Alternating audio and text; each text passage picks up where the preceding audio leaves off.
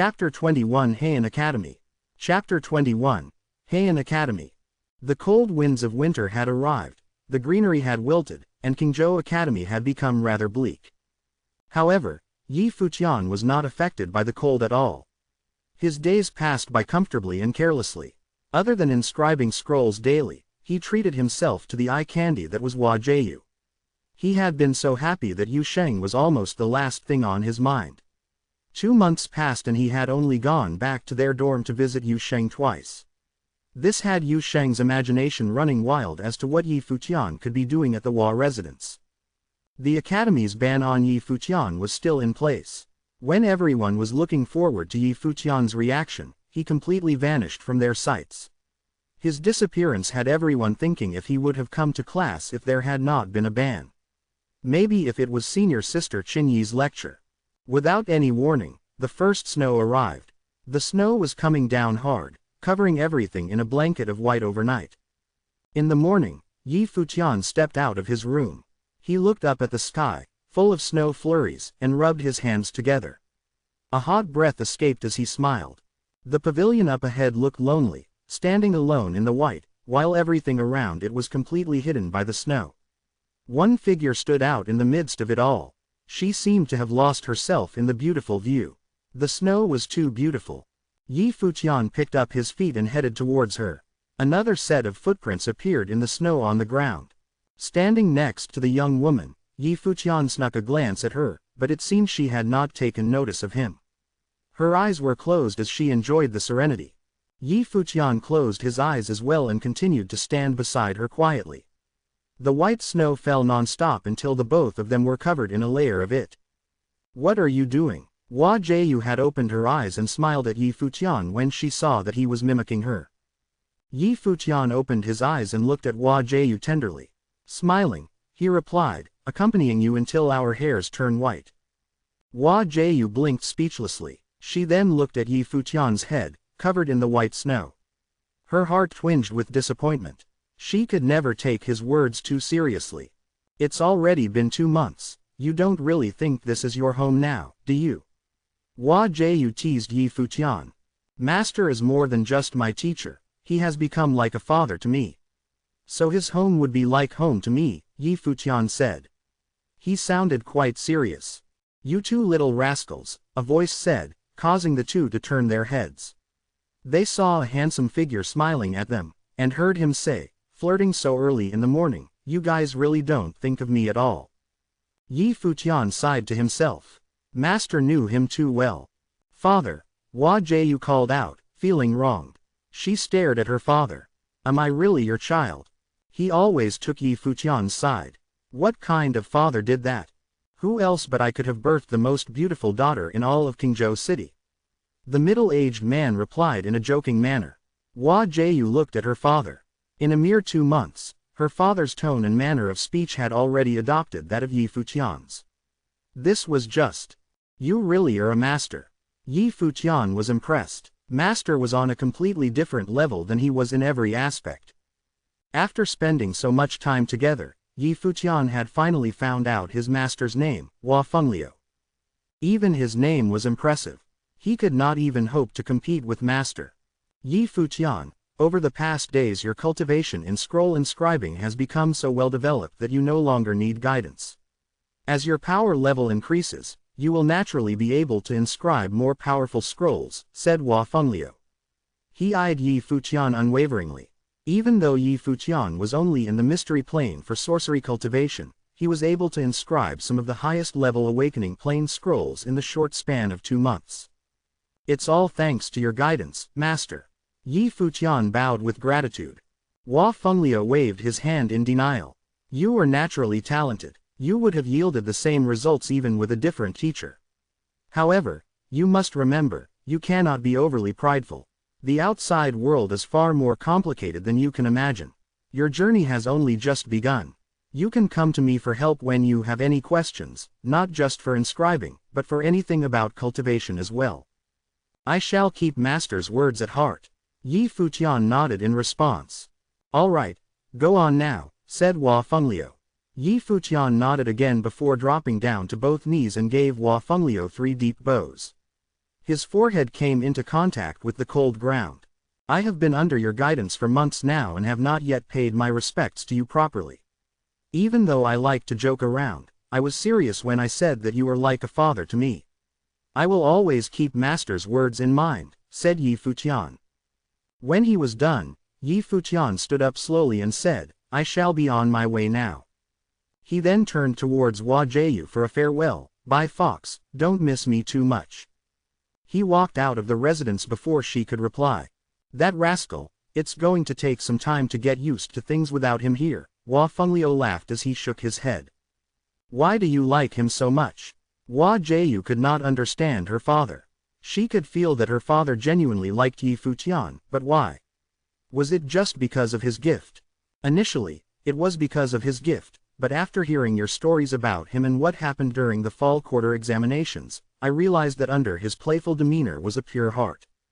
After receiving 3 years' worth of insults, any normal person would have been resentful, but he remained cheerful and bright, like the sun. Furthermore, he was willing to stand up to the academy just for Yu Sheng's placement. It is easy to determine that he is an extremely loyal person, explained Hua Fengliu.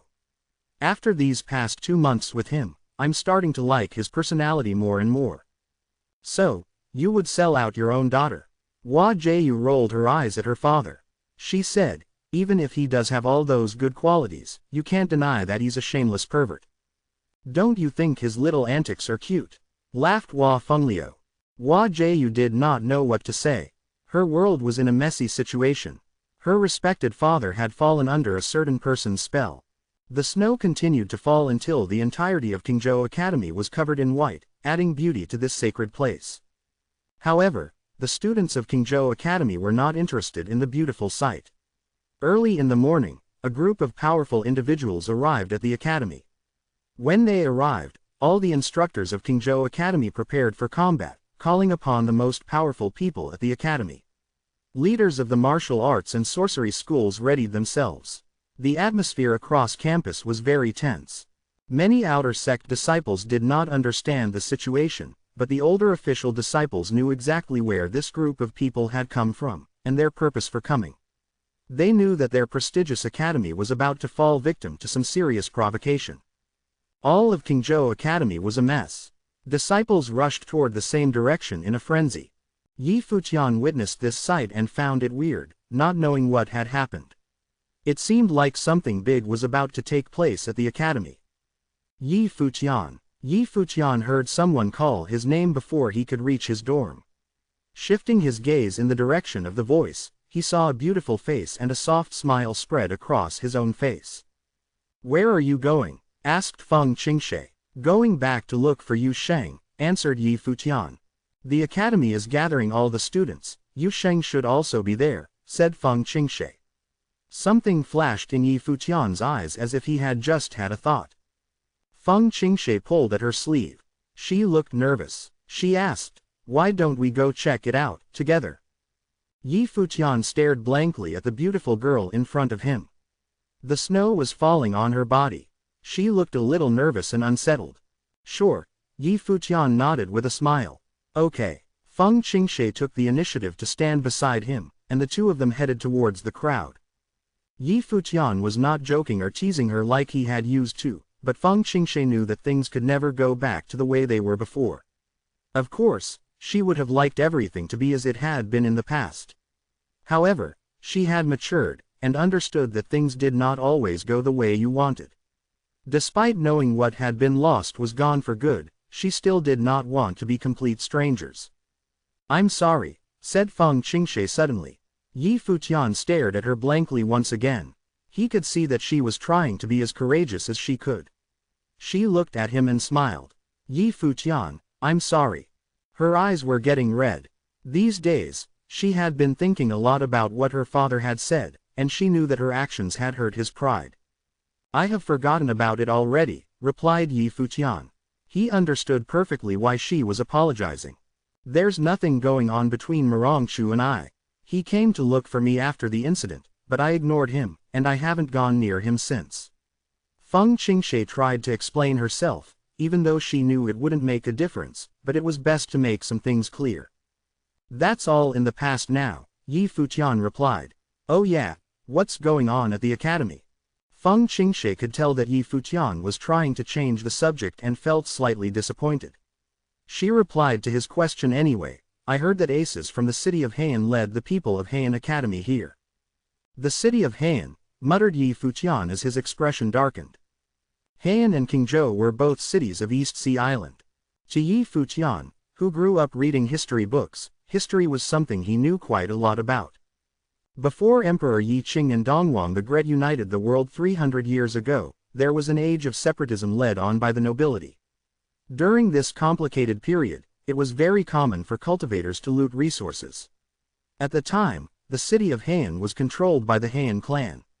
This clan was very aggressive, and repeatedly invaded the other cities of the East Sea Island for resources. After the world had been united, Emperor Yi Qing and Dongwang the Great set up new laws, and the world became much more peaceful. However, they still lacked control of the East Sea Island cities. The Han clan became Han Academy, and took complete control of the city. All these years had passed, and they had still not given up on the invasion of Qingzhou City. With this background, Han Academy and Qingzhou Academy were natural enemies. Every couple of years, they would lead a group of their most powerful individuals to provoke Qingzhou Academy, as well as to test the power of its students. Looks like Han City is getting overly ambitious once again, said Yi Futian. The peace in Qingzhou was about to be disrupted. However, this matter did not involve Yi Futian, since the city had its own special protectors, the Dark Qilin Knighthood. But Qingzhou Academy was still in trouble. Chapter 22 The Arrogant Intruders. Chapter 22 The Arrogant Intruders. In the lecture area of Qingzhou Academy, a group of people wearing black robes embroidered with 3 flames were blocking the entrance. By the time Yi Futian and Feng Qingshe entered, many people had already gathered around, lecturers and students alike. In fact, some of the big chiefs had also heard about the situation, and were arriving as well. They just blocked the entrance to the lecture area. Yi Futian was shocked by how rude these people from Han Academy were. The fact that Yi Futian and Feng Qingshe had showed up together surprised a lot of people. Just 2 months ago, there were rumors this bastard had hugged Qin Yi, now he was hanging around Feng Qingshe. They believed that the academy should absolutely expel him, but not now, as they were facing an imminent external threat. They knew why the Han Academy students were here. The intruders had terrible intentions to stir up some trouble. The directors of the halls are here. People made way for the group of big chiefs to let them through. They were from the College of Martial Arts and the College of Sorcery. They looked very serious about the group from Han Academy. They knew these troublemakers had been planning to come to this place days ago when they had first arrived in the city. It was snowing heavily now. People were cold, not only from the snow, but from the danger being posed by the intruders. This is the sacred lecture hall of Qingzhou Academy. You have come a long way to be here, so why don't we pick a quiet space to have a word? A director said to the Han group. No need for that, this is going to be quick. Just say what you need to hear. The leader of the Han group had dark skin, and his face was chiseled. His eyes looked exactly like those of an eagle. He was insulting Qingzhou Academy with the way he spoke. He did not need to be polite, as they were only here to show off their power. Bring it on. Leng Qingfeng, the director of the Hall of the Sword, understood what was happening. He wanted to get down to business. It's been years since the last time we came here. Over the years, many young students in our academy have shown their talents. They are always trying to get some new experiences with people from other places. Therefore, I have brought them here to be challenged by your young talents, who have been nurtured in this sacred place, the Han leader said in a cold voice. He then looked back to the young students standing behind him. You asked for a challenge. Now, come here and accept the challenges. All the young students looked to be under 18, and the youngest of them looked about 13. However, they were staring at the students of Qingzhou Academy with disdain. Bastard! The students of Qingzhou Academy were pissed off. They clenched their fists, looking forward to teaching these intruders a lesson. A boy stepped forward from the Han group. He appeared to be around 16 years old, and was tall and slim. In fact, he looked like a student from a regular academic school, not a kung fu academy. Mu Zhong, from the Han Academy, in the 9th Awakening Plane, the Unmaker, will accept any challenge." He spoke politely. However, he was so calm that it appeared he was actually very proud, and that he did not take any possible challenges seriously. A student stepped forward from the Qingzhou Academy group. Chu Yan, the Unmaker Plane, he began introducing himself, also peacefully. He had been outstanding in the spring quarter exam this year and had become official. He had always been a powerful and famous mage at this academy. "Bring it on." Mu Zhong nodded to accept. Chu Yan suddenly started charging. He was fast, to say the least. The power of martial arts was all around his body, but there was a faint flame bursting out. Apparently, he had double cultivation in martial arts and sorcery was the major. Mu Zhong seemed indifferent. He just stood still and waited. The masters of Qingzhou Academy saw the danger coming. Mu Zhong was calm, to the point where he seemed to prepared for the attack. Chu Yan was approaching his opponent fast. The fire element power around him became frenzied, and turned into lotuses. The lotuses burned the air with a sizzling sound. Suddenly, the snow from the ground gathered around the body of Mu Zhong. His body was covered with snow, looking almost as if he was frozen. The attack from Chu Yan landed. The flaming lotuses suddenly burst into an ocean of fire, engulfing Mu Yang's body completely. This made the students of Qingzhou Academy really excited, as such a powerful attack from a mage of the highest awakening plane could destroy anyone who dared to take them without evading. However, the excitement ended in seconds. A freezing breath permeated through the flames and drove them away from Mu Zhong. Soon after, people found that Chu Yan's hands were frozen, and that the ice was traveling up his body. "What the? He's frozen." People in Qingzhou Academy soon realized that Mu Zhong was a water element mage. He countered Chu Yan's element. Chu Yan was now trembling with frostbite. Half of his body was already frozen, and the other half was soon to be as well. In fact, he could be entirely encased in ice in seconds. "Stop!" a master of Qingzhou Academy yelled. Mu Zhong listened to the command and stopped. He reached his hand out to pat the head of Chu Yan. Chu Yan fell to the ground, entirely immobilized. People from the Qingzhou group soon took him to the medical room. His life had been endangered by the frostbite already. He just attacked without a backup plan, not even knowing the elemental attributes of his opponent. "Is that what your masters teach you to do, losers?" Mu Zhong was still peaceful and arrogant. He returned back to the group once he finished speaking. People in Qingzhou Academy were chilled by his power, as they seldom saw a mage that was able to freeze another mage at only the awakening plane level. Once Mu Zhong was back in his group, another young man stepped forward. His eyes were as sharp as the sword on his back. He was apparently a powerful swordsman. "Eighth awakening plane," he began saying. He was too lazy to say his name. He was more arrogant than Mu Zhong. "I'll accept the challenge," someone responded. "Wow, it's Senior Li Qingshan." People held high expectations for the responder. Li Qingshan had ranked third on the list of excellence for the spring quarter exam this year. He was now cultivating in the Hall of the Sword. "I'll take you down with only 3 strikes, the young man from Heian Academy bragged. "What a presumptuous bastard." Li Qingshan was angry. "Please." Li Qingshan unsheathed his sword. It whistled through the air. The power of the sword was a specific martial arts power, and a great one at that. The spiritual chi in the universe was condensed into the sword to attack the enemy. This power was not less than the element power of a mage. The attack from a swordsman would be terrifying. Li Qingshan had learned his lesson from Chu Yan. He remained cautious and still. However, the young man began to laugh. He said, "So obedient." Right after he spoke, he charged towards Li Qingshan. He was almost as fast as the wind, so fast that the snow covering the ground was disturbed by his speed.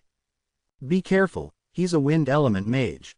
The Qingzhou Academy group was shocked. A wind element mage with sword cultivation would be dangerous. Li Qingshan looked serious about this attack. He was anticipating the attack, and countered it in a moment with a lightning-fast strike. His enemy was faster, however. The sword took a curve around his body with the wind element power, so fast that Li Qingshan could not even detect its direction. Li Qingshan's sword began shaking to condense its power. Soon, Li Qingshan took his first strike at his enemy. However, his opponent dodged the attack quickly, sidestepping the blade. "Senior." People were really nervous about the situation on the battlefield, as the combat between the two swordsmen could be life-threatening to both of them. Li Qingshan directed the power of the sword to his left palm and used its power to block the attack from his side.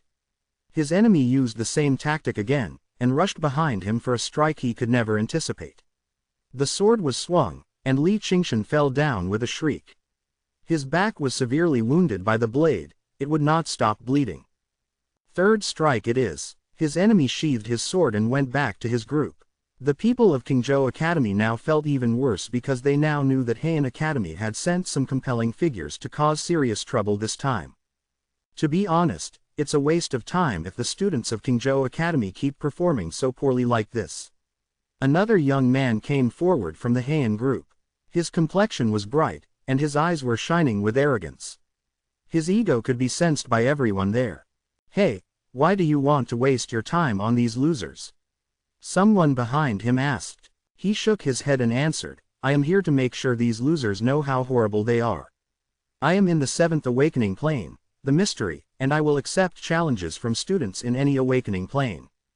The students of Qingzhou Academy were shocked.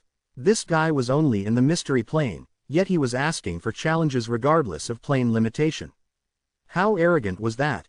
"I'll challenge you," Yangshu responded. He had been humiliated during the fall quarter exam. He needed to prove himself again. "I'll challenge you as well."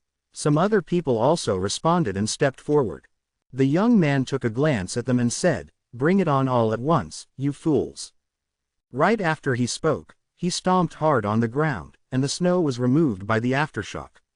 A pattern began to show up on the ground. The challengers began their attacks, but the young man seemed to ignore them. He kept stomping, and more complicated patterns appeared on the ground, with ancient letters engraved on them. "That's a matrix." The big chiefs of Qingzhou Academy were in awe of this young man.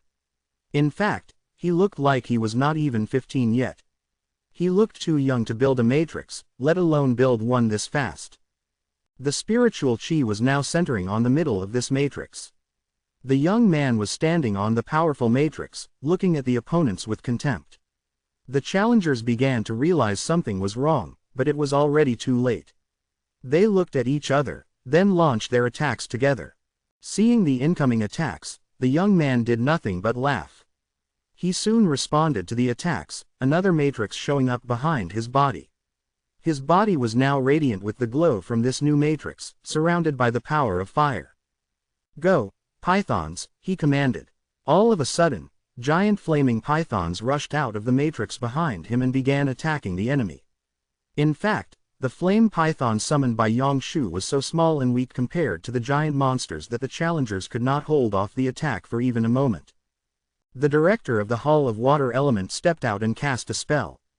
The temperature dropped, and a freezing bite attacked the giant flaming pythons. They quickly dissipated in the snowstorm summoned by the director.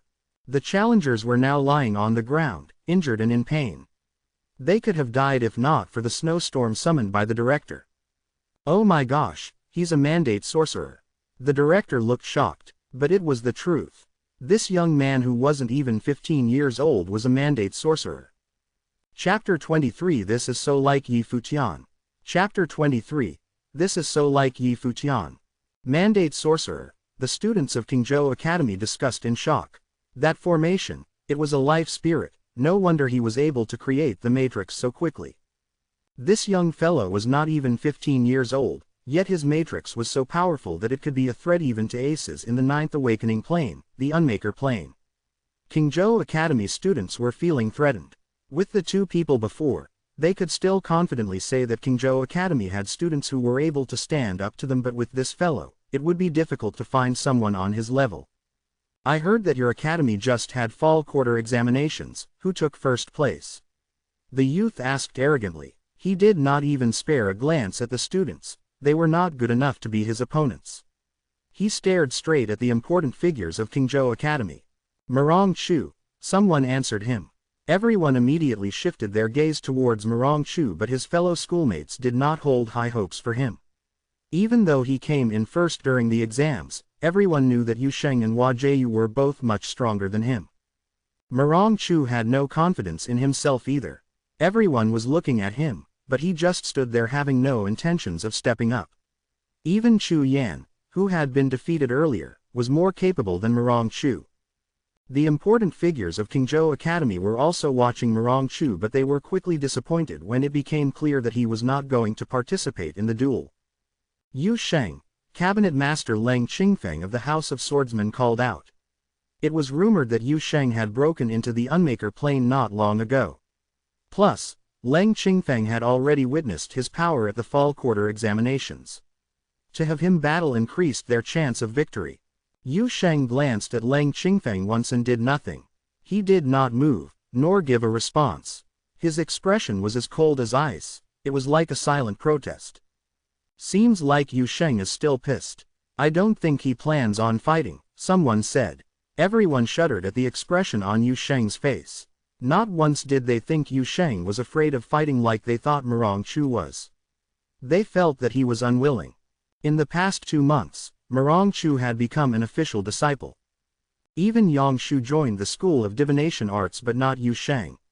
No matter how many times the schools of martial arts and divination arts tried to recruit him, he never once accepted. Qingzhou Academy knew exactly why. It had something to do with the ban they had placed on a certain student. They knew this made Yu Sheng very angry. Some people even hypothesized that as long as the ban existed, Yu Sheng might ever choose to leave the academy altogether. The higher-ups of Qingzhou Academy had argued over this topic many times, but there were still some individuals that refused to give in and lift the ban. It was because of this that Yu Sheng refused to battle, even if the academy's reputation was on the line. In Yu Sheng's eyes, the academy's punishment on Yi Futian was incredibly insulting. Until the academy was able to provide him with a satisfying result, Yu Sheng was unwilling to do anything for the academy. Leng Qingfeng was furious upon seeing Yu Sheng's reaction, but his anger was not directed at Yu Sheng. It was directed at Shi Zhang. He was extremely ticked off as he looked over at Shi Zhang. It was Qingzhou Academy that was in the wrong for being unjust. He had no right to punish Yi Futian for the way he had questioned the academy. Yu Sheng is still angry about what happened to you, said Feng Qingshe after witnessing this scene. Yi Futian nodded in agreement. Of course he knew how stubborn Yu Sheng was. If the academy had punished Yu Sheng would not have cared one bit, but because it had been Yi Futian, Yu Sheng was bound to hold a grudge. There was no way he would stand up for the academy. Yi Futian would do the same if it had been Yu Sheng who had been punished. Feng Qingshe was disappointed. If Yu Sheng was not going to forgive the academy, there was a slim chance of him forgiving her. "Is Hua Jieyu here?" asked one of the school's leaders. Everyone looked around in search of her. One part of the crowd moved to make a path for Hua Jieyu. With something big like this happening at Qingzhou Academy, it did not take long for Hua Jieyu to find out. She had to have come. "So beautiful," said the fellow from Heian Academy. His eyes glistened at the sight of such a beauty. "Hua Jieyu, looks like it's up to you," said the school leader from before. All of Qingzhou Academy anticipated her reaction. In 3 years, no one had ever seen Hua Jieyu in action. Would she be able to defeat this genius from Heian Academy? "How can I possibly fight such a beautiful lady?" The prideful youth was smiling as he looked at Hua Jieyu. "We're not too familiar with the city of Qingzhou. Why don't you keep us company, beautiful? I can let Qingzhou Academy off the hook for today." Hearing his words, his companions from Heian Academy began to laugh. Someone chimed in, "Junior brother has a point. Being accompanied by a beauty is a great thing. It could turn into a beautiful story for both academies." "How presumptuous," said someone from Qingzhou Academy. This group of *SSHOLES, everyone from Qingzhou Academy joined together to curse at their rivals. They were furious. Hua Jieyu was the perfect being to all of them, and she was now being insulted by these Jack SSCS from Heian Academy. "Shut up, you group of losers. If you don't like the things we say, then come stand up to us," said the young fellow. He was dripping with pride. The students of Qingzhou Academy felt deeply insulted, but they knew that they could not fight against him. On the other hand, Hua Jieyu seemed to be at peace. She did not step up like the elders had hoped she would. She smiled and turned, her gaze falling on a certain someone. It was Yi Futian. Not only did she see Yi Futian, she also took notice of Feng Qingshe beside him. She smiled and said softly to Yi Futian, "They're picking on me." When she turned toward Yi Futian, everyone was confused. The moment she spoke to him, their hearts broke. "They're picking on me," it was such a gentle voice. Their perfect goddess was whining so cutely to Yi Futian. It was a cute, flirtatious whine. If she had said this to any of them, they would have fought to their deaths, but her words were sadly not for any of them. "My heart hurts," someone said. Everyone saw Feng Qingshe standing beside Yi Futian. First he had teased senior sister Qin Yi. Now, he was with Feng Qingshe. He was surrounded by so many beauties. Why him? Feng Qingshe was shocked by Hua Jieyu's words. Feeling the countless pairs of eyes on herself, Feng Qingshe lowered her head and began to pick at the corner of her clothes. This was Hua Jieyu that she was up against. Yi Futian could feel all the gazes on him. He rubbed his forehead. It really was impossible for him to keep a low profile. Everyone from Heian Academy looked at him as well. They were trying to figure out what made Yi Futian so special that a beauty like Hua Jieyu would act that way towards him. Yi Futian took a step forward. The people of Qingzhou Academy thought that he was really going to try his best to stand up for Hua Jieyu, but then again, any of them would have done the same had they been in his shoes. However, their results would probably have been much worse. The prideful youth watched Yi Futian's figure. The corners of his lips lifted in a smirk as he said, "I think it would be best for you to rethink your choice. Standing up for a girl, how corny. You better be prepared for the consequences." Yi Futian pretended not to hear him and said, "First, slap yourself a couple times and then apologize.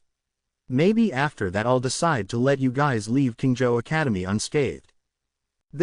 Everyone's eyes widened. They couldn't believe what they had just heard. Even if you were trying to stand up for a girl you liked, you didn't have to be so arrogant. When he was completely defeated by their rivals, all of Qingzhou Academy was going to look so bad. The hearts of the Qingzhou students continued to ache. How could a person like this get a girl like Hua Jieyu? What was wrong with the world? Even the important figures of the academy could not bear to listen to Yi Futian. This rascal was exaggerating a little too much. Even though his gifts were not bad, his opponent was a mandate sorcerer. And if I refuse? The prideful youth was looking at Yi Futian as if he were a moron.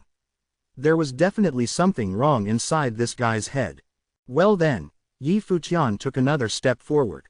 Everyone was still watching him. Just when they thought he was about to make a move, Yi Futian called out loudly, "Yu Sheng." Dead silence. Wide-eyed, everyone continued to stare at Yi Futian. This was so like Yi Futian. Even Hua Jieyu was wide-eyed. This was embarrassing for her. The ground shook. Snow flew around on the ground as Yu Sheng's large body approached the center of the crowd. His arrival was a threat in itself. It did not matter whether you liked Yu Sheng or not. There was no way you could deny that he was a natural-born warrior. The expressions on some of the faces from Heian Academy darkened upon Yu Sheng's arrival. Just from his aura one would feel suffocated by his power. He was definitely stronger than any of the other Qingzhou Academy students. The important figures of Qingzhou Academy felt embarrassed. They could not get Yu Sheng to budge, yet 2 simple words from Yi Futian had been enough.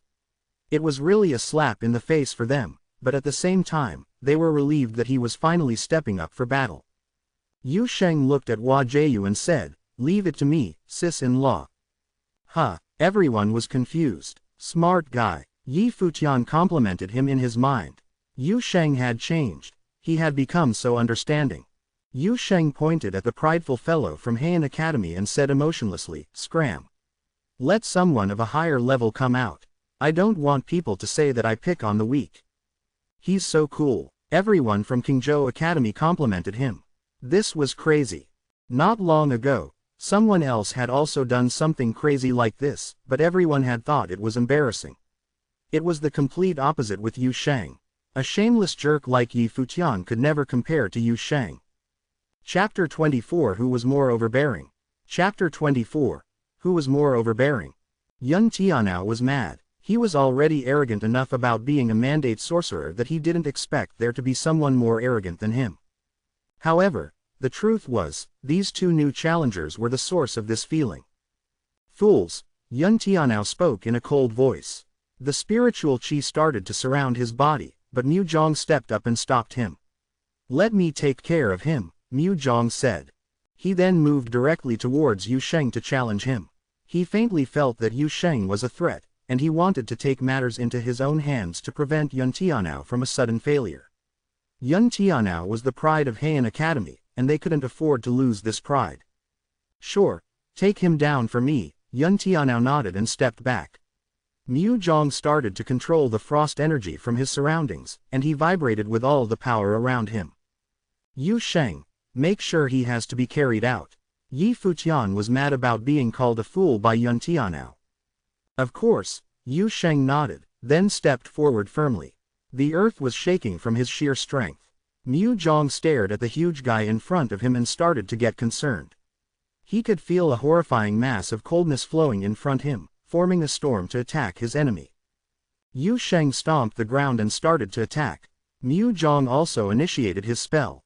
All of a sudden, an ice storm appeared out of nowhere, and Yu Sheng's body was covered with frost. Mu Zhong was trying to confine his enemy by trapping him in a prison of ice. That was the spell, ice imprisonment. Look how powerful he is. People noticed that the ice on Yu Sheng's body was growing thicker. Mu Zhong was still in the plane of awakening, but he could already convey ice imprisonment without physical contact. This ability usually belonged to those in the glory plane. However, a golden glow burst out of Yu Sheng's body, and suddenly, the ice shell started to shatter.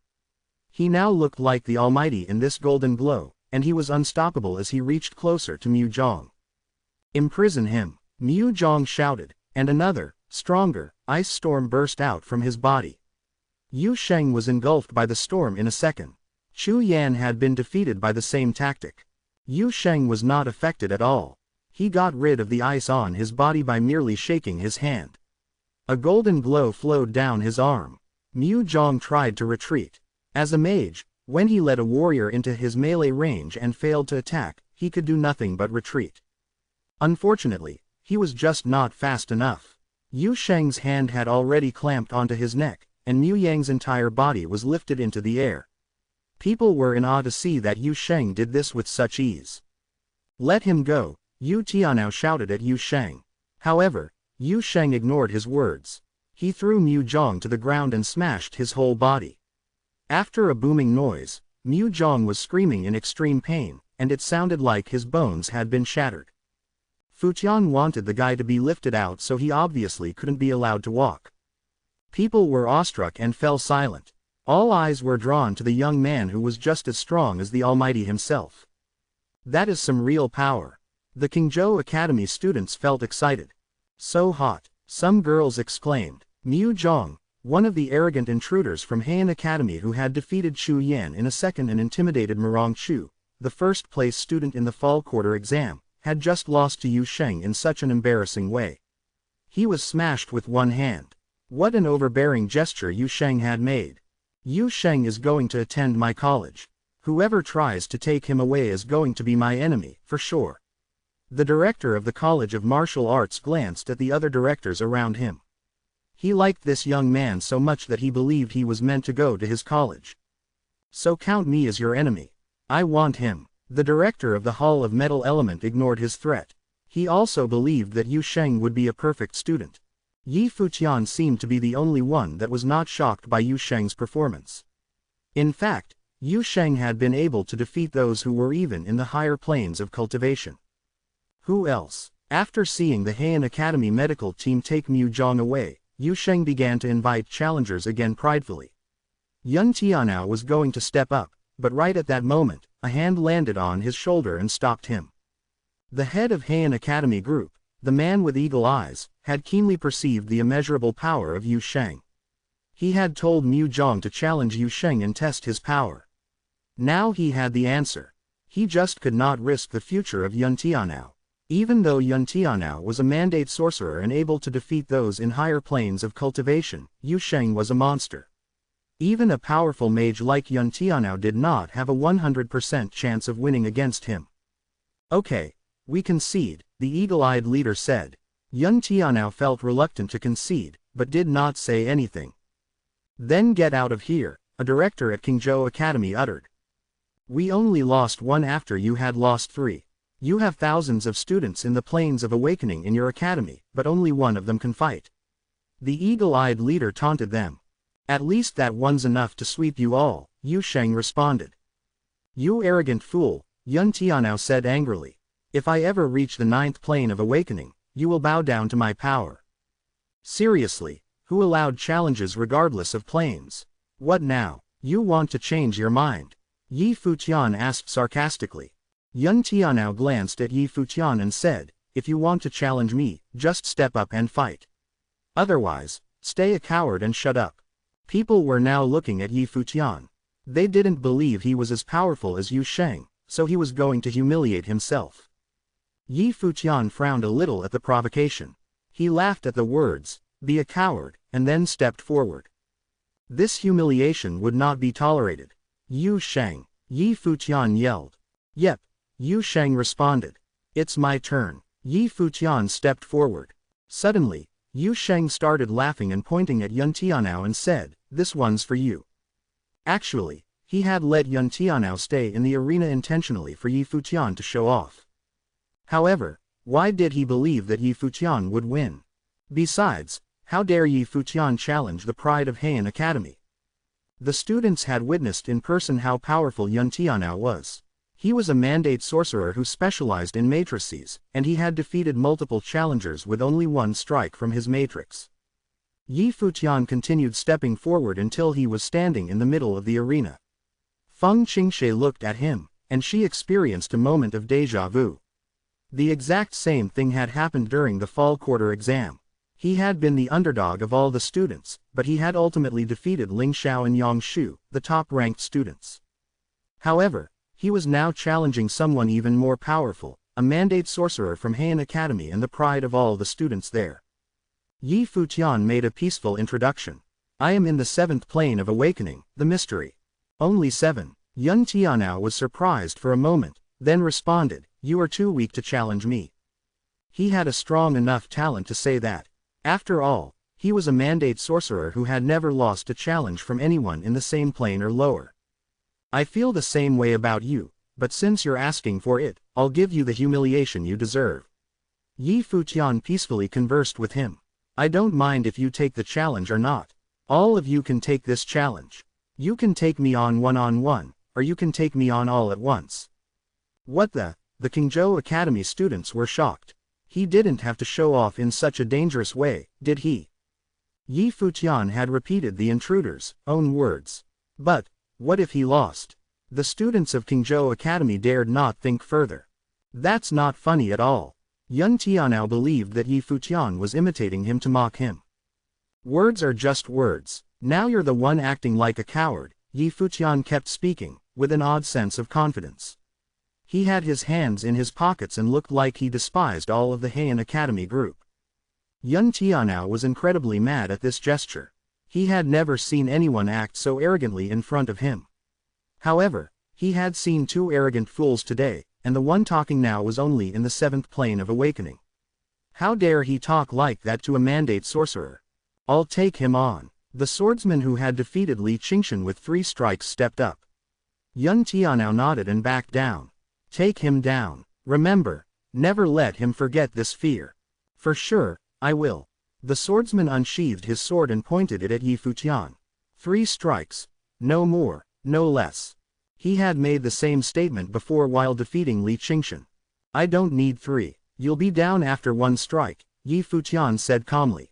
The students of Qingzhou Academy were already used to his arrogance. They were just curious as to how this would eventually end. The swordsman started laughing, and wind gathered over his body. He had specialized in both sorcery and martial arts, and was in the 8th plane of awakening, the metamorph. How could he ever lose to a cultivator in the 7th plane of awakening? The swordsman took the form of a shadow and disappeared. Snow was raging, and the attack was initiated. At the same time, Yi Futian closed his eyes. The students of Qingzhou Academy were dumbfounded. Had he lost his mind? He had just closed his eyes while facing an imminent attack. Even though most of the students hated Yi Futian, they didn't actually want to see him die. They had had a faint hope that this guy would save the pride of their academy, but it seemed that Yi Futian had just given up. Thunder started gathering around Yi Futian's body, and a roaring sound burst out of him. The sound was almost like a dragon. He stayed still and let his power take care of the fight. The blade was fast approaching his neck. However, Yi Futian seemed to be ignoring this attack. His eyes were still closed, and his body had not even moved an inch. The blade came within inches of Yi Futian without actually hurting him. This attack was a diversionary attempt to draw away his attention, but Yi Futian just didn't move at all. Die, you fool! The swordsman was agitated by Yi Futian. He had been counting on him to flinch and move to the side so that he could make the second attack, which was solid. However, the arrogance of Yi Futian made him change his mind. Now, the blade was rushing right toward Yi Futian's throat. Right before the blade touched his throat, Yi Futian started moving. He turned a little bit to his left, so subtly that the sword came through the air in front of his face. The audience was holding their breath at this evasion. How had he done that?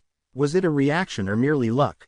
The swordsman frowned. His attack combo had been changed, and there was no way he could further adjust his attacks. In other words, he could no longer win this fight. However, right after Yi Futian turned away, his hand reached for the neck of his opponent. A thunder dragon was roaring and burst out of Yi Futian's palm. The dragon wrapped around the neck of swordsman and lifted his body into the air. Seriously, people were shocked by what they saw. Yi Futian had not touched his opponent at all, but he was in complete control of the thunder dragon that was totally overtaking the swordsman. Chapter 25 Unparalleled Gift. Chapter 25 Unparalleled Gift. The hand of the dragon from the release of the Dragon Power Book of Battle Tactics, formed from the artistic conception of martial arts. Said someone in the crowd. The elders shuddered. Having the artistic conception of martial arts meant that sorcery had started blooming outside of his body. Cultivators in the Unmaker plane were able to do this, but nobody expected Yi Futian, who was 2 planes behind, in the mystery plane, to be able to do this as well. What was even more shocking was the fact that he was using the hand of the dragon. At that moment, many people were reminded of the fall quarter examinations when Yi Futian defeated Ling Xiao and Yang Shu with great ease. It seemed now that Yi Futian did not give it his all. He stepped off the battlefield and made Yu Sheng fight. This seemingly shameless move was not because he was afraid, but because he wanted to let Yu Sheng shine. It was also because of this that Yi Futian reacted the way he had when it was announced that Mirong Chu had gotten first place over Yu Sheng. Almost everyone had underestimated Yi Futian. Yi Futian took a look at the young swordsman in training who had fallen into the grasp of the hand of the dragon and spoke lightly. Heian Academy came so far to pick a fight, but is this all you guys have? All the disciples of Qingzhou Academy looked at Yi Futian. Even though he was still being as pretentious as always, it did not bother them as much as usual. After the 3 previous losses, Qingzhou Academy was utterly humiliated. Now, they were going to gain back some honor with the help of Yu Sheng and Yi Futian. The young swordsman gave Yi Futian a dead stare. He still could not understand how Yi Futian managed to have such quick reflexes despite having his eyes closed. Next, shouted Yi Futian. The loud roar of a dragon accompanied the movement of his arm. With one quick, simple swipe, the young man was thrown back into the group of his peers from Heian Academy. Nobody in that group looked too good. They had sent out 3 people and gotten 3 consecutive wins, but now, 2 of those 3 people had been defeated in the blink of an eye.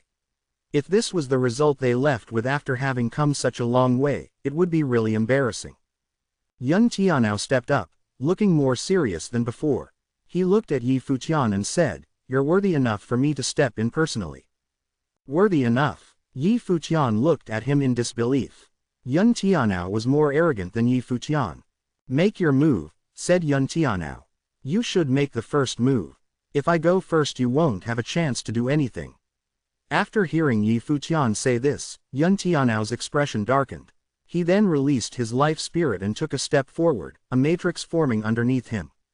It was a fire matrix, able to endlessly absorb the world's fire elemental spiritual chi. Frightening fire boas revolved around the matrix. Yun Tianao stood at the center pompously. "How dare you act so presumptuously in front of a mandate sorcerer?" asked Yun Tianao. As he finished speaking, a fire boa broke free from the matrix and raged toward Yi Futian. Everyone from Qingzhou Academy had a change in expression. Yun Tianao was able to control his sorcery outside of his body in the awakening plane. What's more, his spells were very powerful, perhaps even one of the most powerful in the awakening plane. Despite what everyone thought about Yun Tianao's powers, Yi Futian walked up to the fierce fire boa nonchalantly. No matter how strong Yi Futian was, wasn't he being a little too cocky disregarding its powers? The fire boa approached, ready to engulf Yi Futian in flames. There seemed to be something clutched in his hands, and the next moment a force enveloped Yi Futian. Lightning and thunder surrounded him. When it collided with the fire boa, they both dissipated into the air. "It's a spell scroll," said someone in the audience. "Shameless, how can he use spell scrolls in a battle?" The people of Heian Academy complained. Yun Tianao continued to control his matrix. More fire boas danced through the air and charged at Yi Futian. Yi Futian charged head-on at the boas with multiple spell scrolls in his hand. With a sly smile on his face, he threw the scrolls into the air, and more of the boas disappeared in the cloud of lightning. Yun Tianao growled in anger and continued to manipulate the matrix. More and more fire boas appeared in a frenzy. Suddenly, Yi Futian was holding a handful of scrolls on each side. People from both academies were dumbfounded. "I guess that's one way to go about the situation." "Stop." Yun Tianao was not impressed. Yi Futian stopped what he was doing and looked at Yun Tianao, who was still standing in the middle of the matrix. "You finally realized that you can't beat me and want to give up." Yun Tianao had no words for Yi Futian. He stared at the spell scrolls in Yi Futian's hands and felt an urge to curse him out. Was this even a battle? How could Yi Futian be so shameless? How were they supposed to have a fair fight when he had fistfuls of top-grade spell scrolls? How did Yi Futian even have the nerve to ask if Yun Tianao wanted to give up because he was unbeatable? As a disciple of Qingzhou Academy, don't you think it's disgraceful to use spell scrolls in a battle? Asked the eagle-eyed leader from Heian Academy. He could no longer stand what Yi Futian was doing. Others from Qingzhou Academy felt ashamed of Yi Futian. Their opinion of him had changed not long ago, but now they realized that he truly was just shameless. However, Yi Futian did not seem to notice anything wrong. He remained arrogant as he stared at the eagle-eyed leader. "If he can use a matrix in a battle, why can't I use spell scrolls? If you guys know that you can't win, then just leave. Stop throwing a tantrum. He created the matrix himself. It's one of his abilities, so of course he's allowed to use it in battle," reasoned the eagle-eyed leader. "Well, I also inscribed these spell scrolls myself, so it's part of my abilities as well. If he can use a matrix, then why can't I use spell scrolls?" Yi Futian retorted. Eagle Eye's expression darkened. He was speechless. Yi Futian's shamelessness was on a different level. The people of Qingzhou Academy were dumbfounded. Had he just said that he had inscribed the spell scrolls? How could a 7th plane cultivator in Awakening produce top-grade spell scrolls such as those? Wasn't Yi Futian exaggerating a little too much? Yun Tianao had also created a top-grade matrix, but it was because he was a mandate sorcerer. His life spirit was the matrix. "It wouldn't matter if you did personally inscribe those spell scrolls. I created my matrix during the battle, but you came onto the battlefield with pre-inscribed spell scrolls. How could these be comparable?" said Yun Tianao. He thought that Yi Futian was simply spewing nonsense. "Since you won't admit defeat, I'll just have to continue to fight you until you accept it," Yi Futian spoke lightly. He then turned to the elders of Qingzhou Academy. "Will you please ready a pencil and some scroll paper for me?" The higher-ups were surprised.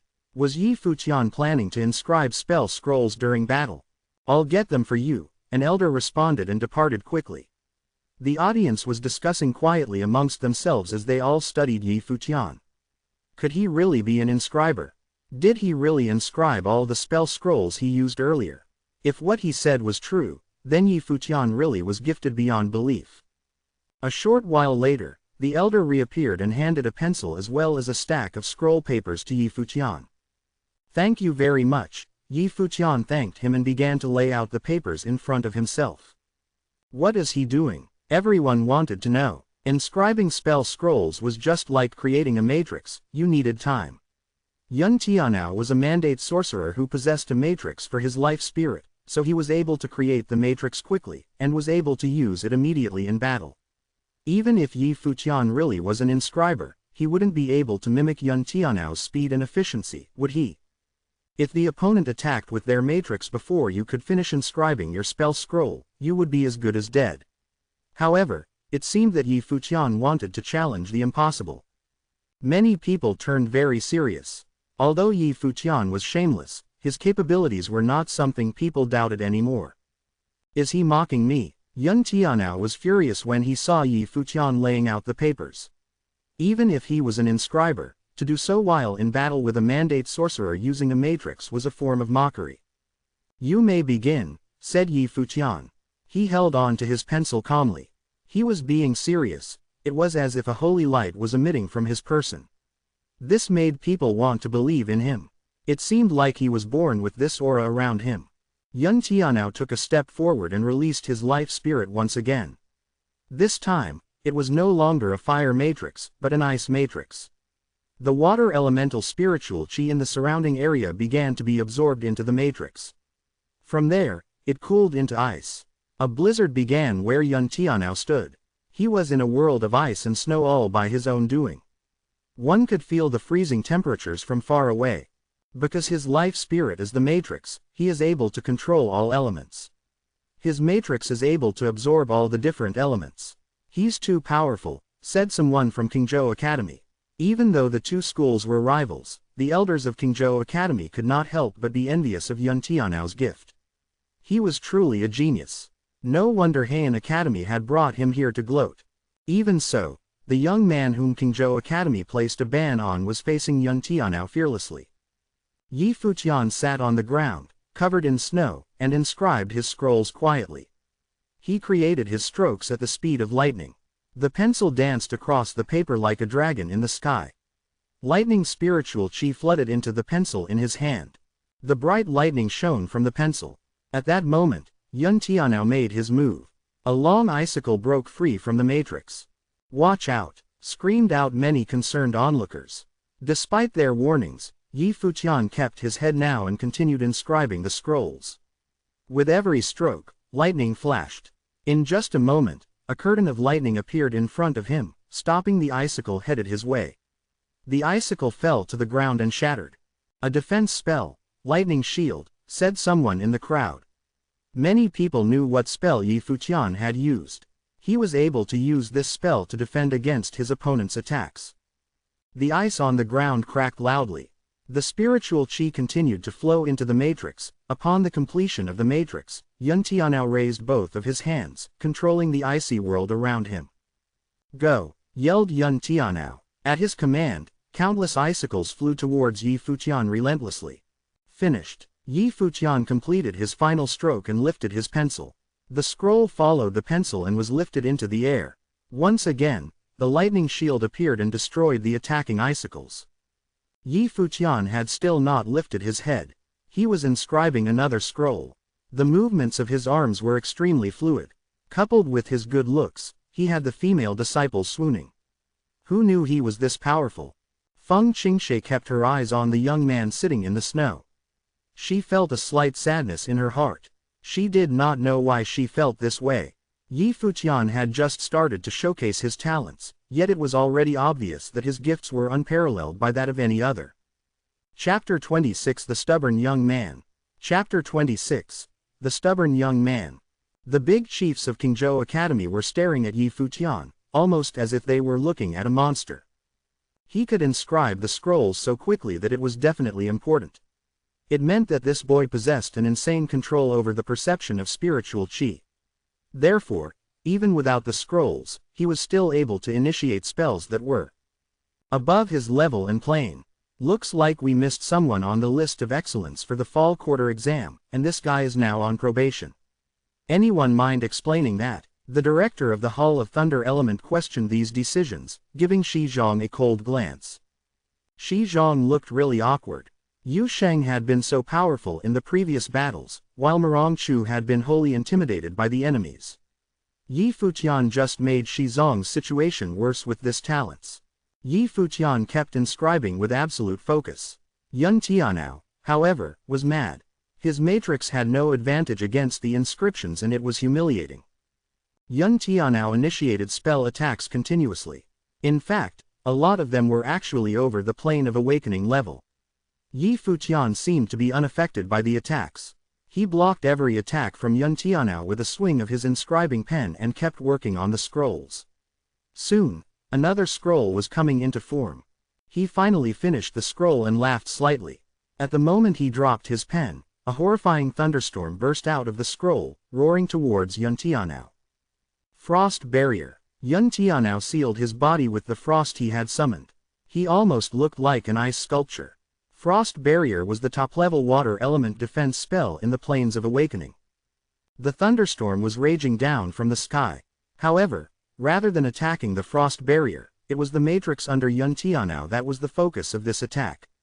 The patterns of the matrix were being scraped and destroyed. Be careful, he's aiming for your matrix. Someone from Heian Academy tried to alert Yun Tianao. At the same time, Yi Futian stood up. He charged toward Yun Tianao like the wind. He was so fast that Yun Tianao had no time to defend himself with his matrix. Yun Tianao stood up straight. Coldness flowed around him, absorbing the power of the universe, and he was turning his own body into a matrix to generate spells. All the space around him began to freeze. His hair began to turn gray and white, along with his eyebrows. He looked directly at Yi Futian as frost condensed into sharp lances right in front of his body. Die. Yun Tianao had lost his mind. He had decided to kill his opponent, and the frost lances were aimed at Yi Futian's heart. However, at the same time, a flame burst in front of Yi Futian. Soon, countless flames suddenly started to appear. Grand Meteor. The people of Qingzhou Academy were confused. The Grand Meteor was, in fact, the most basic spell of all attacks, and its power was truly limited. The question was, where did it come from? Had Yi Futian controlled the fire element power in the same space to initiate that? It was impossible, because it required the level of elemental power perception that did not belong to a cultivator in the plane of awakening level. He was at the highest level of martial arts power perception and thunder element power perception. People were now reminded of his talents in power perception. In fact, they now believed that he also possessed talent in fire element power perception, which could be at the highest level as well. Of course, the Grand Meteor did not serve as an attack. Yun Tianao briefly lifted his hand, and his frost engulfed all of the flames in front of him. However, more flames were flying around his field of view. He suddenly realized that Yi Futian was blocking his sight with the flames and approaching him. Yun Tianao considered this distraction useless. He was ready for any possible attacks. Suddenly, Yi Futian bolted to his side. At that moment, Yun Tianao shouted with extreme anger. All of the frost lances floating in front of his body rushed at Yi Futian without any hesitation. While he attacked, Yi Futian's entire body was bathed in fire, and he almost looked as if he was glowing like the sun. All of the frost lances melted and vaporized the moment they reached his body. Yi Futian's body was more than a furnace that evaporated all coldness. Water elements could counter fire elements in a fight. However, when the flame was hot enough, it worked the other way. No, Tianao, go back, the eagle-eyed leader yelled at Yun Tianao. However, Yi Futian was just too fast. His body pounced into the air. Then he rushed at Yun Tianao with all the flames around him, like a roaring fire dragon. A fire dragon seemed to possess Yi Futian's body during this attack. All the frost defense was gone. Yun Tianao realized that there was nowhere he could escape to. The matrix on his body started to absorb any surviving frost power around the area to cushion the inevitable attack. A dragon roar shattered through the space in the frost barrier. Yun Tianao was thrown into the air by this attack. The flame even penetrated his skin, and his whole body was scorched. An influential member of Heian Academy rushed forward and caught Yun Tianao's body. Soon, many others gathered around this boy. They all looked incredibly nervous. A flow of blood gushed from his mouth. He felt a bit better and mumbled to the people surrounding him, "I won't die." His arrogant eyes looked toward Yi Futian coldly. He had actually lost to someone in the same plane of awakening. Yi Futian was also looking at him. He started talking calmly. "Someone once told me, a mandate sorcerer never loses, right?" Another gush of blood flowed out. Yun Tianao had been considered the pride of Heian Academy since he was a kid and had never been humiliated like this. However, he had lost anyway. He could not deny this fact. Who are you? He stared at Yi Futian with all the strength left in his body, as if trying to etch this boy into his memory forever. I am Yi Futian. The eagle-eyed leader frowned and asked, I knew all the names that were listed on the lists of excellence for the spring and fall quarter exams during recent years. Why were you not one of them? He believed that something must be wrong for a powerful mage like Yi Futian to be a nobody in Qingzhou Academy. The big chiefs of Qingzhou Academy felt uncomfortable about this question. Something was going on behind the scenes that had caused Yi Futian to be excluded from the list of excellence. However, they could not answer the question with the truth. Yi Futian took this opportunity to mock the big chiefs of Qingzhou Academy. You know what? Not only am I not on the list of excellence, but I am actually on a probation list now. You're the winner, but you don't have to humiliate me in such a manner. Yun Tianao stared at Yi Futian. He thought Yi Futian was joking to make fun of him. He's telling the truth, Yu Sheng said, although it seemed like he was not satisfied by this truth. The people of Heian Academy were confused, but soon the eagle-eyed leader began laughing and looking at the big chiefs of Qingzhou Academy with contempt. Seriously, you put such a genius on probation. Boy, just quit your school and come with us. I promise you that you'll be the star over here. The people of Qingzhou Academy felt ashamed by this invitation, especially the big chiefs. Their enemy was now inviting a student that they had decided to put on probation. What irony was that? Thanks for your consideration, but no, Yi Futian rejected them directly. Sure, next time we see each other, it's going to be a real fight. The eagle-eyed leader sounded like he was threatening and warning him, then he turned back. Let's go. The group from Heian Academy glanced at the Qingzhou Academy group, then turned around and left. Even though they had lost, their pride seemed unharmed by the defeat. Actually, the people of Qingzhou Academy weren't relieved either. Their top students had lost all 3 fights. Without Yu Sheng and Yi Futian, their arena would have witnessed the worst humiliation in the history of the academy. How exciting that one of the saviors of the academy's honor was currently on probation, and the other one had lost his first place on the list of excellence. They were standing together, and all eyes were drawn to these boys. Only moments ago, people had finally realized how powerful they were. Before the fights, people believed they were just bad students with inappropriate arrogance. However, they now believed that their arrogance was, in fact, well-deserved. Yi Futian, I apologize on behalf of the academy. We have mistreated you. I am glad that we have seen our mistake. Now, since we know that you have the highest level of talent in Thunder Element, Fire Element, and Martial Arts Power, do you have any preference in the selection of a college? Leng Qingfeng, the director of the Hall of Swords, was now asking for Yi Futian's decision. The big chiefs had realized that with all of these talents and his scroll inscribing ability, Yi Futian would be the star of any hall he chose to attend. Both the College of Martial Arts and College of Sorcery were waiting for his choice. And Yu Sheng, you are more than welcome to join the Hall of Martial Arts. I will accept you as my own disciple if you choose to join, I promise, the director of the Hall of Martial Arts invited Yu Sheng. Consider the Hall of Metal Element, Yu Sheng, you would be a great addition for us. The director of the Hall of Metal Element was also competing for the prized students. Yu Sheng said nothing but looked toward Yi Futian. Yi Futian would make the final decision for both of them. The big chiefs realized what Yu Sheng meant by this gesture.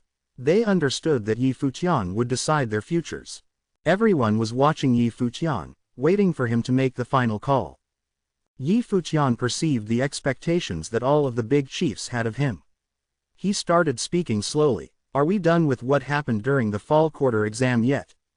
This question indeed made a lot of big chiefs feel awkward, and the students wondered how stubborn this boy was to stay fixated on the topic even at this point. This boy, Qin Yi mumbled. Of course, he felt happy for Yi Futian and Yu Sheng, because their abilities had been confirmed to everyone at the school. There was no doubt that their futures would be splendid.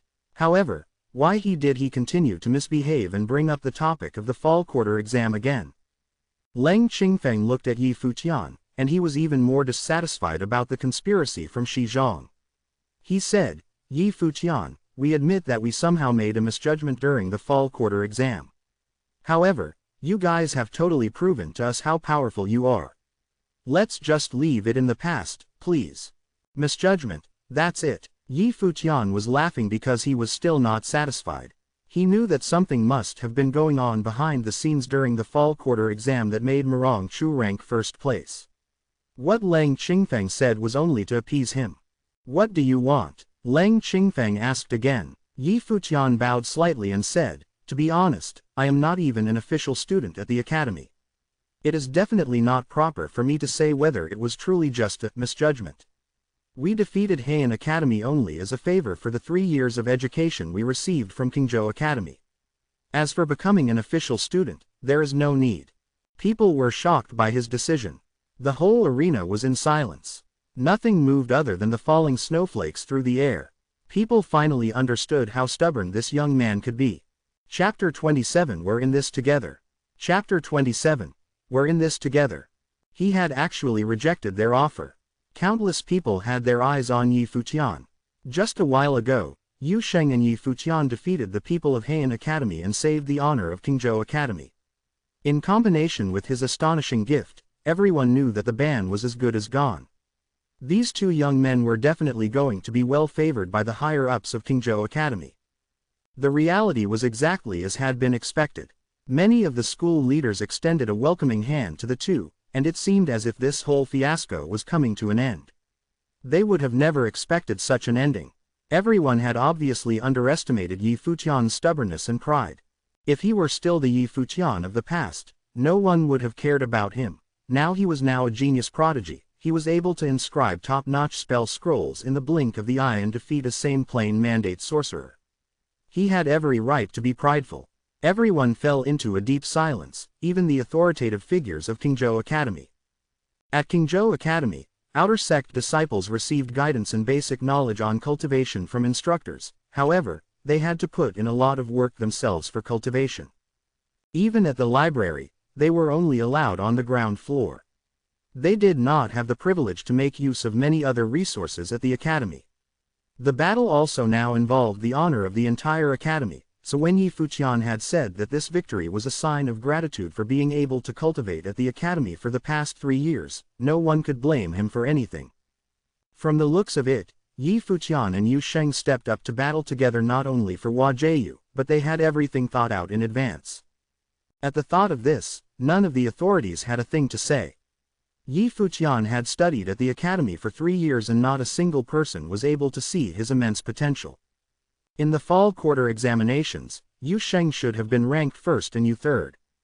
This will be written down in the academy's records, Leng Qingfeng said to Yi Futian. In the crowd, Murong Chu's expression darkened immediately. This was so embarrassing. 2 months ago, it had been announced that Murong Chu ranked first in the fall exams. Now the academy was going to break tradition and alter its records by taking him off the ranks. This was sure to cause a huge ruckus.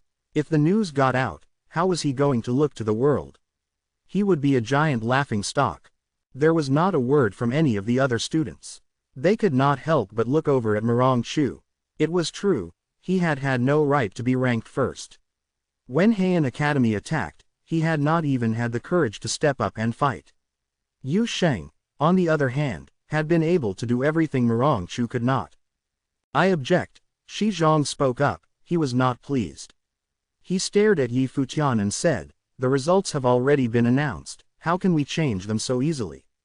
Even though Yi Futian's performance today was impressive, we cannot ignore the fact that he used his victory in today's battle as a bargaining chip and threatened the academy. What's the use of having a student like this, even if he is immensely gifted?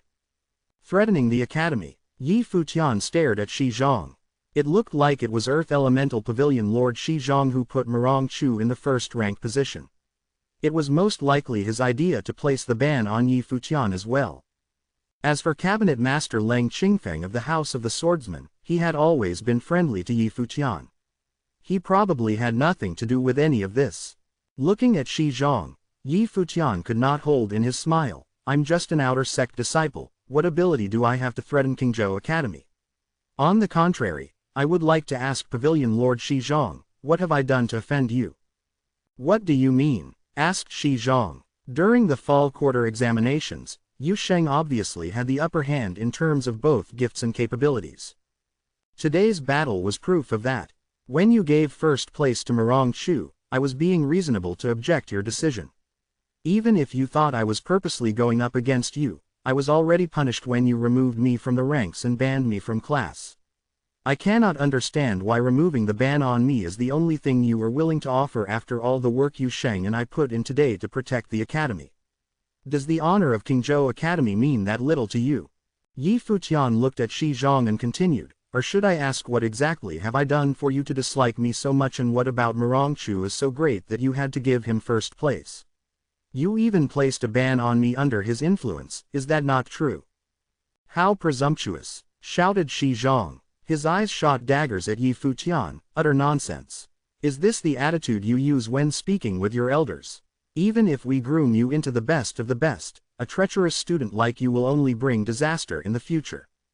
Treacherous. Everyone could obviously tell that there was something deeper going on behind the results of the fall exams. Every word Shi Zhang said was an attempt to get Yi Futian expelled. Besides, just like Yi Futian had said, Shi Zhang's ban on Yi Futian was influenced by Mirong Chu. Thinking about what might have been going on behind the scenes gave the students of Qingzhou Academy shivers. Shi Zhang, that's enough, said the Pavilion Lord of the Thunder Elemental Pavilion. The 7 Pavilion Lords of the School of Divination Arts were all acquainted with each other. There were some unspoken rules between them, and a blind eye was turned as long as it did not interfere with the interest of Qingzhou Academy. However, none of them expected the 2 young men, who were unfairly judged during the fall exams, to be this talented, as well as stubborn and prideful. Yi Futian, in today's battle you did a really big favor for the academy, so the academy will not mistreat you.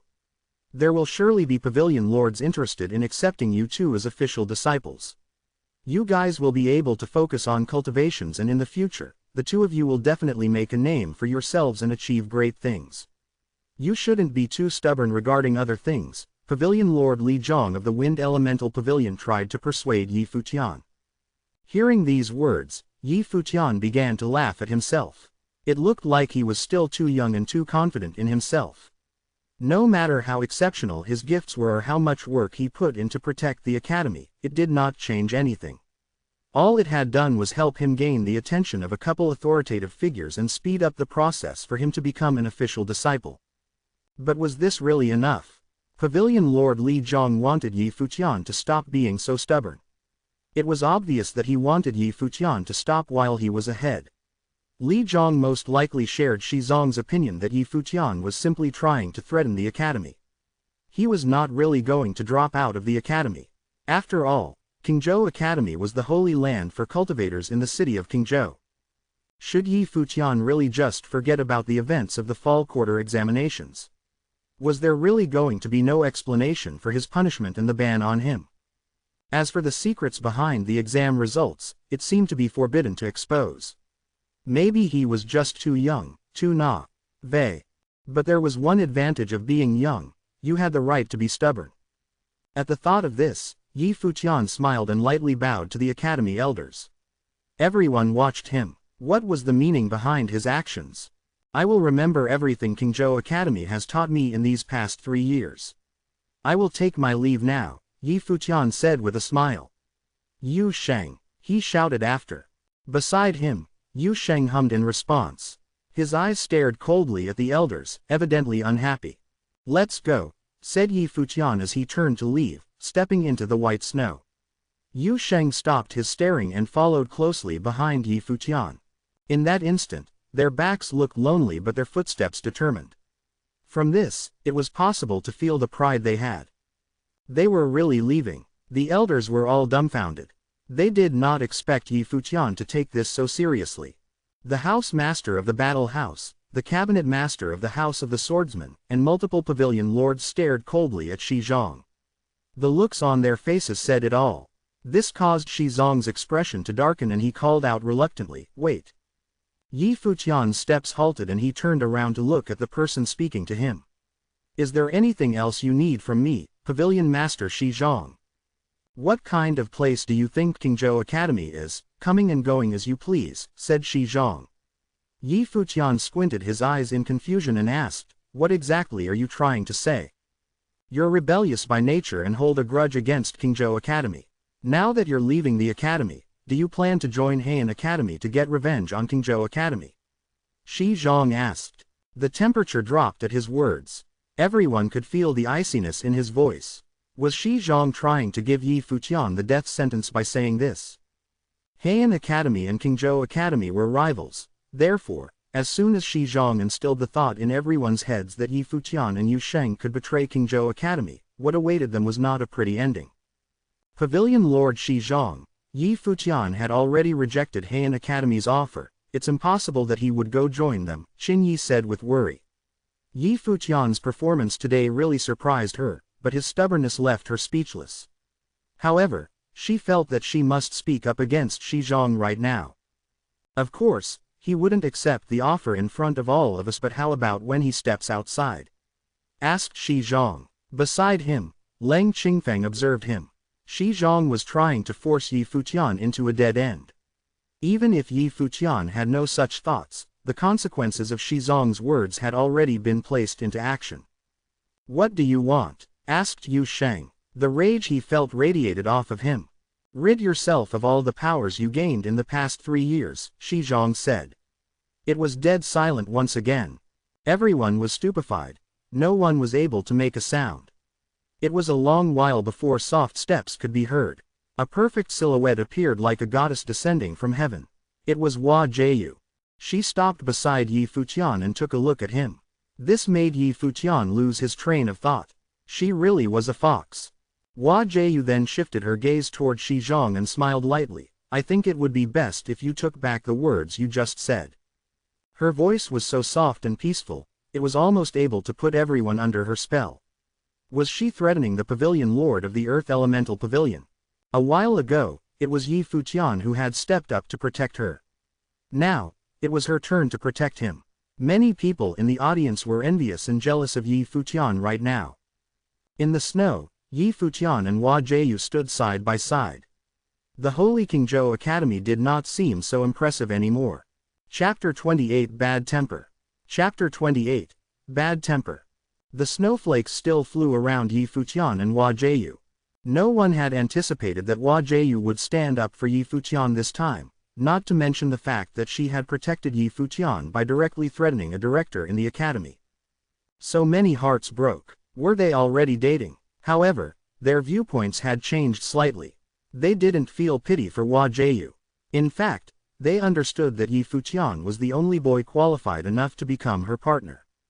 Subconsciously, their views about Yi Futian had transformed entirely after the fight. He now symbolized dedication and talent in their minds. Even Yang Shu and Ling Xiao, who used to look down upon Yi Futian, had changed.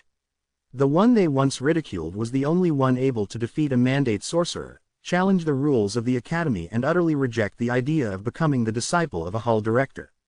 He had never taken them seriously before. Feng Qingshe was also staring at Yi Futian and Hua Jieyu. It looked like she had tears welling up. She thought maybe the goddess of this academy was the only one that deserved a boy as great as Yi Futian. She had used to believe she was out of his league, but now, she knew that it was the other way around. Shi Zhang had not expected to see Hua Jieyu stand up for Yi Futian. She had even threatened him for this boy's sake. He couldn't help swearing to himself. Undoubtedly, love among young people was so consuming that even a girl as wise as Hua Jieyu could get lost in her feelings. "Hua Jieyu, this is none of your business. Step away," Shi Zhang spoke gently to her. He knew how powerful this girl was and how influential her family was, so he didn't dare act harshly to her, even after being obviously threatened. "You don't get my point, do you?" She was still smiling in such a beautiful manner that it totally contradicted her cold tone of voice. She was utterly humiliating Shi Zhang in public. Shi Zhang became even more upset and stopped trying to hide it. No matter how remarkable this girl was, he was still a director at the academy, and he was the elder in this conversation. How frustrating it was to be threatened twice by a young girl, in front of the students no less. "Listen, this should be taken care of by the academy. Even your father wouldn't interfere." Shi Zhang's tone turned rigid. Hua Jieyu looked him in the eye and kept talking. So you're telling me that you'll never regret the decision you just made, right? Of course, Shi Zhang responded. Yi Futian betrayed this academy with all the powerful talents he gained there. If he ever attended Heian Academy and turned his back on us, the damage could be tremendous. His abilities must be taken to prevent this treachery. Hua Jieyu was laughing at Shi Zhang's statement. She did not even try to hide her contempt. Was he being serious? I gave you a chance to redeem yourself, but it's gone, Hua Jieyu mumbled as if talking to herself. The moment she stopped, the snowflakes surrounding them turned into a frenzy. The wind blew harder in the area, and everyone was feeling frostbitten. A general sense of threat was impending. Even though people had tried to attribute this to the snow, they believed it was actually anger from the beautiful girl. Whose power are you going to strip? A cold voice sounded on the far side of the space. There was a path between the rows of trees, already white due to the massive snowfall, and someone was walking down the road toward them. The man was wearing a white fur coat and had long black hair that casually covered his shoulders. He was middle-aged and truly handsome, like a melancholy scholar. He was walking slowly, but his pace was magically attracting the attention of all the bystanders. In fact, he was walking faster than his pace seemed to allow. In a short while, he was approaching the crowd, and people had the chance to look clearly at his face. This gentleman is unparalleled by the rest of the world. People were amazed by this incredibly handsome man. Both his appearance and temperament were just perfect. People believed that when he was young, he must have been a real ladies' man. Mr. Hua, the big chiefs of the academy, even the directors, greeted him. Shi Zhang, however, looked upset at the fact that he had arrived. The students of Qingzhou Academy were shocked to suddenly see someone that was called Mr. by all the big chiefs, even the directors. Who was he? Father. Hua Jieyu greeted. The students finally realized why Hua Jieyu had such superior power at this academy, even strong enough for her to confront a director. It was no wonder anymore, when even the directors had to greet her father respectfully. Plus, his face definitely explained where Hua Jieyu's beauty had come from. Hua Fengliu nodded, then turned to look at Shi Zhang. Answer me, now. Mr. Hua, excuse me for the misunderstanding. I would never dare to strip the abilities of your daughter. I did not mean any harm to Ms. Hua, Shi Zhang said politely. I know. Hua Fengliu understood that Shi Zhang didn't have the guts to threaten his daughter. He turned back and looked at Yi Futian. Then he is your target, right? Shi Zhang nodded and pointed to Yi Futian. Mr. Hua, this boy is a student of Qingzhou Academy. He was committing treachery by trying to quit the academy and join our enemy. To prevent further treachery, his abilities and talents must be removed. Jieyu was trying to stop me for a reason I do not understand. Is he telling the truth? Hua Fengliu asked the boy. Professor, how could this be true? Yi Futian shook his head with a wry smile. He knew that Mr. Hua should have been informed of what really happened. Professor, Shi Zhang was shocked by this form of address. His face suddenly became pale. He could not believe that Yi Futian had been a disciple of Hua Fengliu and that Hua Fengliu had come here not to stand up for his daughter, but for this boy. Shi Zhang now felt cold, his back dripping with sweat. He felt the temperature around his body drop. Even with his plane, he felt true coldness. My disciple just fought for the honor of Qingzhou Academy, but now you're trying to deprive him of all his power. Hua Fengliu sounded peaceful, but everyone realized that he was concealing his anger. He stepped forward a bit toward Shi Zhang. People noticed that Shi Zhang was actually trembling. Hua Fengliu gave his ultimatum. Looks like you have been the director of the Hall of Earth Element long enough. His beautiful eyes suddenly turned white and glowed. Horrifying lights shot out of his eyes. His hair flew around his shoulder from the storm wind he had caused. The storm took a moment to form, then suddenly rushed toward Shi Zhang. Shi Zhang had no choice but to defend himself. He summoned the earth element spiritual chi of the universe to form a wall to protect against Hua Fengliu's attack. However, it didn't work at all. The wall was shattered in a moment, and Hua Fengliu reached his hand out toward Shi Zhang. The wind around his body formed an invisible hand that clamped around his neck and lifted his body into the air. Mr. Hua, forgive me, I did not know he was your disciple. Shi Zhang was yelling for mercy, but his voice was hoarse from his throat being clamped. Now you know. Hua Fengliu became frenzied. The white lights from his eyes were horrifying. He smashed Shi Zong's body to the ground so hard that a fissure appeared. The big chiefs could not do anything but watch as Shi Zong was being smashed to the ground and lifted into the air repeatedly. Two sounds were resonating around the space, the sound of Shi Zong hitting the ground and his screams. People could only feel pity for Shi Zong, because even as a director, he shouldn't have pissed off someone as powerful as Mr. Hua. After a while, the torture finally stopped. The earth wasn't shaking anymore.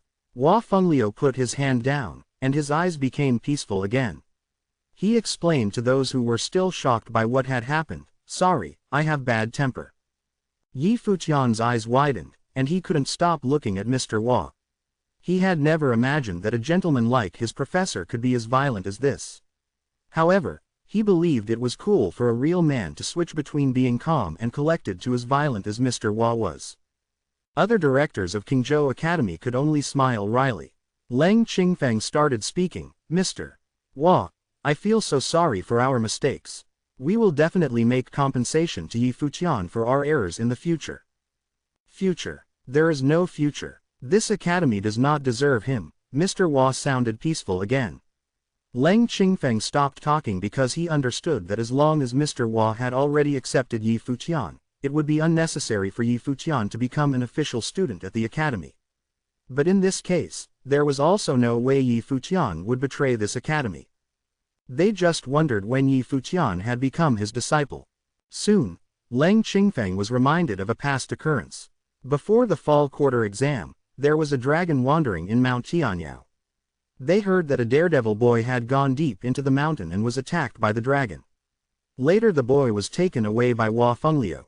People were focused on dealing with the dragon since it was so late at night, and didn't pay attention to who was attacked. When they finally tried to find the boy, he was already gone.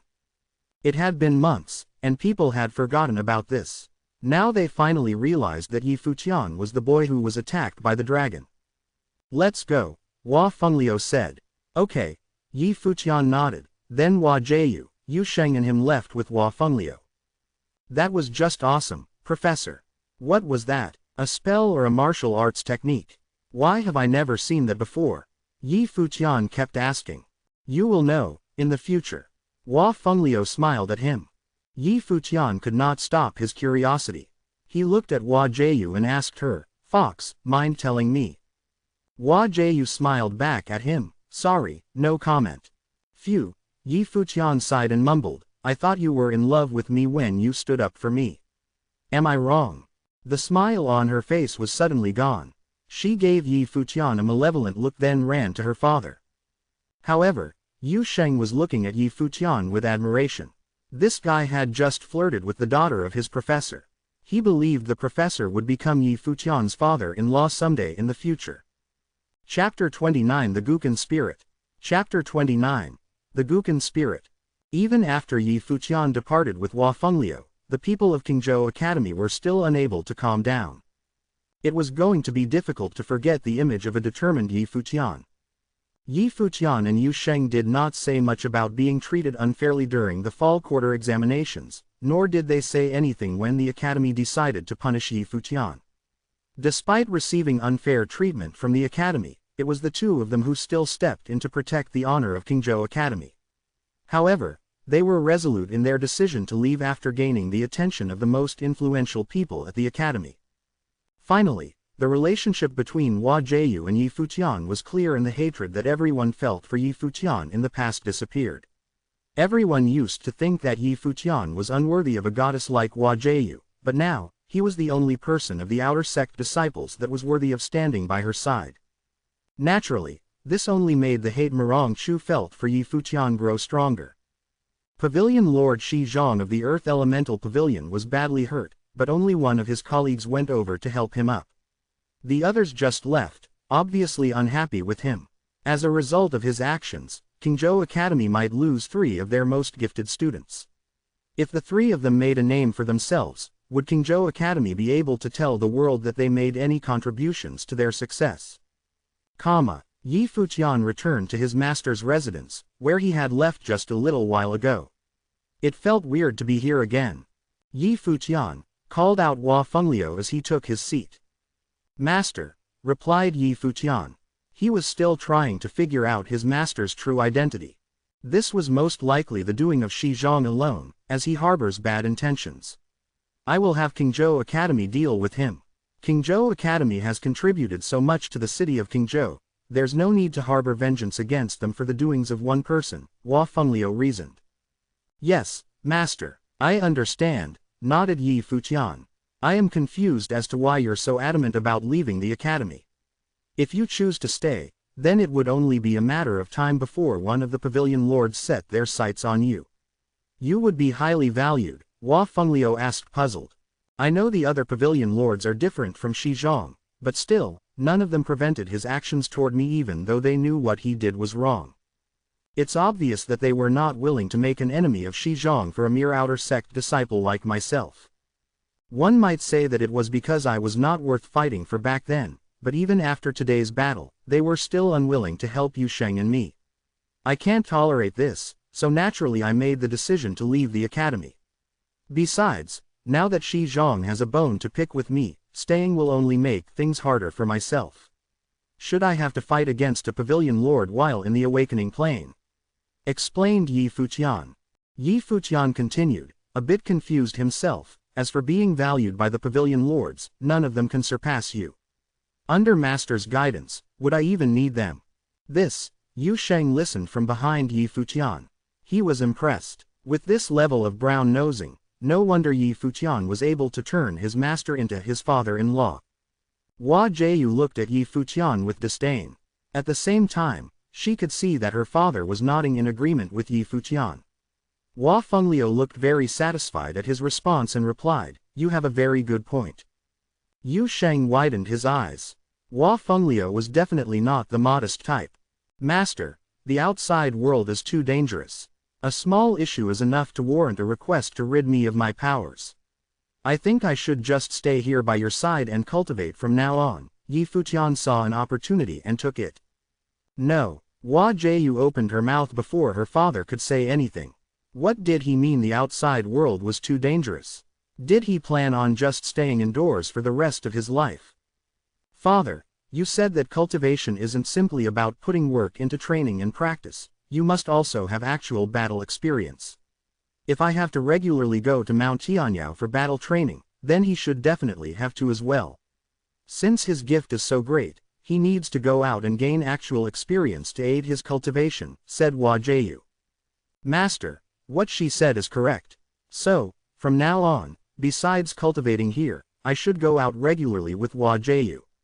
Under her care, Master shouldn't have to worry about me, said Yi Futian. Hua Jieyu was completely speechless. She felt wronged as she looked toward her father. Father, are you really not worried he might do something to me? Of course I'm not worried. You've been cultivating longer than he has and you have more experience. Would he even be able to bully you? Asked Hua Fengliu jokingly. But, Hua Jieyu had more to say but was cut off by Yi Futian. Thank you, Master. Am I the third wheel? Yu Sheng asked quietly. He scratched his head in confusion. Yi Futian looked back at him and thought that Yu Sheng was getting smarter and more observant by the day. Hua Fengliu smiled at Yu Sheng and said, Yu Sheng, you're a natural warrior and need to continuously refine your skills through battle. I will give you a spell scroll for defense later. You should also pick out some books on battle tactics and some spell books for cultivation from my library. Then, head to Mount Tianyao to train. You should keep challenging higher-level demons to help yourself improve. Okay, nodded Yu Sheng. It seemed like he really was the extra wheel. Master, what about me? Asked Yi Futian with anticipation. He had already learned to inscribe spell scrolls and could not wait to see what Hua Fengliu had in store for him next. Since you're cultivating in martial and divination arts, you'll need to break through the planes for both at the same time. You've got tons to do, said Hua Fengliu. Yi Futian nodded and headed towards the study. Hua Fengliu had a large collection of books in his library, including books from all categories. It was a smaller version of Qingzhou Academy's library. Awakening level Thunder Elemental Sorcery, Thunder Lash, and Fire Elemental Sorcery, The Burning of Silence. Yi Futian picked these two spellbooks to study. As he continued to study the spells, night fell. The snow was still falling and a crescent moon hung in the night sky. The sound of a string instrument resonated throughout the residence. It was a guqin. The song was peaceful and brought serenity. Yi Futian was drawn in by the sound of the guqin. He left the library and walked toward the main residence. There, he saw Hua Fenglio plucking away at the strings of the guqin. Basking in the moonlight, he looked so graceful. Freedom meditation kicked in by itself. Yi Futian could almost see the music notes floating through the air like tiny fairies. His eyes closed, Yi Futian sat down in the snow and emptied his mind. He could feel the moonlight washing down on him, the cool light cleansing his body. The music flowed into his body, into his life palace. There, the world tree began to rustle. Each leaf danced as the music notes wafted. The notes floated around, and eventually formed a picture. It was a guqin. The guqin continued to play. Yi Futian entered a state of oblivion. Only the music continued to enter his mind, relaxing his entire being. His worries were all tossed into the back of his mind. The song ended. Yi Futian still had his eyes closed. In his life palace, a third type of life spirit appeared in addition to the natal spirit and the world tree spirit. It was the guqin spirit. Yi Futian was shocked. He knew that even by using the freedom meditation, life spirits could only be created in very special conditions. However, all it had taken for him to create the guqin spirit was one piece by Hua Fenglio.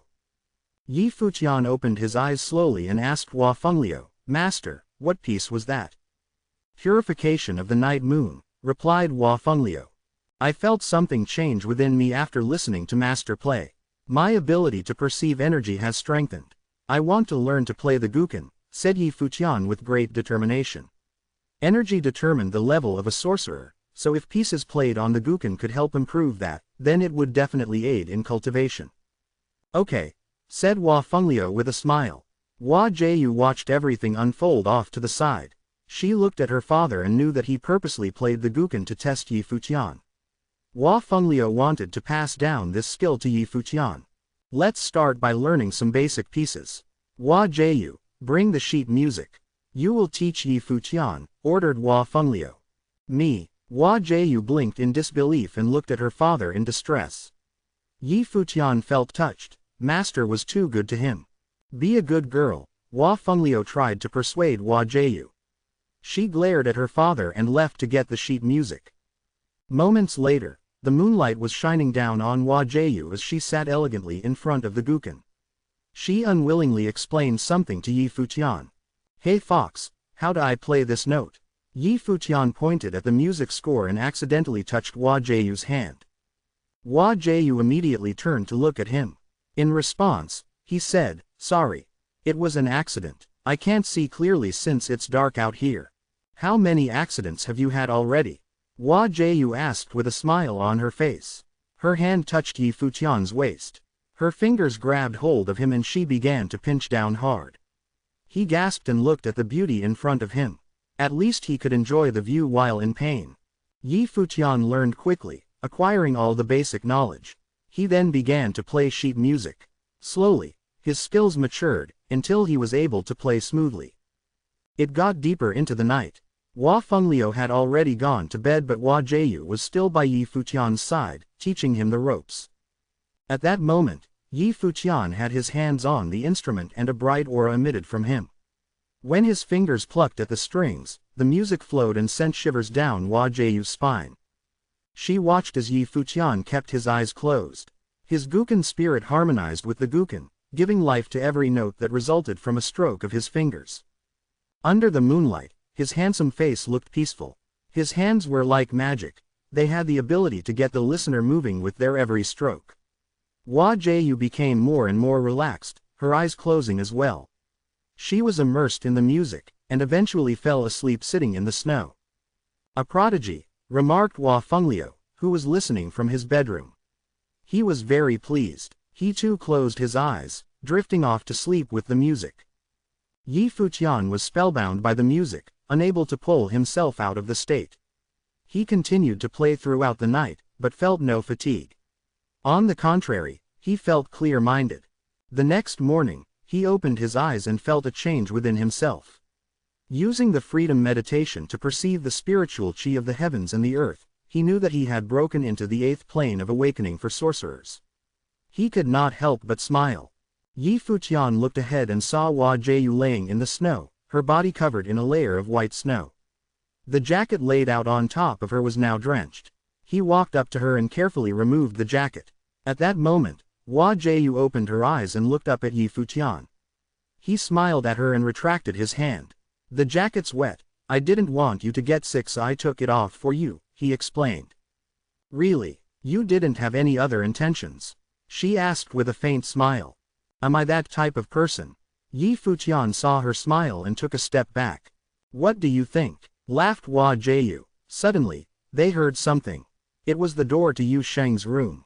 He stepped out and saw Hua Jiu and Yi Futian. He then gave them a strange look. "I'm going to leave now. Please feel free to continue whatever you guys were doing," Yu Sheng said as he took giant steps to bring himself away from the two. They were flirting in front of him so early in the morning. How inconsiderate. How was he supposed to feel about this? Chapter 30 The Gukan Devil and the Art Saint. Chapter 30. The Gukan Devil and the Art Saint. Yi Futian was living in the guest room at Hua Fengliu's house. His days consisted of playing the gukan, practicing his inscribing, and enjoying the company of a beautiful girl. With this comfortable life, time flew and the new year was fast approaching. One day, a giant monster flew into Gukingzhou Academy, a huge black condor. Even though the guards of the academy had tried to stop her, she flapped her wings so vigorously that the wind prevented anyone from approaching her. There were several people mounted on the condor. The leaders of this group were an old man and a young man. "That way." The older man pointed toward the academy. The huge black condor flew as directed, and on the way, the director of the Hall of Earth Element, Shi Zhong, showed up, trying to stop this monster. "Stop, right now." However, the condor just ignored the warning, and so did the people on top of her. The wind from her wings was so intense that the fierce power knocked Shi Zhong yards away in a second. The people on her back didn't seem to be affected by his interruption. The condor was heading to Hua Fengliu's house. The gentleman in white came out of his house and walked to the black condor without making much noise. "Hua Fengliu," the old man started speaking with a sneer. "It's been 3 years since our deal. Where is Ms. Hua Jiu?" "It has not been 3 years yet. You promised me that you would not interfere with her," Hua Fengliu responded coldly. "The new year is coming in a few days, so it has, in fact, practically been 3 years. She's too talented to waste so much time with you. This is just enough for our deal," the old man said. "Time is time. I insist it has not been 3 years yet." Hua Fengliu did not give in. "Mr. Hua, the Gukan Devil, I am Zhou Mu," the young man who bowed slightly to Hua Fengliu and greeted him. It was just general courtesy. In reality, the smile on his face showed that he was too young to be genuinely humble and had a faint sense of disdain. Hua Fengliu glanced at him and asked, "Who are you?" "My master, the Art Saint, has been feeling somewhat guilty over the years since he destroyed your natal spirit. He sent me here to see if you were doing well." Zhou Mu smiled as he spoke.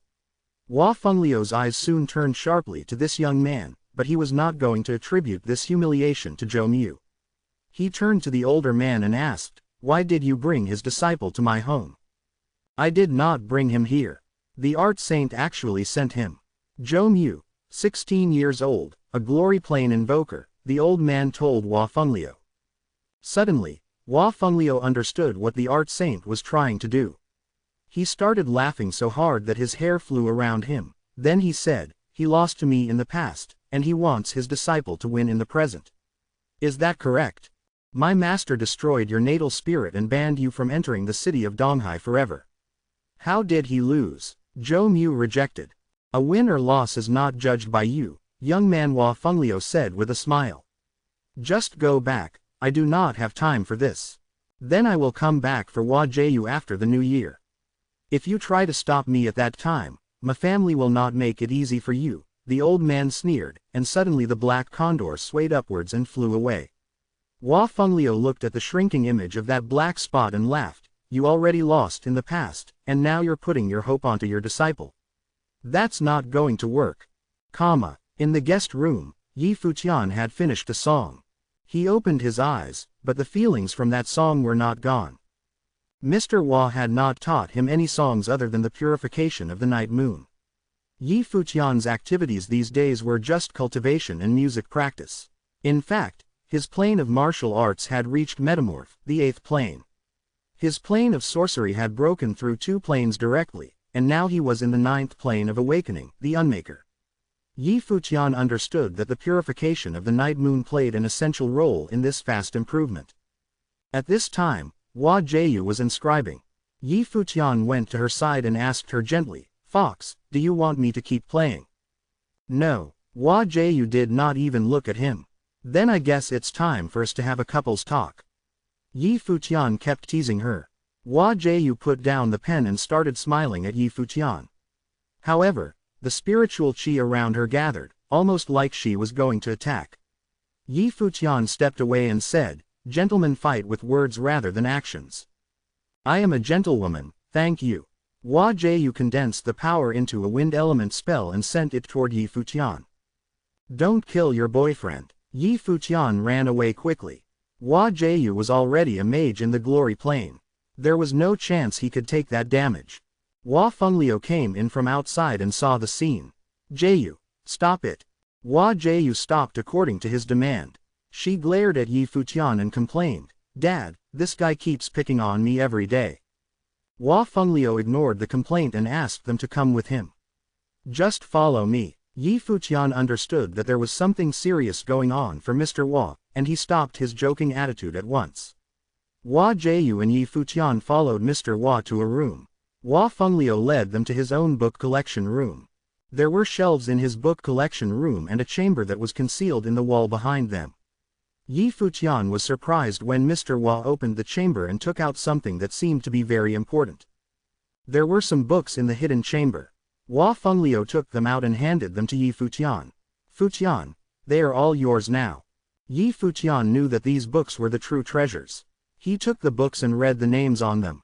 Dragon Roar in the Mountain, The Fiend's Carnival, The Dance in Flamboyant Feathers. These books were actually Guqin music sheets. "Professor, these are all music spells, am I right?" Yi Futian asked. "Okay, so you do know what they are. I used to be good at this specific kind of spell and, in fact, when I was young, people gave me the title of the Guqin Devil because my natal spirit was a Guqin.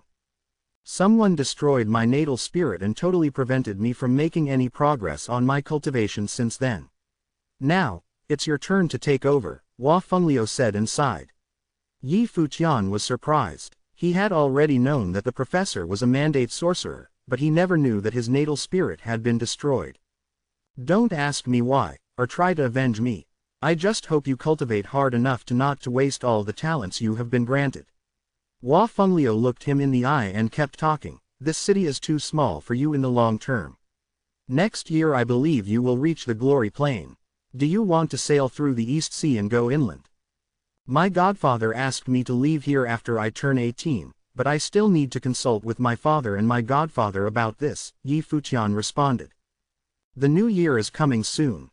You should get home. I'll tell Yu Sheng to go home when he gets back," Hua Fengliu told him. Yi Futian nodded a little reluctantly. He looked at Hua Jieyu and said, "Fox, take care of your father after I'm gone." Hua Jieyu, however, felt angry. In fact, during the whole time this boy was living at their house she had done all the household work.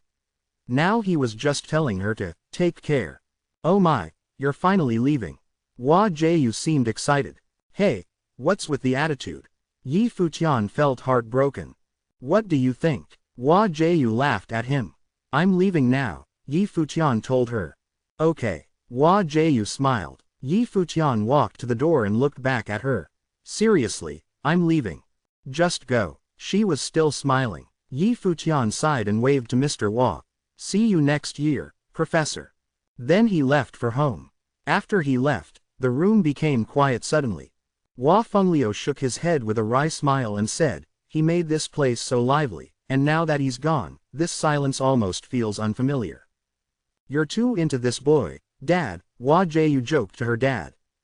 "Then what about you?" Hua Fengliu smiled at his daughter. "Me." Hua Jieyu blinked her eyes and said, "I'm happy that he left. The 3 years is up. Someone already came here from the city of Donghai to inform me. Actually, you might also have to leave after the new year. Hua Fengliu turned his eyes to the snow outside. He felt lost. Hua Jiayu was shocked. She was reluctant to leave her father. She looked at the lonely figure of her father and said, I don't want to leave. I want to stay here with you, Dad. Silly girl, your mom is also missing you. Your family is not going to let you stay with me anymore. I am happy to have enjoyed your company over these 3 years. He patted his daughter on the head and kept speaking gently, you may never see Yi Futian again. Moments ago may have actually been the final farewell for you guys, and you were just making fun of him. Hua Jiayu was tremendously shocked. Several minutes ago the boy had left, and they were joking with each other. Now, it was their farewell. Jiayu, tell me, do you like this boy? Hua Fengliu suddenly asked her. What are you talking about, Dad? Hua Jiayu was surprised again. She looked at her father, and it seemed that she was shy about answering this question. That's just impossible. Really? Hua Fengliu smiled at his daughter, you're turning 16 this year. You do have the right to decide your future, including whom to be with. You have not experienced much, so you don't understand that there are things and people in this world that once you miss them forever. I do like that boy. He's smart and talented. It seems to me that he's not going to waste his talents. More importantly, he looks like a playboy, but he is truly devoted to love. I'm pretty sure he is the same as I was at his age. Make your own decisions. Don't miss someone you really love forever. Think about my words these days. Remember, life is short. Do not have any regrets. Hua Jiayu was dumbfounded by what her father had just said. She hadn't realized that she might miss someone forever. The boy has been spending so much of his time with you, and you just take it for granted. But if you disappear from each other's lives, another beautiful girl will appear in his. You are not a couple yet, so do not just think that you are the only one for him in this world. Hua Fengliu smiled and left his daughter alone. Hua Jiayu started to think about this seriously for the first time. The feeling was intense, but the concept of love seemed to be pretty faint and unfamiliar to her. She always felt annoyed when Yi Futian was around in the house. However, when he was suddenly gone, she actually felt as if something was lost and even needed time to adapt. Her father had told her that she could miss someone forever, and thinking about this indeed gave her a sense of fear. Fear of the thought that she had just lost something precious. Chapter 31 Godfather. Chapter 31 Godfather. The city of Qingzhou was an island city, located in the East Sea, surrounded by the water. On the vast ocean waters sailed a big ship, headed in the direction of Qingzhou City. On the deck stood multiple people suited in armor. They were a group of knights. There were 3 figures, a middle-aged man, 1 young man, and a young lady stood on the edge of the deck. The man looked dignified and imposing. The young man beside him was handsome, his eyes giving off a hint of evilness, and the young lady on his side looked cold and arrogant. However, her sex appeal was off the charts. So, this is the city of Qingzhou.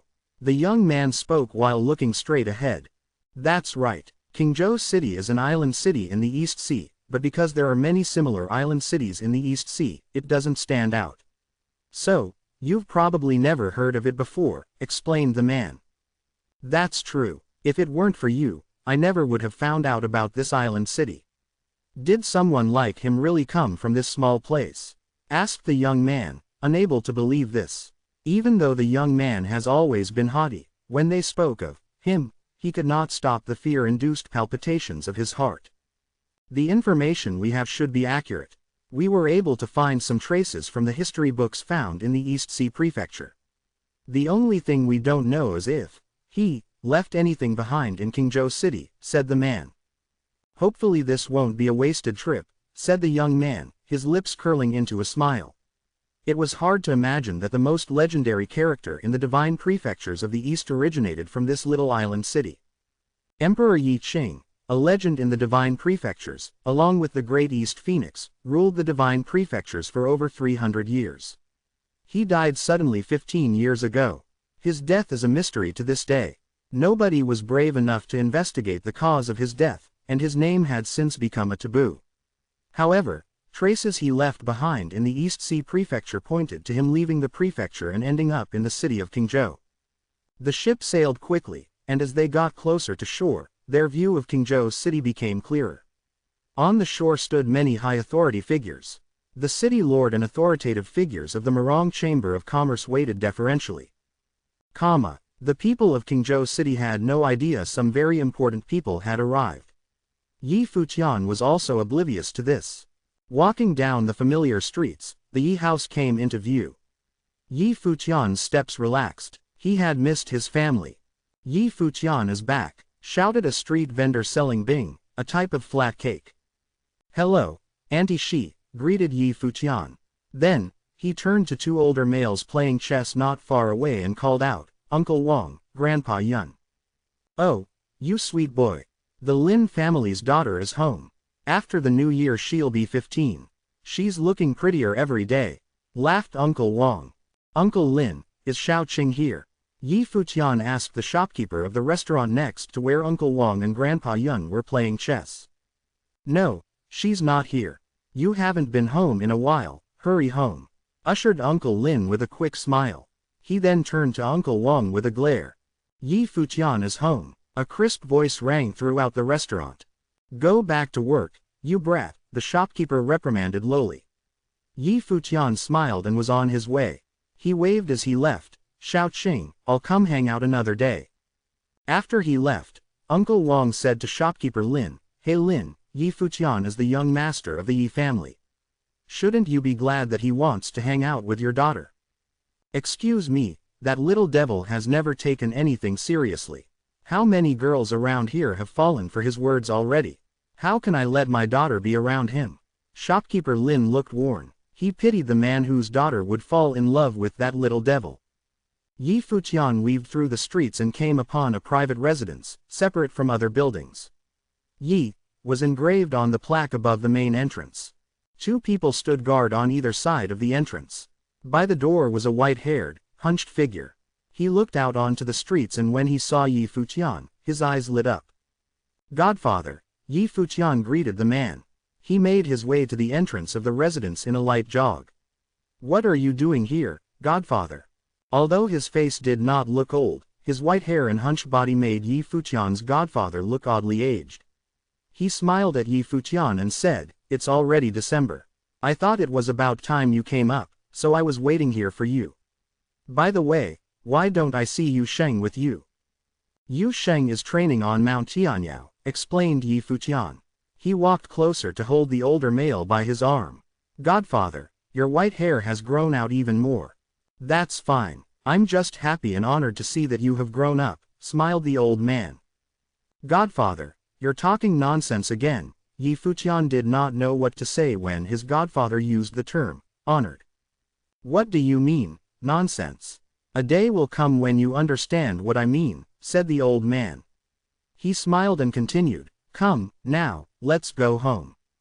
Okay, let's go, answered Yi Futian. With a skip in his step, he arrived at the courtyard. His father, Yi Baichen, said, You brat, you have finally come home. Is it already the end of the year? Where have you been? Picking on girls? Yi Futian was speechless. Pops, I just got back. Can't I get some fatherly love? Yi Futian, don't mind your father. Let me take a good look at you. A beautiful and elegant woman walked out. It was Yi Futian's mother, Yi Ru. It was said that Yi Ru was not originally from Qingzhou city. She had met Yi Baichuan when he was traveling around to gain experience. Later, when she had gotten pregnant with Yi Futian, they came back to Qingzhou city together. I don't know how you lucked out and ended up with such a beautiful, genial woman, sighed Yi Futian as he looked at his father. Do you want to get beaten? Let's see if you're capable of bringing home a woman as great as your mother, Yi Baichuan said as he walked up to stand next to his wife. That's an easy enough task for me, it's just that I don't want to do it, said Yi Futian without shame. Yi Futian, you're boasting again, a beautiful girl said from outside. She looked to be a little younger than Yi Futian. She walked towards Yi Futian and his parents. She was an equally beautiful woman. It was Yi Baichuan's younger sister, Yi Rong, and her daughter, Yi Shaoqin, who had taken her mother's surname. Behind the two females were two more people. A middle-aged man was leading a young boy around the age of 13. They were Yi Baichuan's younger brother, Yi Dongliu, and his son, Yi Mo. "Uncle, Auntie," greeted Yi Futian. Then he looked at the smiling girl and said, "Are you itching to get hit, Yi Shaoqin?" Yi Shaoqin hid behind her mother. "You're bullying me again. Don't forget, your dad is watching you." The whole lot began to laugh. Yi Mo stepped up and said, "Yi Futian, your dad said that you're really powerful now. Is that true?" "Of course it's true. I've been cultivating in martial and divination arts. I'm approaching the glory plane, and countless people at the academy look up to me," Yi Futian said with a smile. Yi Mo looked at Yi Futian with distaste as he said, "I almost believed you." "Same," Yi Shaoqin chimed in. "Yi Futian, enough with your lies. When are you going to bring a girl home? You better keep an eye on Feng Qingshe. She's pretty and talented. You might lose her to someone else," teased Yi Rong. "Feng Qingshe," Yi Futian shook his head with a bitter smile. Seeing his reaction, everyone seemed to have everything figured out. It seemed like Yi Futian couldn't get her to be his. "All right now, it's rare to have the family gathered together like this, so let's go catch up while we eat," Yi Ru suggested. Everyone nodded in agreement, and they all headed for the dinner table. They chatted happily over a delicious meal that night. After dinner, people made their way back to their own homes. Yi Futian asked his father for a guqin and headed back to where he was staying. Not long after, the sounds of the instrument filled his room. Under the moonlight, everything seemed at peace. The next day, Yu Sheng returned. He was now officially in the glory plane of martial art cultivation. Yi Futian was very happy for him. In the blink of an eye it was the last day of the year. The night came, but Qingzhou City was illuminated with lights. The streets were buzzing, and the skies were decorated with fireworks. At the Yi house, there was an area occupied with the sounds of the guqin. One person was elegantly playing the guqin while another person at his side sat cultivating on the ground. However, at this moment, Yu Sheng opened his eyes to look at Yi Futian. Something did not seem right. The music stopped and Yi Futian lifted his head to stare at the moon. His mind was not at ease. Yi Futian, a white-haired elder, walked in from the outside and looked at Yi Futian. "This piece can put the mind at ease, yet you are restless. A messy mind results in a messy performance." "I don't know what's going on either," said Yi Futian with a bitter smile. "From your music, I could feel happiness, longing, and melancholy." "You have truly grown up now," the elder said lightly. "Who's the girl?" "Godfather." Yi Futian was shocked. He looked to Yu Sheng, only to see him shake his head in denial. He had not told his father about Yi Futian. "So, there really was longing?" questioned his godfather. Yi Futian shook his head with a bitter smile. "Godfather, did I let you down by not focusing on what I was supposed to?" "Silly child, this is the journey to adulthood. Who in history hasn't been troubled with matters of love?" asked the white-haired elder. He approached Yi Futian's side and continued, "I'm not opposed to you dating, but she should be worthy of your love. You must remember, your other half will become a motherly model to the nation in the future." Yi Futian lifted his head to look at the elder. Naturally, Yi Futian knew that his godfather held high hopes for him since childhood. His hopes for Yi Futian were so high that they exceeded his own expectations. "Godfather, I'm afraid of letting you down," Yi Futian said quietly. "Believe in yourself, just like I believe in you," the elder said as he patted Yi Futian's shoulder. "Let's go, your family is waiting for you. The guests from the Feng family have also arrived." "Okay, Yu Sheng, let's go together," Yi Futian said to Yu Sheng. "Yu Sheng, you stay. I have something I want to talk to you about," said the elder. "All right." Yi Futian nodded and left the quarters. After his departure, a gust of wind shut the doors of Yi Futian's living quarters. The elder looked at Yu Sheng. "Show me your life spirit." Yu Sheng stood and focused. His eyes glowed fearfully with a bright light and a course of energy radiated from his body fiercely. The spiritual qi in the surrounding area began to flow crazily. A suit of armor appeared on his body and his life spirit appeared. Right now, Yu Sheng was godlike. "That's good enough," nodded the elder. Yu Sheng withdrew his life spirit, the look in his eyes returned to normal. Yu Sheng, you must remember, you will forever be Yi Futian's deadliest weapon and his sturdiest shield. There will come a day when your name will be written down in the history books, urged the elder. Yu Sheng was not sure he completely understood his father's words. All he knew was that he would forever protect Yi Futian, and it was not only because his father told him to do so. Chapter 32 The First Awakening of Love. Chapter 32 The First Awakening of Love. The Yi family gathered to spend New Year's Eve together with a feast. Feng Rui's family came to visit as well.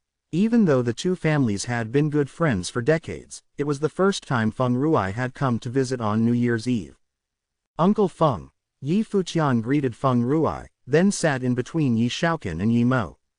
You will officially be 16 years old after tonight, Yi Futian. You look more and more handsome, Feng Rui complimented. As a result of the constant cultivation that Yi Futian was going through, he now looked more charming than ever. He had become a thin young man with a handsome face, like a model. Feng Qingshe kept looking at Yi Futian from afar. She still couldn't forget what had happened at the academy 1 month before, when the young man had been standing with another beautiful girl in the snow, and they fought against the authority together. Yi Futian had used to make fun of her all the time, and she had believed that this boy would be around her forever. But now, there was a certain distance between them. What if she had never talked to Yi Futian in that horrible manner? This boy has only inherited about 30% of my looks, Yi Baichuan said. But Qingshe is growing ever more beautiful, she's just too gorgeous to be your blood, Yi Baichuan joked. Feng Rui was speechless, so he gave Yi Baichuan a stare. Stop boasting. Why have these kids not gotten engaged? Yi Rong, Yi Futian's aunt, smiled and cut into the conversation. Yi Futian was shocked by this while panic flashed across Feng Qingshui's eyes. She lowered her head to avoid the glances cast on her. Feng Rui looked at Yi Futian, and Yi Rong kept talking. Brother, why are you looking at him? I know this boy so well. Really, he would be laughing all night if Qingshe said yes to this engagement. Yes, yes, Yi Futian loves beautiful girls. Yi Shaoqin was speaking for her mother. Looks like you're getting lucky, bro. Yi Mo mumbled to Yi Futian. Yi Futian felt awkward that no one had even bothered to ask what his opinion was. Qingshe, my girl, what do you say? Yi Rong looked at Feng Qingshe.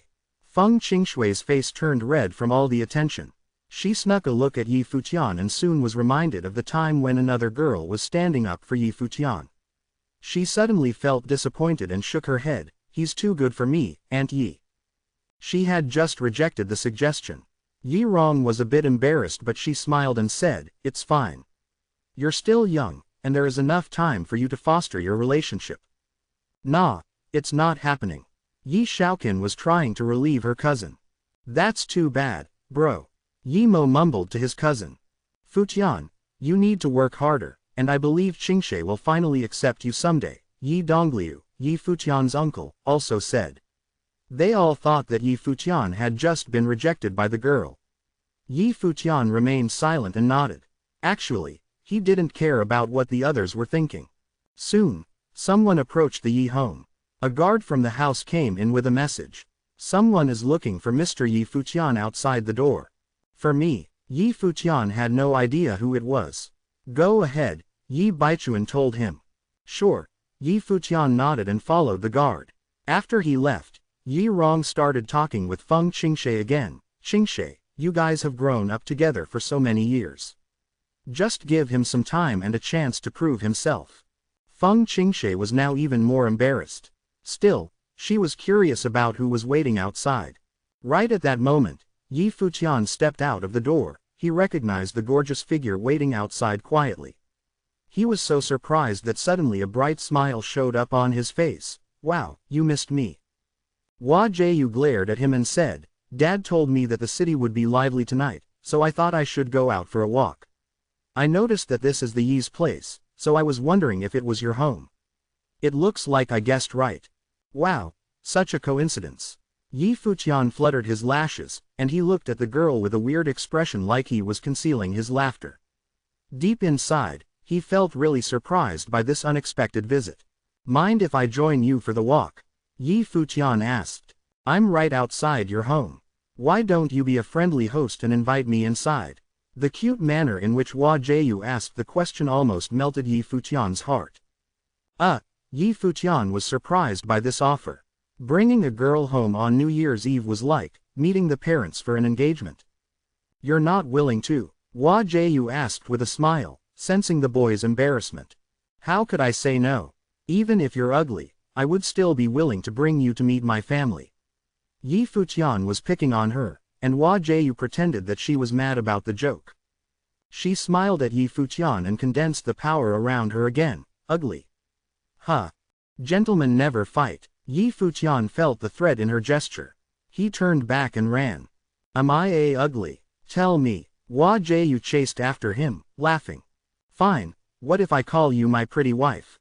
Yi Futian responded. Yi Futian. They ran away. The guards exchanged glances. One said with awe, Jesus, he's so good with girls.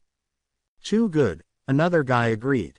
This fairy-like girl just asked to meet the parents.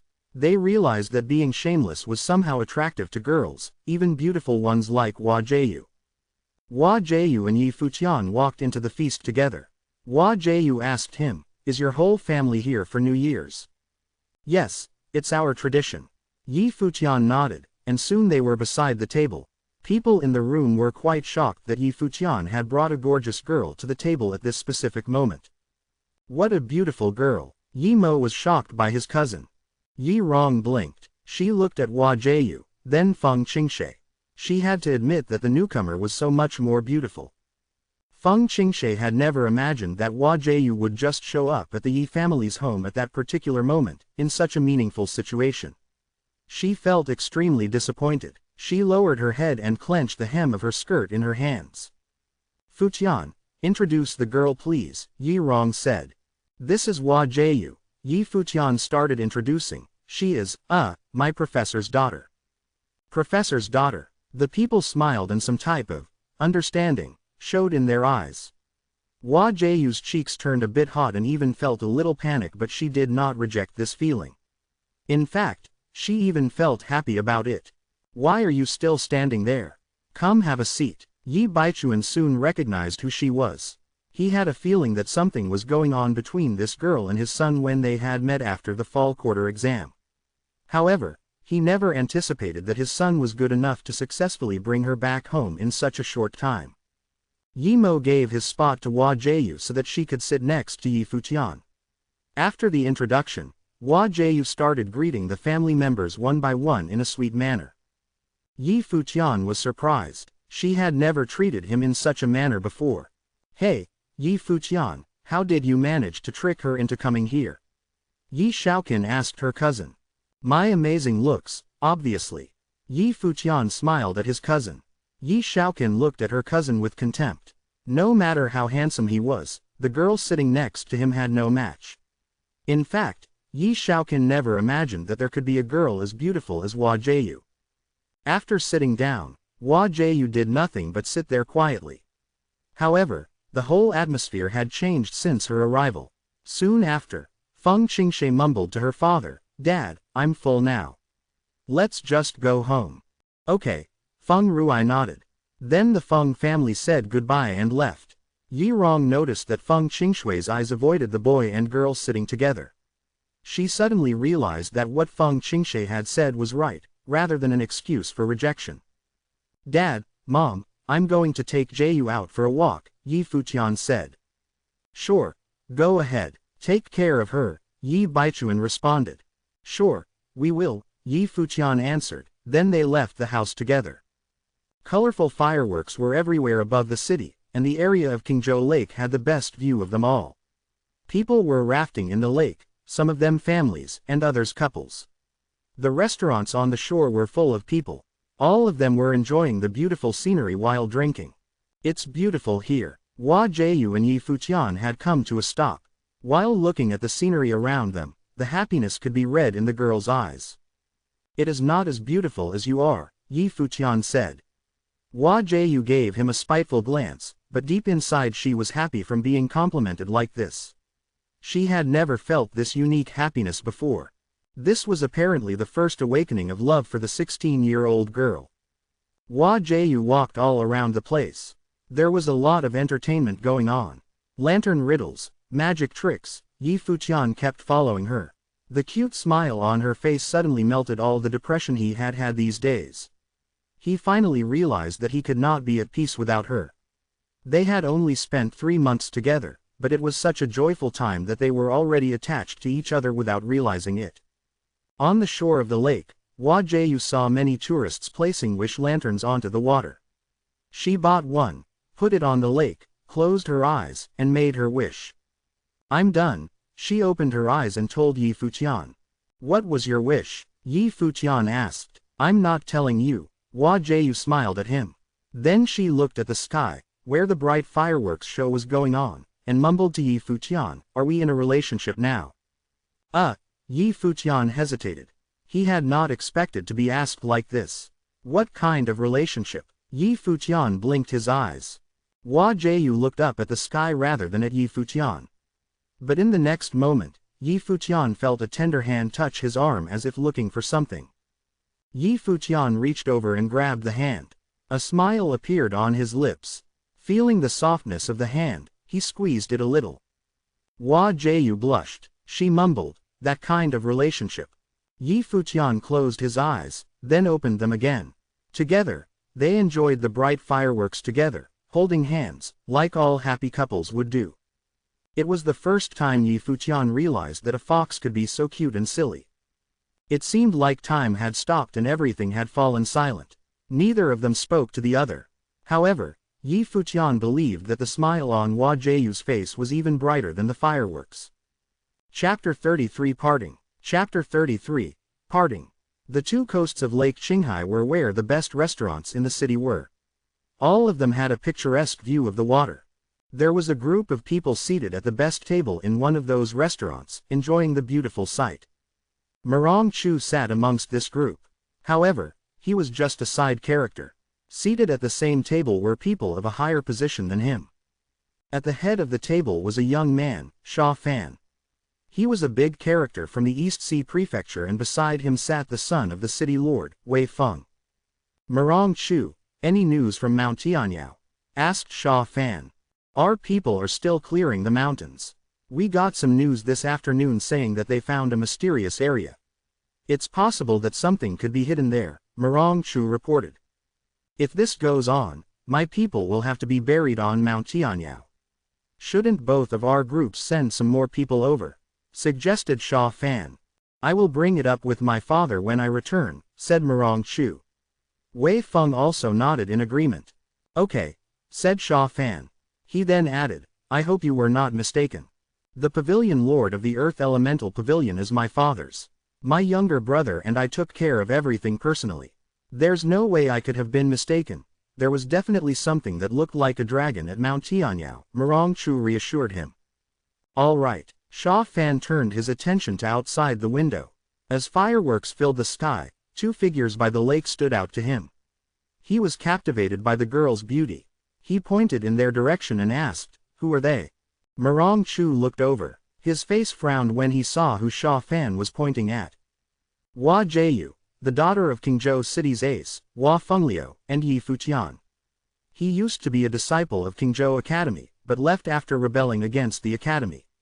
He is now Hua Fengliu's disciple, Murong Chu explained. "Hua Fengliu, as in the Qin devil Hua Fengliu?" asked the man sitting beside Sha Fan. "My father did some research on him. He really is known as the Qin devil in the city of Donghai," Murong Chu replied. "If this is true, then that must be the daughter of Hua Fengliu and her." The man went into deep thought. "He's the one who had his powers disabled by the art saint." Sha Fan began to show interest. He would never have expected to meet such a legendary character from Donghai City here. "That's right," confirmed the man. "That girl is a member of that family, so it's best if you don't try anything with her. It'll only be trouble." He knew exactly what type of person Sha Fan was and felt the need to warn him. "I know my limits. Let's go say hello," said Sha Fan. He smiled, then got up and began walking out of the restaurant. The man followed behind him, as did the rest of the group. They all left the restaurant and headed toward Yi Futian and Hua Jieyu.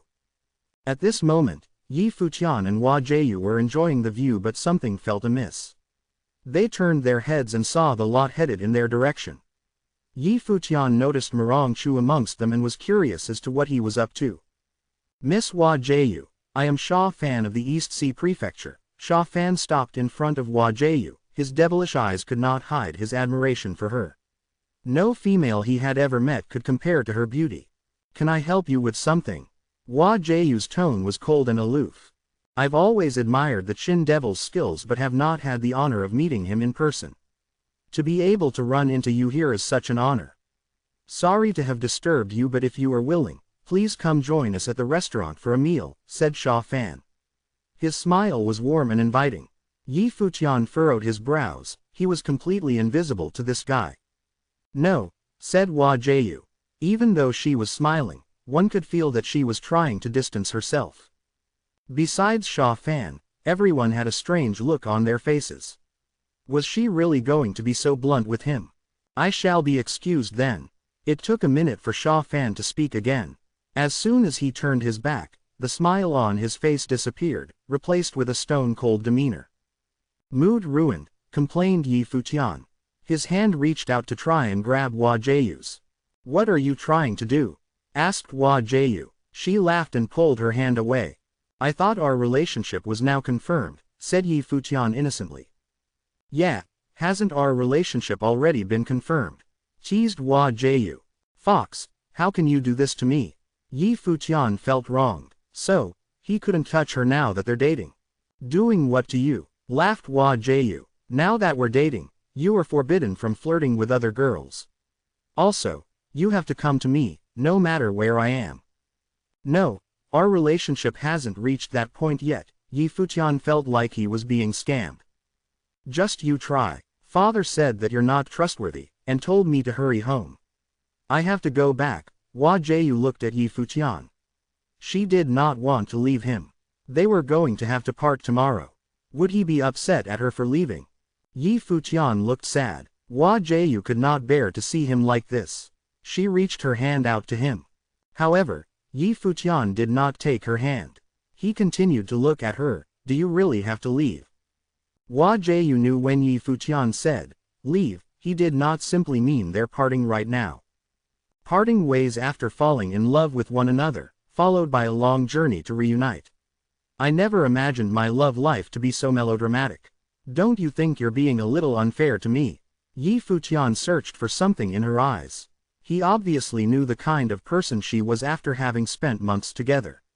Even after realizing her feelings for him, there was no way she would pursue him actively. Plus, after what she had said before, Yi Futian knew exactly what was going on. Hua Jieyu had a sad look in her eyes. She looked down when she felt her eyes begin to water. She did not know how to explain it to him. What do you want me to do? She whispered, lifting her head to meet his eyes once again.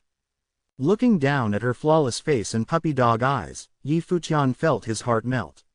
If it's going to be melodramatic, so be it. Who told me to fall for a fox? The power of beauty was so great. Hearing his words, she smiled, and her mood picked up. She looked at Yi Futian and said softly, okay, I'll make it up to you. What if I don't leave tonight and stay with you? Aren't we going a little too fast? Asked Yi Futian, bright-eyed. Tonight, stay with him. Upon seeing the perverted look on his face, Hua Jieyu lifted her foot to stomp on Yi Futian. What kind of dirty thoughts are you having? I didn't mean it like that. Like what? Yi Futian blinked at her innocently. I regret everything I just said, she said. Before she could turn to leave, Yi Futian grabbed her by the arm and said, I'll walk you back. Okay. Hua Jieyu nodded quietly, not trying to fight him on the subject. She let Yi Futian take her hand as they walked. Let's go take a boat, said Yi Futian. She nodded again, and they walked to the dock. After boarding the boat, they sailed down Lake Qinghai. On the lake were many other boats. The surface of the water reflected the sky, lit up with fireworks. The couple sat next to each other at the front of the boat, leaning on one another like a picture, which traced DG looks of admiration from passengers on passing boats. From across the water, a boat occupied by several people approached them. Two of them were shocked to see Yi Futian and Hua Jieyu. General Qin, senior sister Qin Yi, Yi Futian called out to greet them. General Qin was dressed casually. He looked like any ordinary person, spending New Year's Eve with his family. Seeing who Yi Futian was with, General Qin gave him a thumbs up. How romantic, teased Qin Yi. Yi Futian chuckled as if he was caught doing something wrong. Another boat floated past them and they heard someone say, "Senior sister, you have a really nice figure." By reflex, Yi Futian nodded and he hummed in agreement. He realized what he had just done immediately and turned towards Hua Jieyu, only to see her smiling wryly at him. "But I still like you better," he blurted out quickly. She huffed and turned away from him to stare ahead. Next, she felt an arm wrap around her waist. At first, she froze but then her body relaxed, tilting toward him and she laid her head on his shoulder. At that moment, everything was peaceful and beautiful. They felt closer than they ever had. By the time Yi Futian and Hua Jieyu made their way back to her residence at Qingzhou Academy, it was already late at night. Compared to the busy city streets, the campus was dead silent. Hua Fengliu had already gone to sleep. Stepping into her room, Hua Jieyu realized Yi Futian was still following behind her and her face flushed red. "You're not going to kick me out this late at night, are you? It's dangerous out there." Yi Futian got his words in before Hua Jieyu could say anything. When he saw how hard she was glaring at him, he added, "Do you have the heart to do that?" "You have your own room," she said to the shameless young man. "You're leaving tomorrow. I just want to spend a little more time with you. I don't even know when I'm going to be able to see you again," he told her in a soft voice.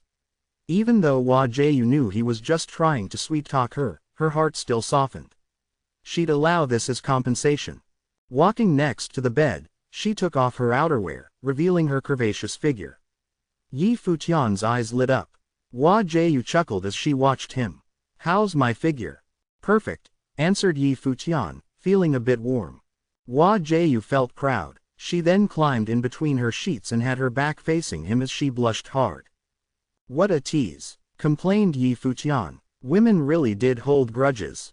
"I can't see you this way," said Yi Futian, but Hua Jieyu ignored him. However, she turned around to face him moments later and said, "Stay there, don't come any closer." After that, she closed her eyes and tried to fall asleep. Yi Futian sat there quietly and admired her beauty. Looking at her brought him warmth. It seemed like a long time had passed when Hua Jieyu opened her eyes again to find that Yi Futian was still watching her. Gently, she whispered, "I can't fall asleep. Let me play a song for you," he said lovingly. He left his seat, and seconds later the sound of the guqin floated into her room. It was peaceful and serene. The song flowed beautifully, full of love, but also with a hint of sadness. Hua Jieyu closed her eyes once again and drifted off to sleep. Quietly, 2 streams of tears rolled off her smiling face. So, this was love. The warmth of a first love, the fluttering of your heart when he held your hand, and the sadness of parting. Divine Prefecture Calendar, Year 10,000. The morning of the first day of the new year. A large black eagle descended upon Qingzhou Academy. It waited outside of Hua Fengliu's residence. Inside, Hua Jieyu was getting ready. Dressed in a long green dress, she lived up to her name as a goddess. Her beautiful smile never left her face. As she approached the entrance of the residence, she looked back at Yi Futian. He was still playing the guqin. However, his eyes were fixed on her. They looked into each other's eyes and shared a smile. The look they shared bore a million unsaid words. There was no promise to be together forever, no promises of, "till death do us part," just one smile. After that, Hua Jieyu left. She settled atop the black eagle and then was off into the sky. Very quickly, they disappeared into the clouds. Yi Futian continued to play his instrument. Beside him, a handsome figure dressed in white stood silently and watched Yi Futian. Chapter 34 The Crisis of Qingzhou City. Chapter 34 The Crisis of Qingzhou City. Yi Futian played the guqin for a long while before he stopped. He sighed with a particular sadness. He felt empty deep inside after his fox was gone. Stop your fake sadness. The city of Qingzhou belongs to East Sea Prefecture, and the city of Donghai is the capital. You can get there simply by sailing through the East Sea, and I don't believe that you don't know this. Hua Fengliu looked at Yi Futian and said, I know you'll leave once you reach the glory plane. With your talent and effort, it would be several months at most. Don't tell me you have no interest in this. Yi Futian blinked his eyes and looked at Hua Fengliu.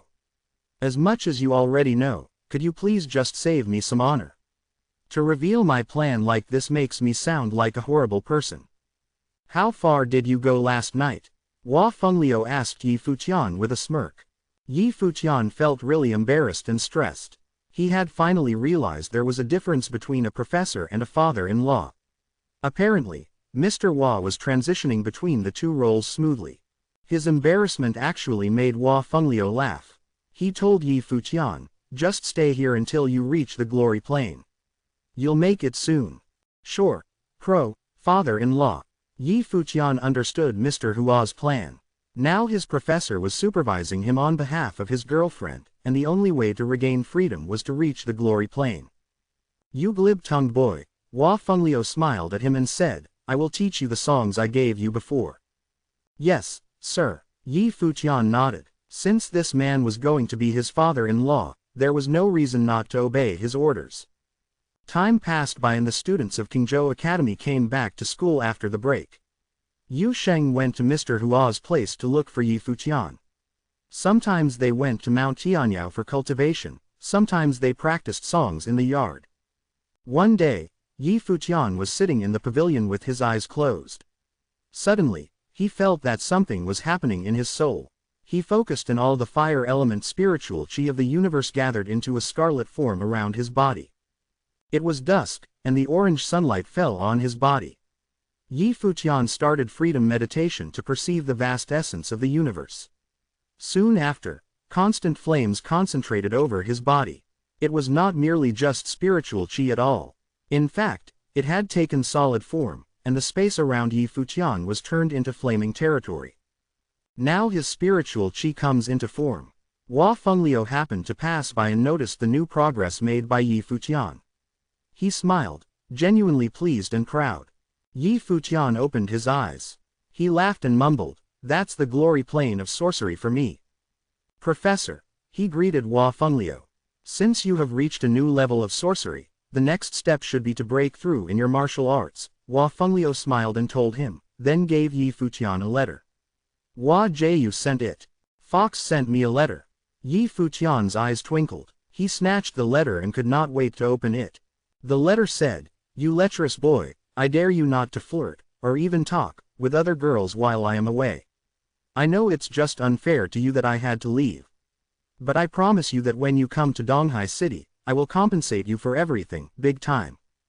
Compensate me for everything. Yi Futian felt excited about this, everything. He could not stop thinking about Hua Jiu's beautiful face and her curvy body that he saw the night before she left. In fact, he almost wanted to leave now. This girl knew him so well that she was throwing him a daring temptation. How do you want to reply? Hua Fengliu smiled at Yi Futian. Professor, you peeked at the letter before giving it to me, didn't you? Yi Futian demanded when he saw Hua Fengliu's eyes. On the envelope of the letter was written, Yi Futian's eyes only. Why do you think that I would do that? Hua Fengliu tried to sound harsh. However, it didn't work at all. The way Yi Futian looked at him indicated that he didn't believe him at all. The messenger bird is still here. Reply soon, or I'll let her go. Hua Fengliu changed the topic. Yi Futian was frustrated. His professor was shameless too. Help me reply and just say, Fox, wait for me, Yi Futian told Hua Fengliu because he didn't dare add anything else to the reply, since it was apparently being monitored by his father-in-law.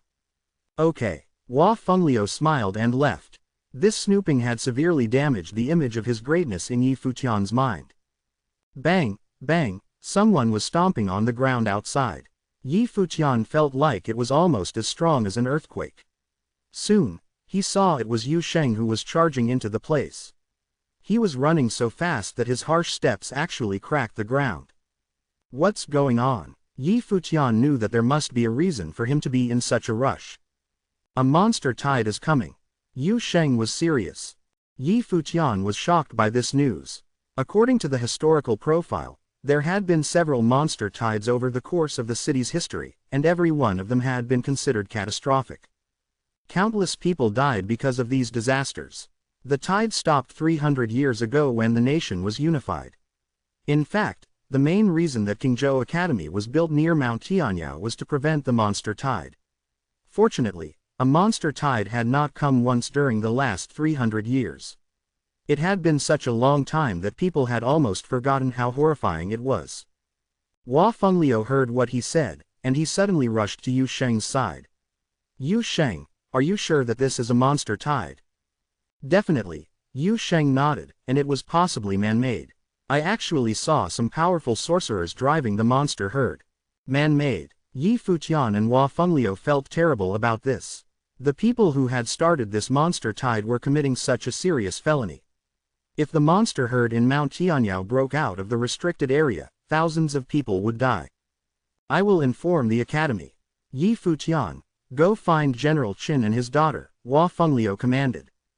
Yi Futian nodded. He knew that the Dark Kylan Knighthood under the command of General Qin was the most reliable force to help guard the city. If there was indeed a monster tide coming to the city, the force of Dark Kylan Knighthood needed to be activated. They didn't even think about seeking any help from the city lord. He had been nominated by the provincial government and was not a native of the city. It was possible he would be the first one to leave when such a crisis came. Hua Fengliu hurried to the academy right after he made the command. Let's move, Yi Futian told Yu Sheng. They left the house, then ran to the location of the Dark Kylan Knighthood.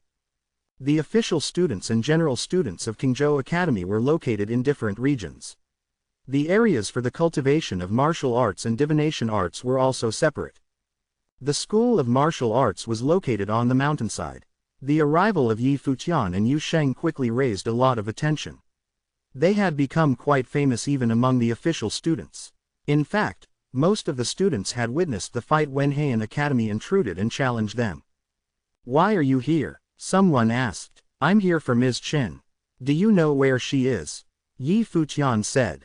Looks like it's an emergency.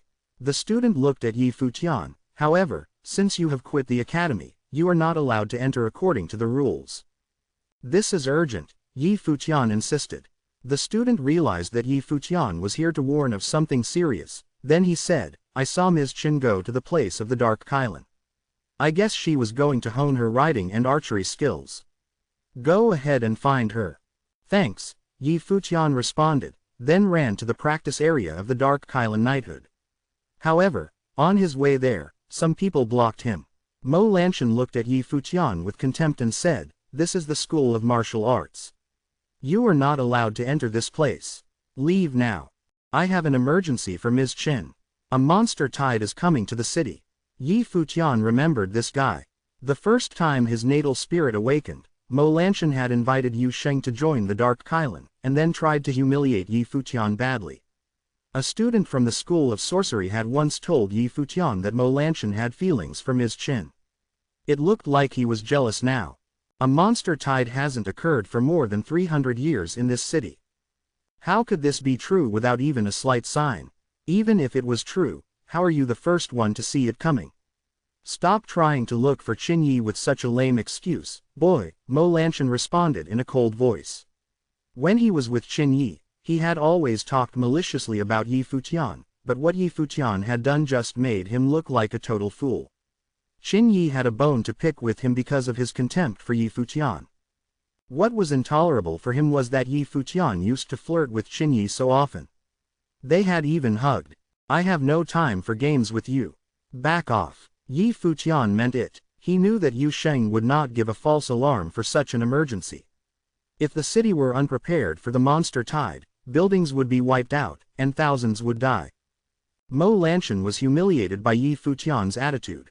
He believed that Yi Futian was embarrassing him only because of his contempt in the past. People say that Hua Jiu has left the city. No wonder you're so desperate. Even someone as talented as you can't be matched with a perfect beauty like her, am I right? And you just changed your target. Mo Lanshan started to humiliate Yi Futian, believing that Yi Futian was after Qin Yi because he had failed to pursue Hua Jiu. Bang! Yu Sheng stomped on the ground, a frenzy of energy all around his body. The group around Mo Lanshan frowned at Yu Sheng, and they prepared to fight. Someone said, "This is our place. You better not try to fight us here." Yi Futian stared at Mo Lanshan. He was determined, knowing that it was the only way to solve this meaningless quarrel. "Yu Sheng, are you ready?" Yi Futian asked. "Sure." Yu Sheng nodded. Yi Futian gave a simple order. "Go." As soon as he finished the command, Yu Sheng charged right toward the group to attack them. Chapter 35 Emperor Yi Qing. Chapter 35 Emperor Yi Qing. As Yu Sheng took a few steps forward, a golden force field surrounded him, just like golden armor. Mo Lanshan and his people looked very serious. Everyone charged at Yu Sheng with long spears gripped tightly in their hands. A loud explosion erupted from a single punch from Yu Sheng. Even his fist that he used to enclose the tip of an attacking spear was golden. The point of the weapon was enveloped by his fist when a cracking sound was heard. The point had been broken off by the enormous amount of strength exerted by Yu Sheng. Yi Futian continued to charge forward. He had no time to waste on these people. However, Mo Lanshan had no intentions of letting him pass. Avoiding Yu Sheng, Mo Lanshan aimed his ice-frosted spear at Yi Futian. Yi Futian did not slow down his steps. While in a light sprint, he reached out both of his hands. In a second, bursts of lightning flashed around him.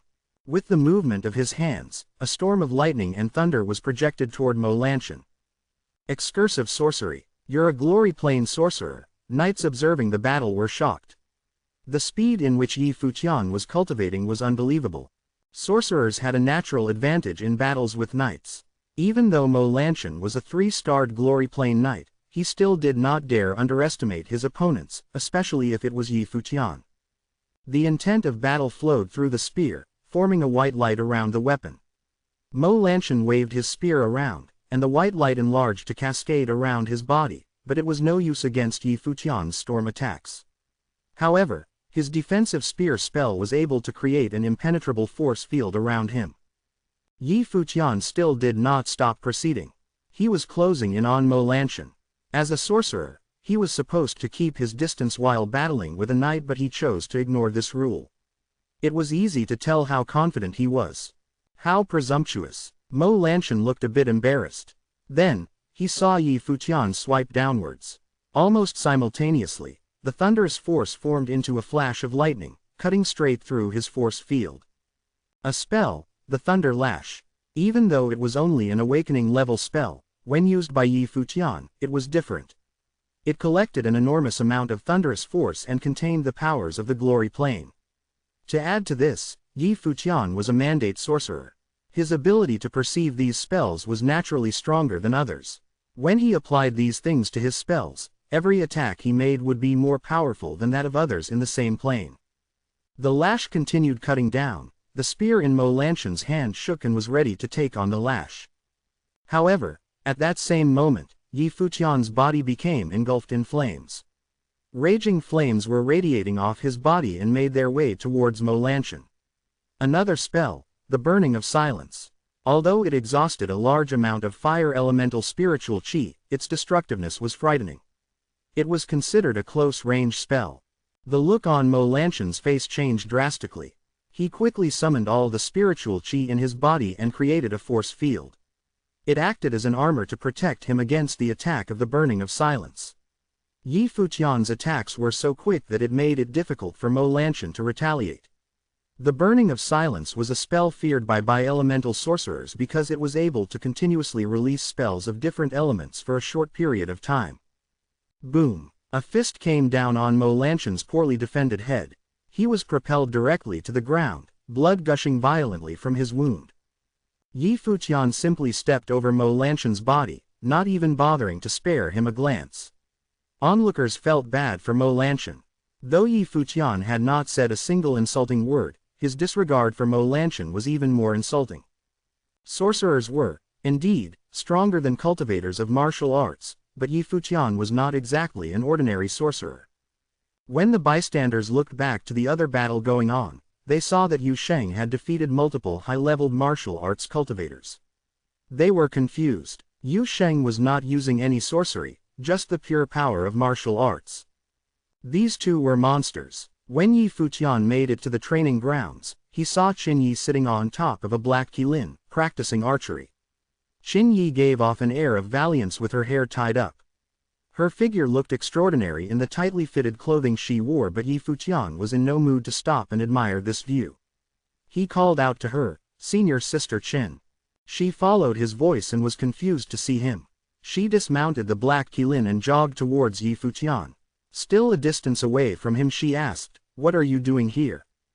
There may be a monster tide erupting on Mount Tianyao. You should inform General Qin as soon as possible," said Yi Futian. Her gaze froze and her face fell. She then sprinted towards the black qilin and mounted the creature. As they were about to pass by Yi Futian, she said, "Hop on, we'll talk as we go." Something sparked in his eyes and he got on behind Qin Yi without hesitation. "What happened?" asked Qin Yi, worried. A monster tide could only mean calamity. "Yu Sheng has been training on Mount Tianyao and noticed it," replied Yi Futian. Qin Yi looked serious and said, "Hold on to me." Yi Futian hesitated but eventually grabbed onto her when he lost his balance as the black qilin rose into the air. He smiled bitterly and thought to himself, "Fox, I'm not doing this on purpose." On the ground, the people of the School of Martial Arts were speechless as they looked up at the sky to witness this scene. Why was his shameless jerk so popular with beautiful girls? First, it was Hua Jieyu, and now that she was gone he was trying to make a move on the goddess Qin Yi. "You bastard!" Mo Lanshan had just gotten his senses back when he witnessed the scene as well. Boom! He did not notice when Yu Sheng came back. A punch landed on his face and Mo Lanshan was thrown on the ground once again.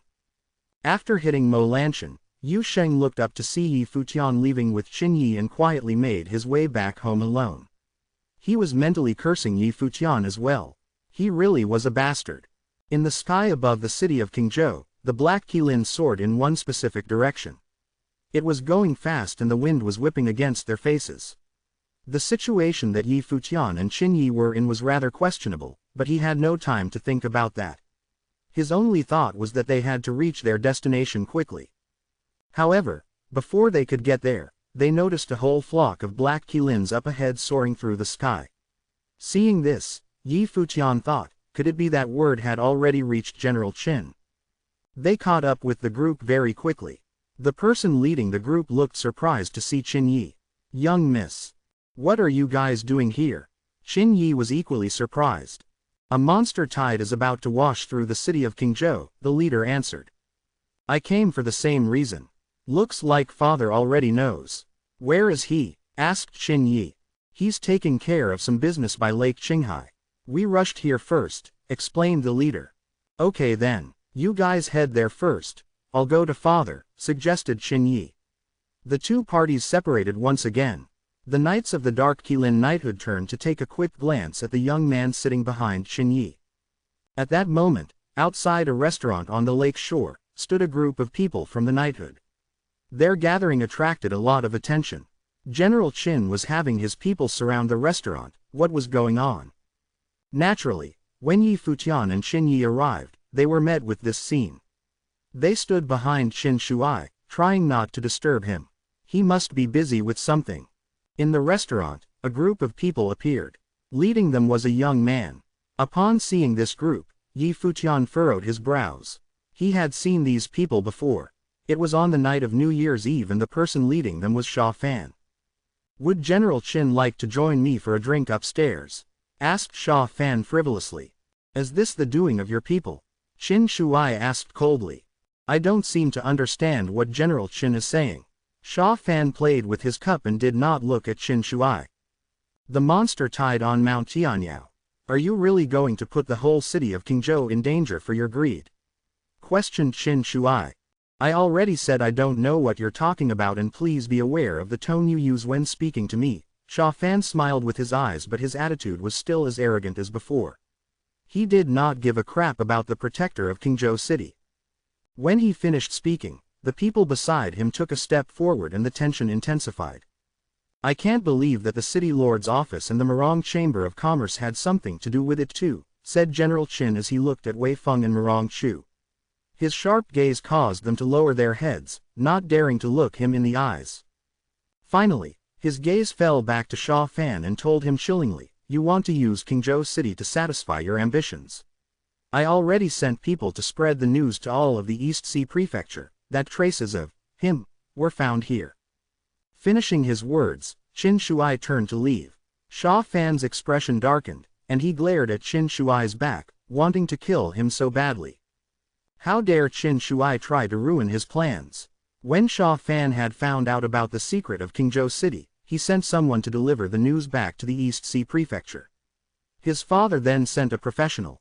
The purpose of that was to keep things under wraps, but if Qin Shuai really spread the news, then it was bound to attract attention. Did Qin Shuai know about this secret early on? Qin Shuai led the group of knights up into the sky. Quickly, Qin Yi, who was accompanied by Yi Futian, followed right behind them. Then, she was beside her father. "Father, what exactly is going on? Who are those people?" asked Qin Yi. "Sweetie, the city of Qingzhou is in danger and we don't know what is going to happen next," answered Qin Shuai.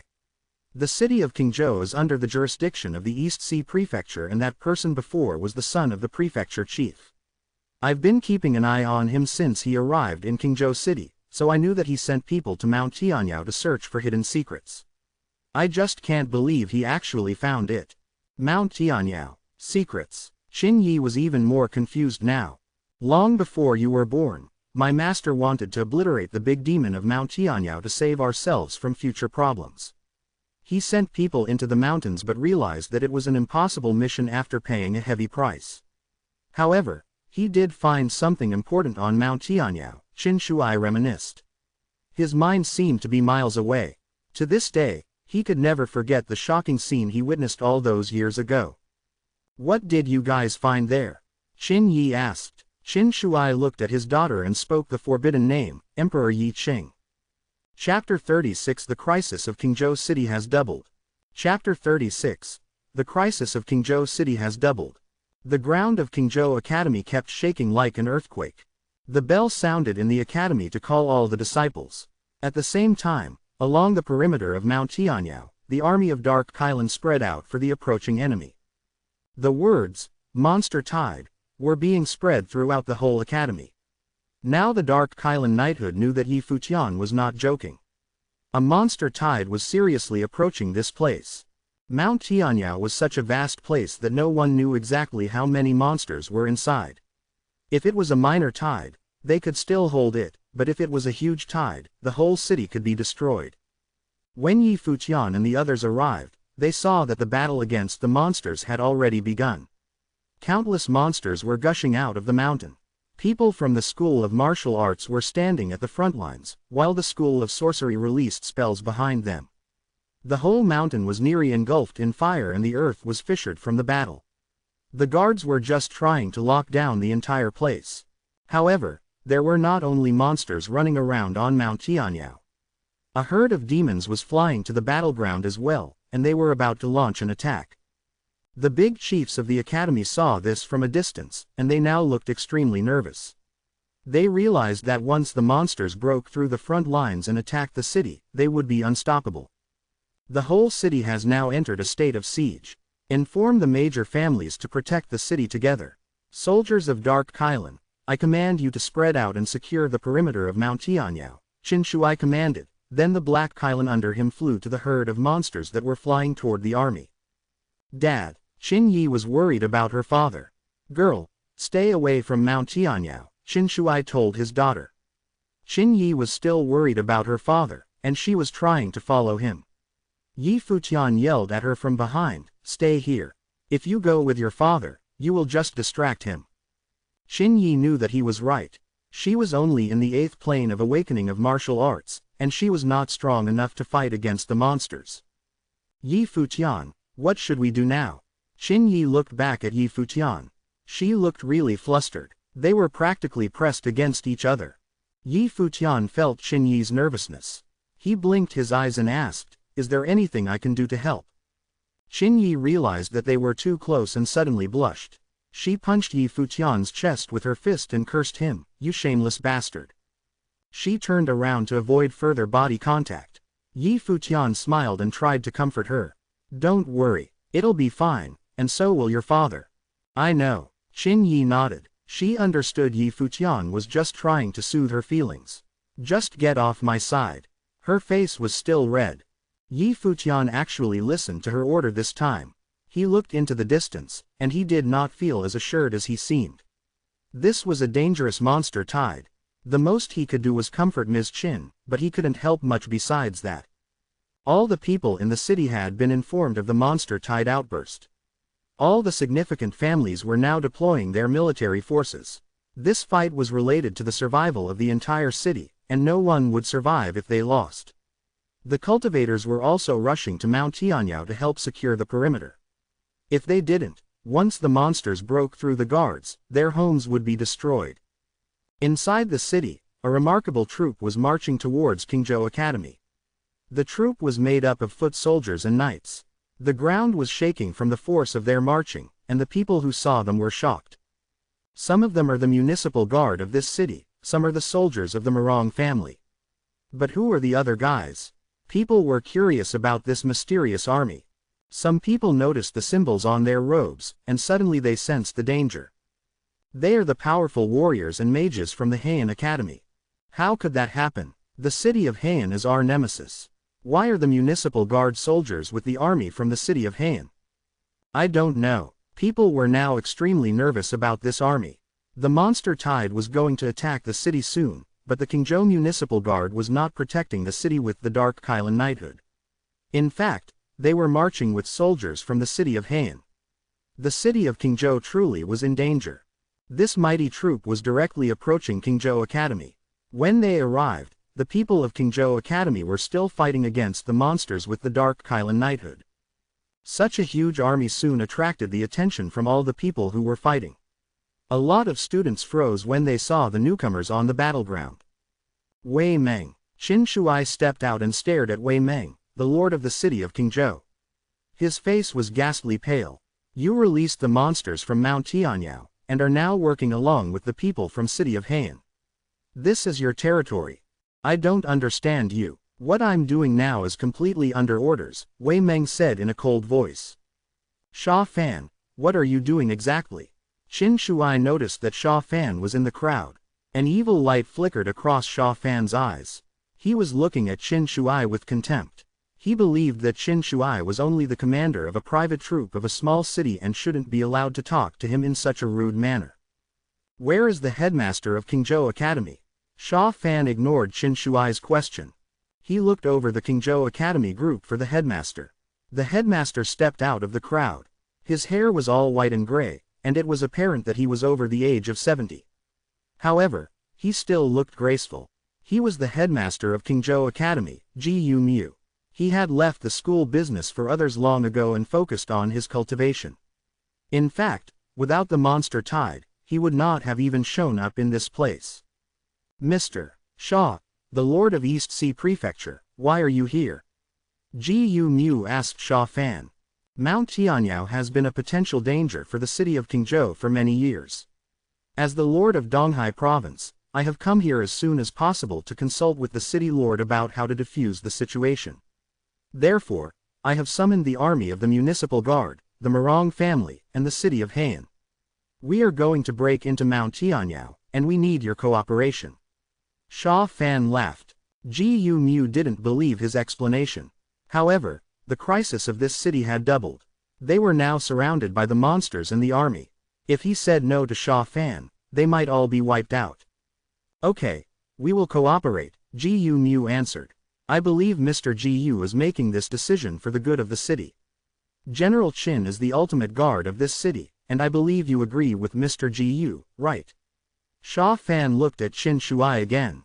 You are shameless. All the people of Qingzhou Academy were cursing Sha Fan in their hearts. They looked at him with contempt. You have summoned quite a lot of powerful people from the city of Heian. What promise did you make to them? Qin Shuai asked Sha Fan. General, they're merely here to help. There are absolutely no conditions involved. Now, I know you're on edge, but I hope you can settle your attitude, Sha Fan said arrogantly. He had summoned a lot of influential people from the East Sea Prefecture and the city of Heian, so he had the advantage now. Okay, Qin Shuai agreed reluctantly. He knew that there must be some conspiracy occurring under the table. However, with reinforcements breaking into Mount Tianyao, they could actually push the front line and minimize the damage to the city of Qingzhou. In fact, if he didn't agree and the two groups fought against each other right here, the result would be even worse. Then, let's go now. Sha Fan smiled. Mr. Sha, I want someone from Qingzhou Academy, a man from Heian asked Sha Fan. Who is it? Sha Fan smiled. The middle-aged man looked through the crowd of Qingzhou Academy and his eyes targeted Yi Futian. Yi Futian suddenly had a bad feeling about it. This middle-aged man was the same man with eagle's eyes who had led the intruders to Qingzhou Academy last time. Yi Futian, have you quit the academy yet?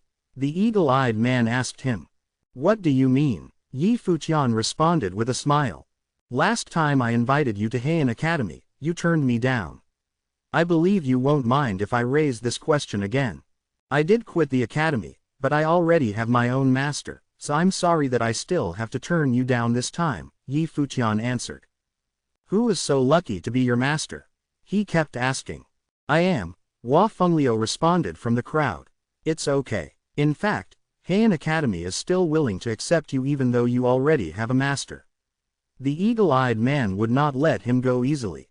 Heian Academy is making a really generous gesture, and I believe Mr. Hua, the Gukan Devil, would not prevent this, right? Sha Fan also tried to persuade Hua Fengliu. He had not anticipated that Heian Academy would be looking for Yi Futian. He's too good for your academy, Hua Fengliu said peacefully.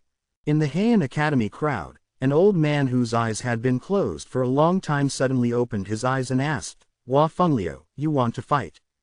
Mr. Hua, you're just causing me trouble. Sha Fan laughed, and the army around him stepped forward. They definitely had not dared to mess with Hua Fengliu when he was young. But now, since his natal spirit had been destroyed, they didn't fear him anymore. Hua Fengliu began condensing power and preparing to attack. However, Yi Futian suddenly started laughing. You know what? I feel so honored you keep inviting me to your academy. I've changed my mind, and I believe Mr. Hua will not stop me, right? Hua Fengliu glanced at him. He knew that this boy was really shrewd and there must have been a reason he suddenly changed his mind. He agreed and said, okay, I don't mind, but your academy must make sure he is safe. Otherwise, you will taste my rage. Don't worry, Mr. Hua. The eagle-eyed man was happy. Yi Futian had defeated someone as talented as Yun Tianao. There were only two options for Heian Academy, either accept him or kill him. Yu Sheng stepped forward. Yi Futian knew that he was trying to stop this decision. He shook his head, and Yu Sheng stopped. However, Yu Sheng was still angry and confused. A young girl and a young man came out of the Heian group. The girl smiled and greeted Yi Futian. Now that you have been accepted by our academy, come over here. Yi Futian nodded and walked toward the Heian group. He ogled the body of the young girl and said, if I knew there was a girl so beautiful in your academy, I would have said yes the last time. You're a smooth talker, boy. The sexy girl laughed. Please take good care of me in the future. Yi Futian naturally held the girl in his arms, and the girl also seemed to feel comfortable. She laughed even harder. Of course I will, you cute boy. You shameless bastard. The people of Qingzhou Academy were swearing at Yi Futian. Traitor. How could a student of our academy be so off-color?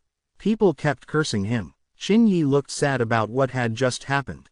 Sha Fan was jeering at all of this. He believed Hua Fengliu must be extremely embarrassed now, seeing the boyfriend of his daughter betray the academy and flirt with another girl. However, he was surprised that Hua Fengliu was still calm. It almost seemed like Hua Fengliu had no idea about the relationship between Yi Futian and his daughter.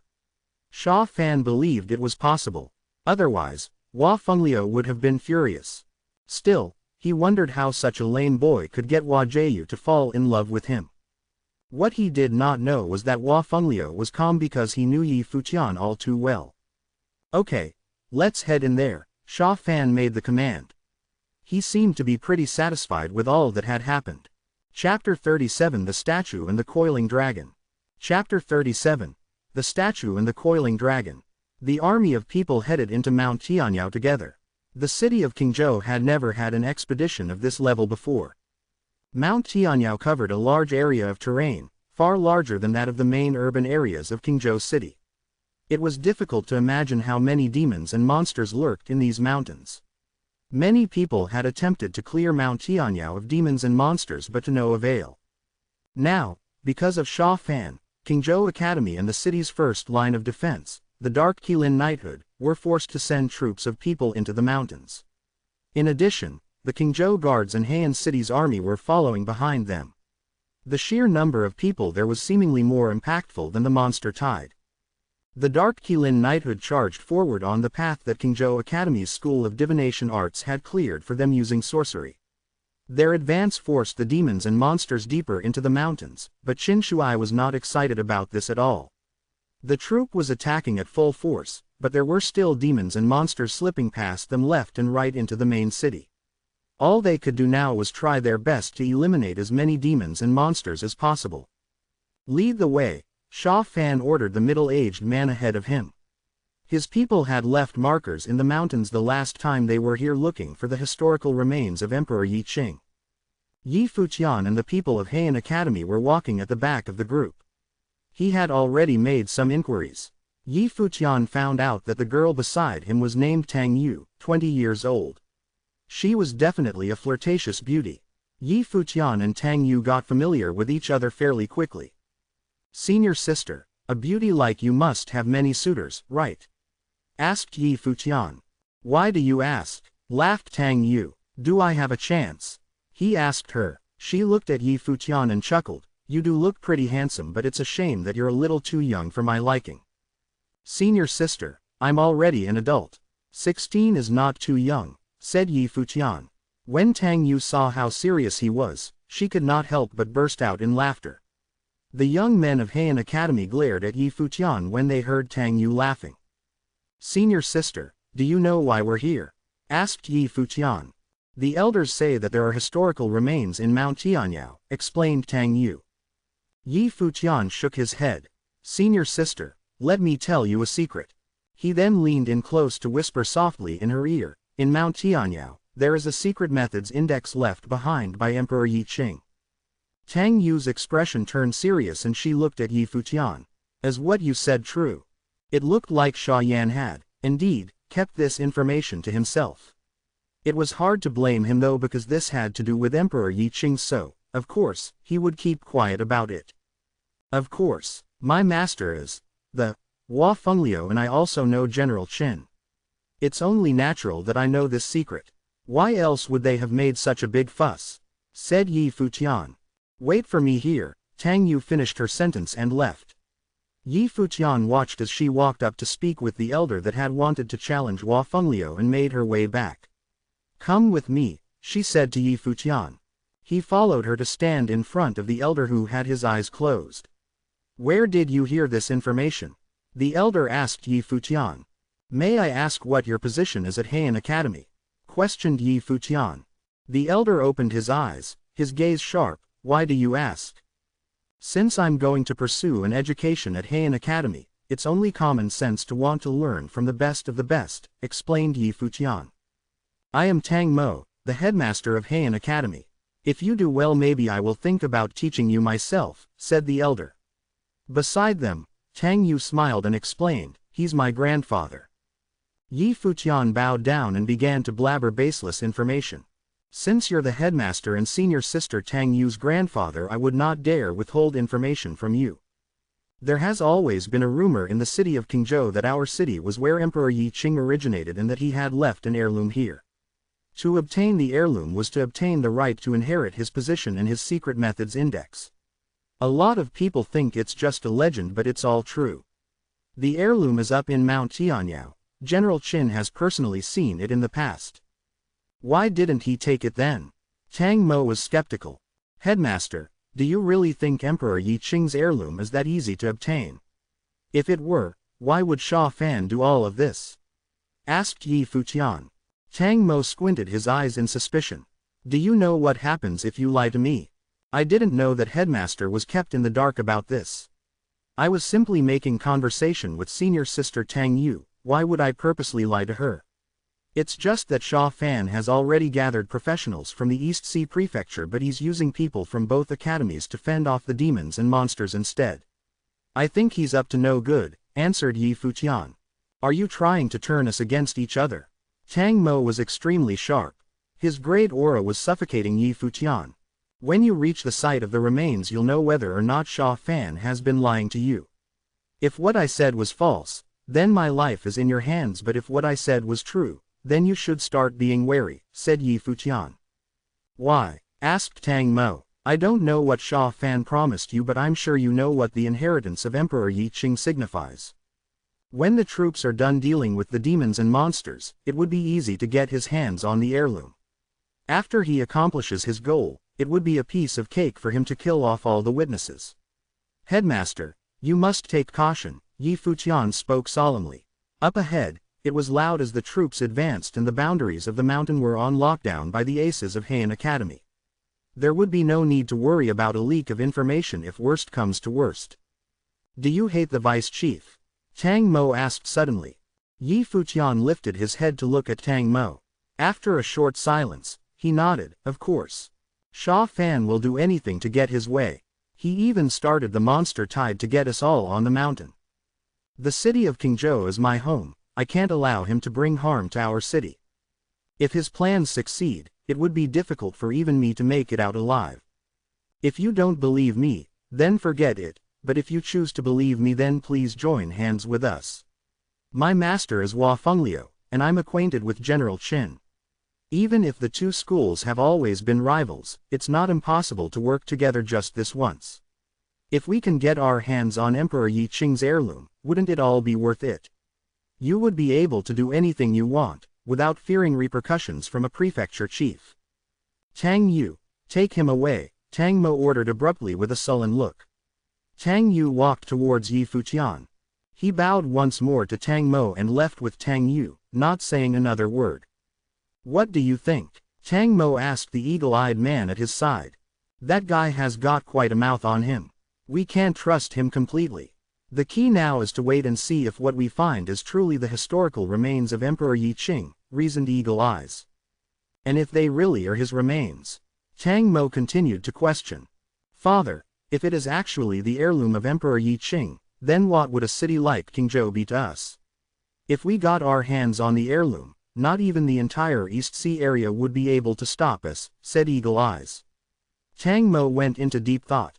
Even though Yi Futian's words were evidently trying to make the groups question one another, he had a point. With the heirloom in his hands, he would be unstoppable. Do you think he'll be of use to us? Tang Mo asked. Eagle Eyes thought for a while then shook his head.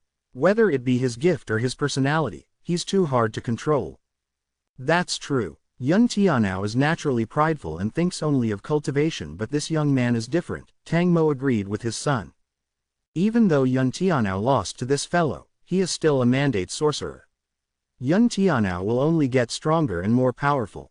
He has already left for the city of Donghai to seek more knowledge. He will definitely make a glorious return. Yi Futian on the other hand, if we don't get him under control, Eagle Eyes looked at Tang Mo and then shared an unspoken understanding. The large group was advancing very quickly. Along the way, they stepped over countless carcasses of different types of demons and monsters, but they had also suffered many attacks. Both Qingzhou Academy and the Dark Qilin Knighthood made many sacrifices, some dead, some hurt. The fog on Mount Tianyao grew thicker. It would be impossible to locate anything in the mountains from up in the air. This was the only reason Sha Fan chose to advance on foot. During their long expedition, Headmaster Ji Yu Mu of Qingzhou Academy and Qin Shuai went looking for Sha Fan. When they found him, they made their intentions clear. If everyone else continues to take a back seat while our people from the Academy and the Knighthood clear the way, we will leave the way we came. Are you threatening me? Sha Fan stared at Qin Shuai, who had just listed his terms. Think what you will, said Qin Shuai calmly. They were no longer in the city of Qingzhou. They had initially agreed to Sha Fan's forceful request because of the monster tide, but now that they were deep into Mount Tianyao, things were different. Sha Fan did not dare to push his luck. Fine, Sha Fan gave in and called out, Headmaster Tang Mo. I understand. Tang Mo nodded and ordered his people to take the place of the people of Qingzhou Academy and the Dark Qilin Knighthood at the front line. Yi Futian stepped up with them. This area with the deeper fog housed more powerful demons and monsters. Sometimes, there were even high-level Dharma-rank demons and monsters. To defeat these creatures, the elders would have to step in. Time passed, and day by day, there were fewer and fewer people in their expedition, and a large number of those who were hurt were actually their most powerful people in the group. The weaker people were being protected in the back of the group. Nobody would send the weak out to die, so they were the safest. Whenever Yi Futian was met with danger, he ran to hide amongst the Heian Academy aces so he would be safe as well. He was not about to risk his life for the Heian Academy. A lot of people scorned him when he did this, but he did not care at all. Finally, when they had gotten far enough within the mountains, the fog began to clear. This area was bright, maybe even brighter than it had been off the mountains. Spiritual chi was gathered here. This area is heavy with spiritual chi, but the surrounding areas are layered in fog. Could it be? Someone in the group spoke up. That's right, we're here, said an ace beside Sha Fan.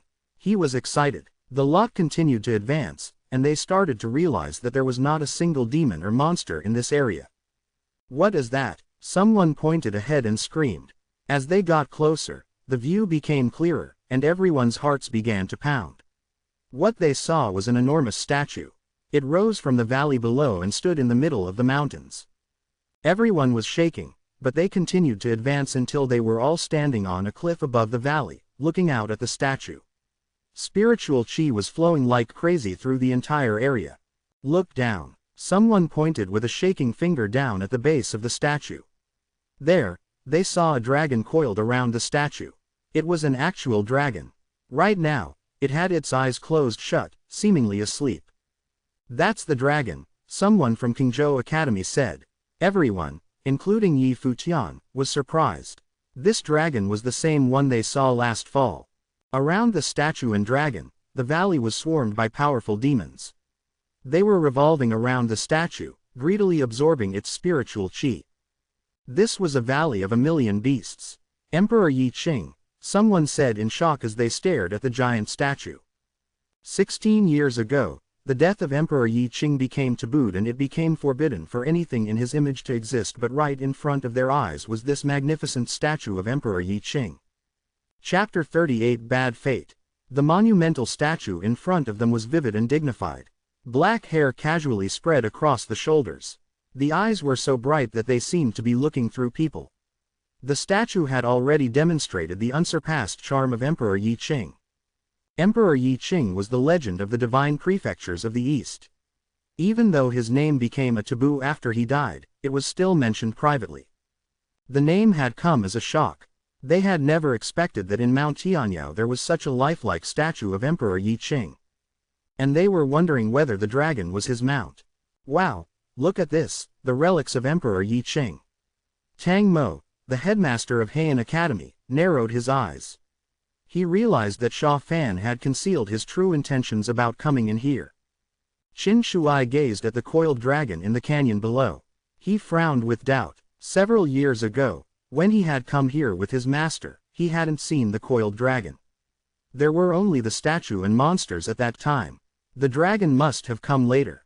Everyone, these are the relics of Emperor Yi Qing. There's an entrance behind the statue, and I believe the treasure of Emperor Yi Qing is hidden inside. Even without the relics of Emperor Yi Qing, the corpse of this dead dragon is a valuable treasure itself. Sha Fan pointed below. He looked so greedy that he would have started the exploration already if not for the monsters lurking below. Tang Fei went to tell Sha Fan that the monsters below were entirely different from the ones in the monster tide. Mr. Sha, these monsters are different. These monsters were just being lazy. They didn't even care about the people and kept laying there. So, we all need to work together, Sha Fan said. I didn't know Emperor Yi Qing was a native of the city of Qingzhou, and that there were relics in this place. How much longer were you going to hide this from me? Tang Mo asked Sha Fan tentatively. Sha Fan looked at Tang Mo and then smiled. In fact, I didn't know that Emperor Yi Qing lived in this city until recently.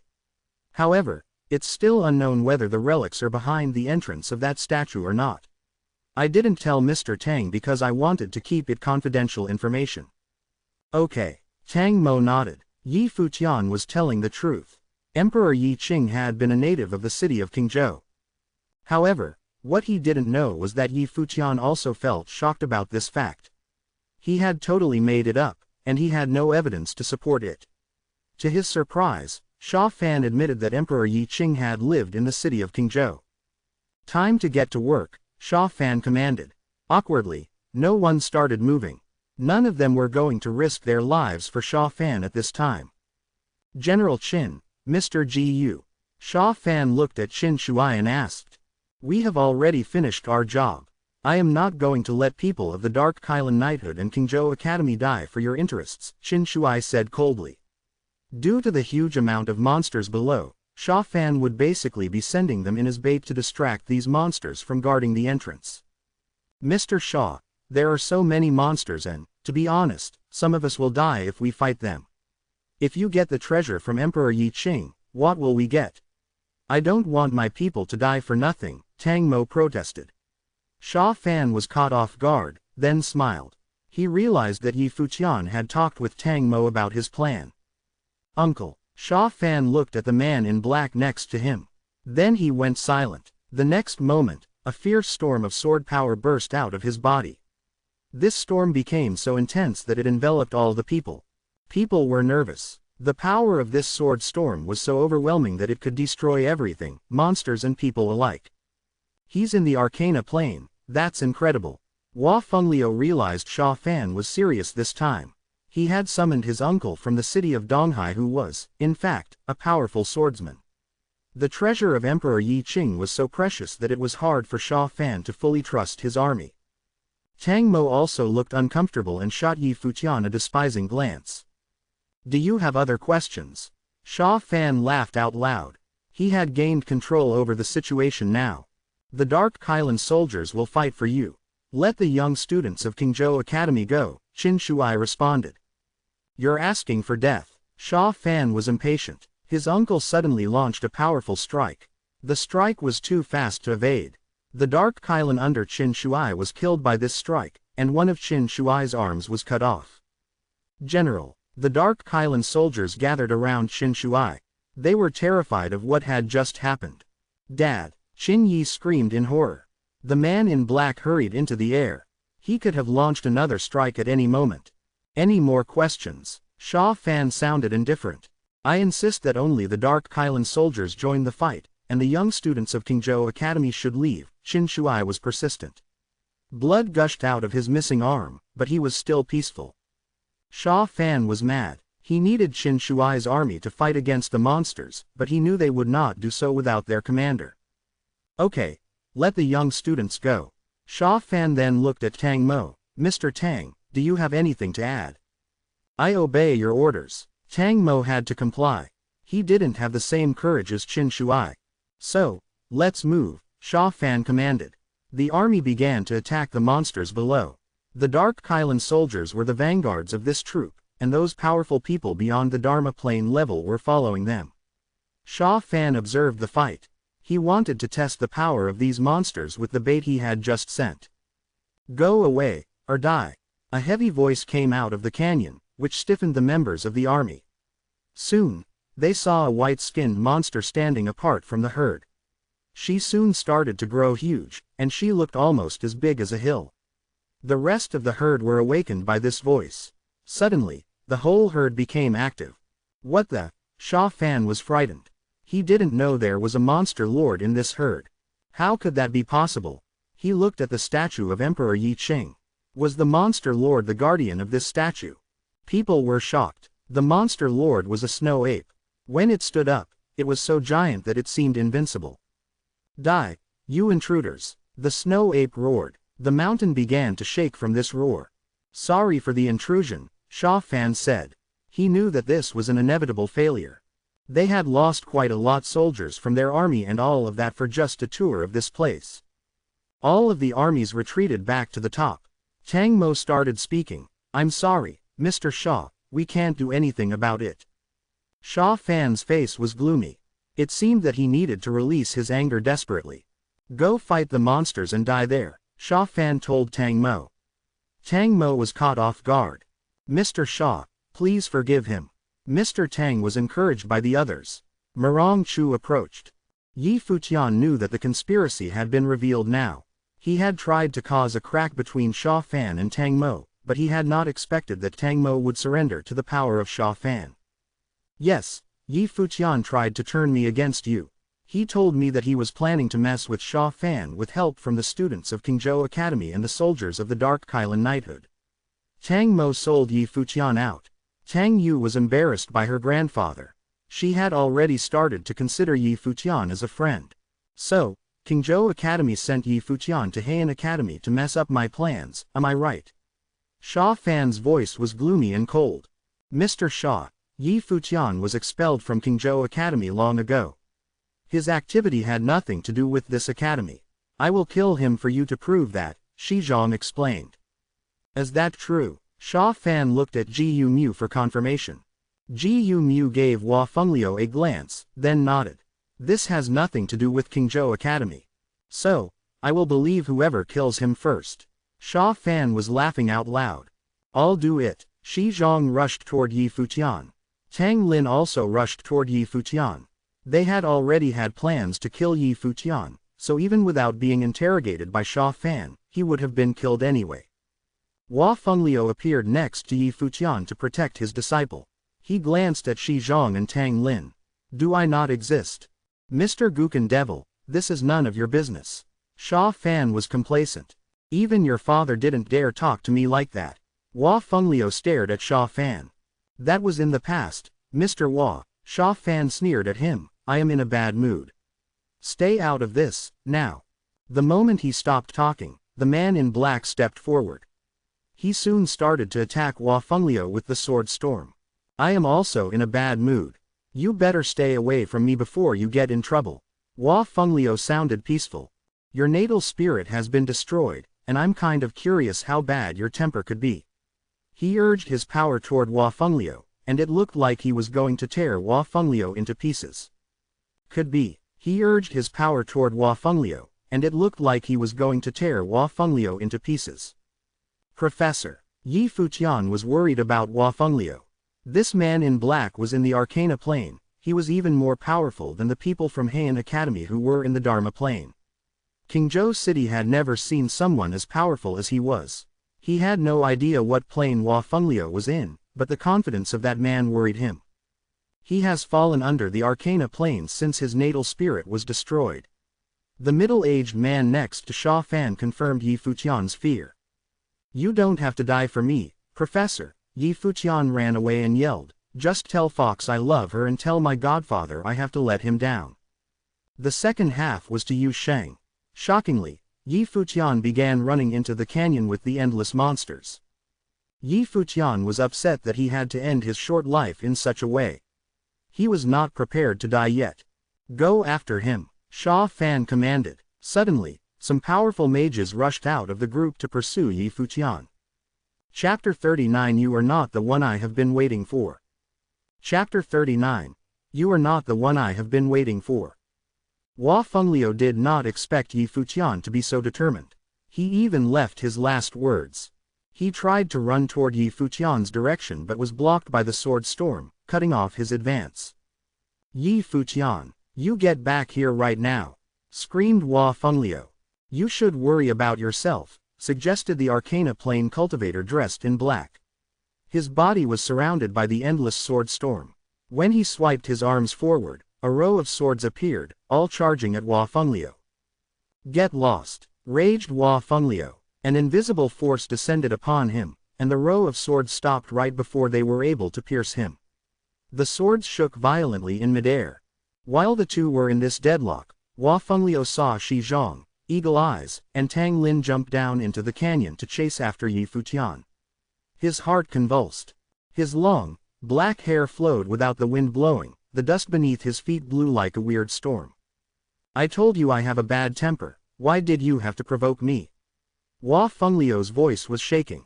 He felt extremely guilty. His life was just beginning, he couldn't die. A bright light emanated from Hua Fengliu. Then, the light gathered and formed the strings of a qin. From there, the entire instrument appeared in front of Hua Fengliu. At that moment, his aura began to grow, breaking Dharma into the Arcana Plane. Life spirit, that's impossible, said the Arcana Plain swordsman. He quickly realized what was going on, and his expression changed. Hua Fengliu, this is suicide. Hua Fengliu disregarded him, and began to strum the instrument with both hands. Music began to play. An abstract wave was released that pierced eardrums with a dragon-like roar. The swords formed with spiritual chi dissipated. The Kangshan Dragon Chant. The swordsman could only stare at Hua Fengliu. The Kangshan Dragon Chant was a musical spell that the Qin Devil, Hua Fengliu, specialized in. The swordsman watched as Hua Fengliu's pace quickened, his music spread into his surroundings, and the sound waves created a force field, encapsulating everyone around.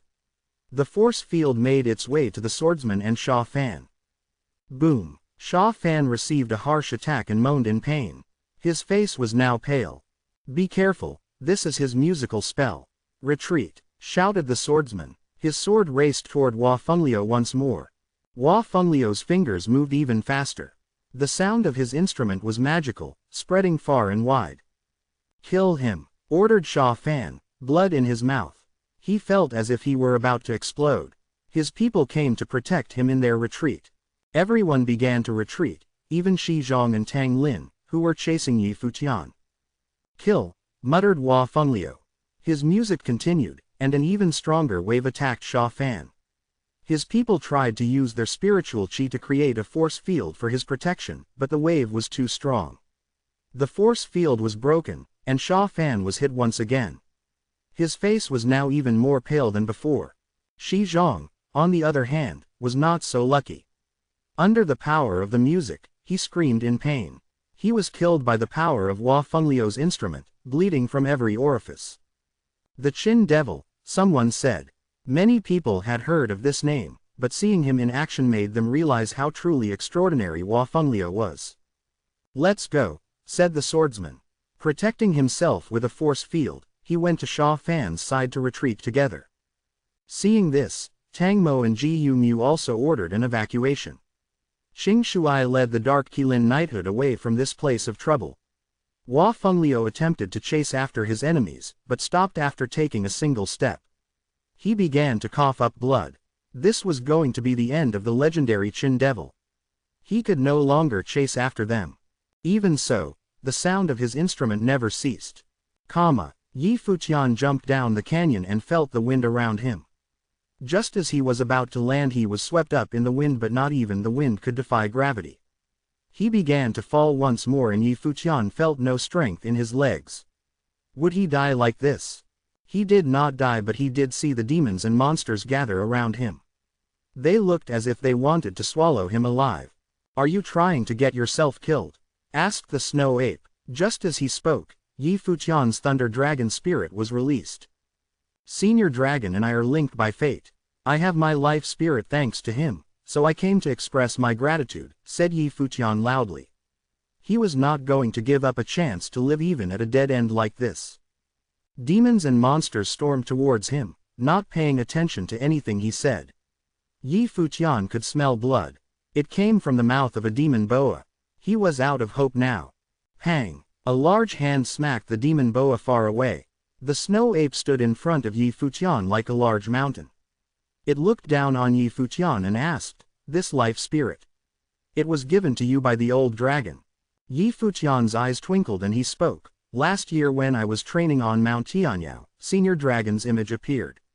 After observing it, my life spirit was created. You created the life spirit by observation.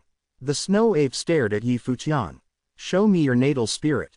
Yi Futian nodded. The world tree appeared. The ancient tree swayed in the wind, just like a real tree. The snow ape shuddered, his eyes suddenly turning red. His large body fell to the ground, his head landing in front of Yi Futian. What's wrong? Asked Yi Futian, withdrawing his life spirit. The snow ape looked extremely sad. Child, the snow ape stuck out its finger to caress Yi Futian's face. Tears formed in his large red eyes, and he began to cry. This was enough for Yi Futian to share his deep sadness. Why is it you? The snow ape's body shook as he continued to cry. Do you know me? Yi Futian's voice lowered, seemingly affected by the snow ape's emotions. You poor child. The snow ape was unable to pull himself out of his melancholic state. Slowly, He stood up, lifted his head, and let out an earth-shattering scream. His fists pounded down on his chest repeatedly. The snow ape's scream resonated throughout the mountain, and the demons and monsters bowed down as they shook in fear. The snow ape then got down on his knees and gave Yi Futian a deep bow, one fit for royalty. Senior, Yi Futian was dumbfounded. The demons and monsters of the canyon were bowing down to him. "May you bring me back up there?" asked Yi Futian. He was worried about Hua Fengliu. "Of course," answered the snow ape. He lifted his head and held on to Yi Futian with his huge hands. His feet stomped down on the ground, shattering it, and in a second they were catapulted back to the peak of the mountain. The whole mountain shook along with their movements. Letting go of Yi Futian, the snow ape placed him on the ground. "Master." Yi Futian's heart squeezed at the sight of Hua Fengliu. He was still strumming away at his instrument, the strings now tainted with blood. "Yi Futian," called out Hua Fengliu. He could not believe his eyes. Yi Futian was safe and sound. A cord snapped, and his instrument disappeared. Hua Fengliu spit out blood once again and fell to the ground. "Master." Yi Futian sprinted to his side and held Hua Fengliu in his arms. "There's someone over there." The snow ape looked ahead. Yi Futian raised his head to see that the swordsman had returned. When he saw Yi Futian and the snow ape together, the swordsman's heart pounded. How could it be? "Kill him," Yi Futian said coldly. The snow ape took big steps toward the swordsman, who began to run, but his speed was no match for the snow ape. The snow ape gave out a loud growl and stomped down on the swordsman. Before his demise, he managed to shout out a warning to his companions, "Run!" 3 roars came from the snow ape, and from a distance the swordsman's companions shook in fear. What was the Demon King doing outside the canyon? Hua Fengliu's life was hanging on by a thread, but he still smiled at Yi Futian. "Don't worry, this isn't enough to kill me. My powers were disabled once, doesn't matter if it happens a second time. I told you to leave me be, why did you do this? If I was already dead, then you would have died in vain," shouted Yi Futian. His eyes were red. "As your master, I couldn't just let you be driven to your death and do nothing about it. That's humiliating," laughed Hua Fengliu. "Besides, you know I have a bad temper. So, you feel good about yourself now. Well, I'm pissed. If something had happened to you, what would I do about Fox?" asked Yi Futian. "You would marry her," chuckled Hua Fengliu. Yi Futian lowered his head, tears streaming down his face as he closed his eyes, in pain. "Why are you crying? My daughter is beautiful, are you not willing to marry her?" Hua Fengliu was acting as if nothing had happened. "I'm crying because you messed up my life. If you die, then I don't even get the chance to kick you to the curb when I'm successful," said Yi Futian as he placed Hua Fengliu on his back, carrying him into the canyon. "You make it sound like you got the short end of the stick here," Hua Fengliu said from behind. "Of course, if I become emperor, then you're the emperor's father-in-law," Yi Futian answered nonchalantly.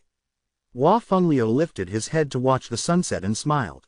Yu Sheng approached them from the edge of the canyon. Yi Futian stared at him. "What are you trying to do now? Are you also trying to die with me by jumping off?" "No," replied Yu Sheng, shaking his head. Yi Futian was even madder now. What happened to being loyal to friends? "If you had died then I would have avenged you." Yu Sheng lifted his head, finally looking Yi Futian in the eyes. His eyes were also red. "Fine, I forgive you," said Yi Futian. He looked over at the snow ape who had just returned. "Can you bring me to the statue?" "Okay, but anyone who sees us together has to die," said the snow ape seriously. Yi Futian was shocked at his words and looked over at Yu Sheng. "They are some of my closest friends and family. Don't even think about it. As for the others, leave it to me." The snow ape nodded and brought the 3 to the entrance of the statue. Yi Futian pushed open the door and entered alone. The inside was empty. All that was there was another statue of Emperor Yi Qing, but this one was life-sized. The spiritual qi inside was packed as if there was a matrix somewhere. When Yi Futian took a step inside, the matrix lit up by itself. It got brighter as endless amounts of spiritual qi rushed into the life-size statue. This caused the statue to break apart, releasing a virtual image. It was Emperor Yi Qing. The two met eyes and Emperor Yi Qing spoke softly to ask, "What is your name, child?" "Senior, my name is Yi Futian," he answered. He was not sure why he felt so at peace even though the most legendary character in history was standing in front of him. "We share a surname. Release your life spirit for me," requested Emperor Yi Qing. Yi Futian did exactly that, as requested.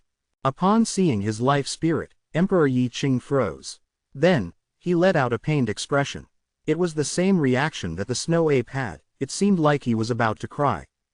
His virtual image approached Yi Futian and embraced him. He then said, "My dear child. Why is it you? Why must it be you?" His voice cracked as he cried. Yi Futian wanted to cry with him. Softly, he spoke, "Senior, haven't you been waiting for me?" "Who exactly am I?" "You are not the one I have been waiting for. I didn't think it would be you." His voice was filled with sadness. His virtual image returned to its original place. Emperor Yi Qing looked at Yi Futian with gentle eyes and told him, "Child, you are the future emperor of the divine prefectures. The ruler of the world." Chapter 40 Out the Mountain. Chapter 40. Out the Mountain. Yi Futian was looking at Emperor Yi Qing with confusion. His godfather had used to tell him the same thing.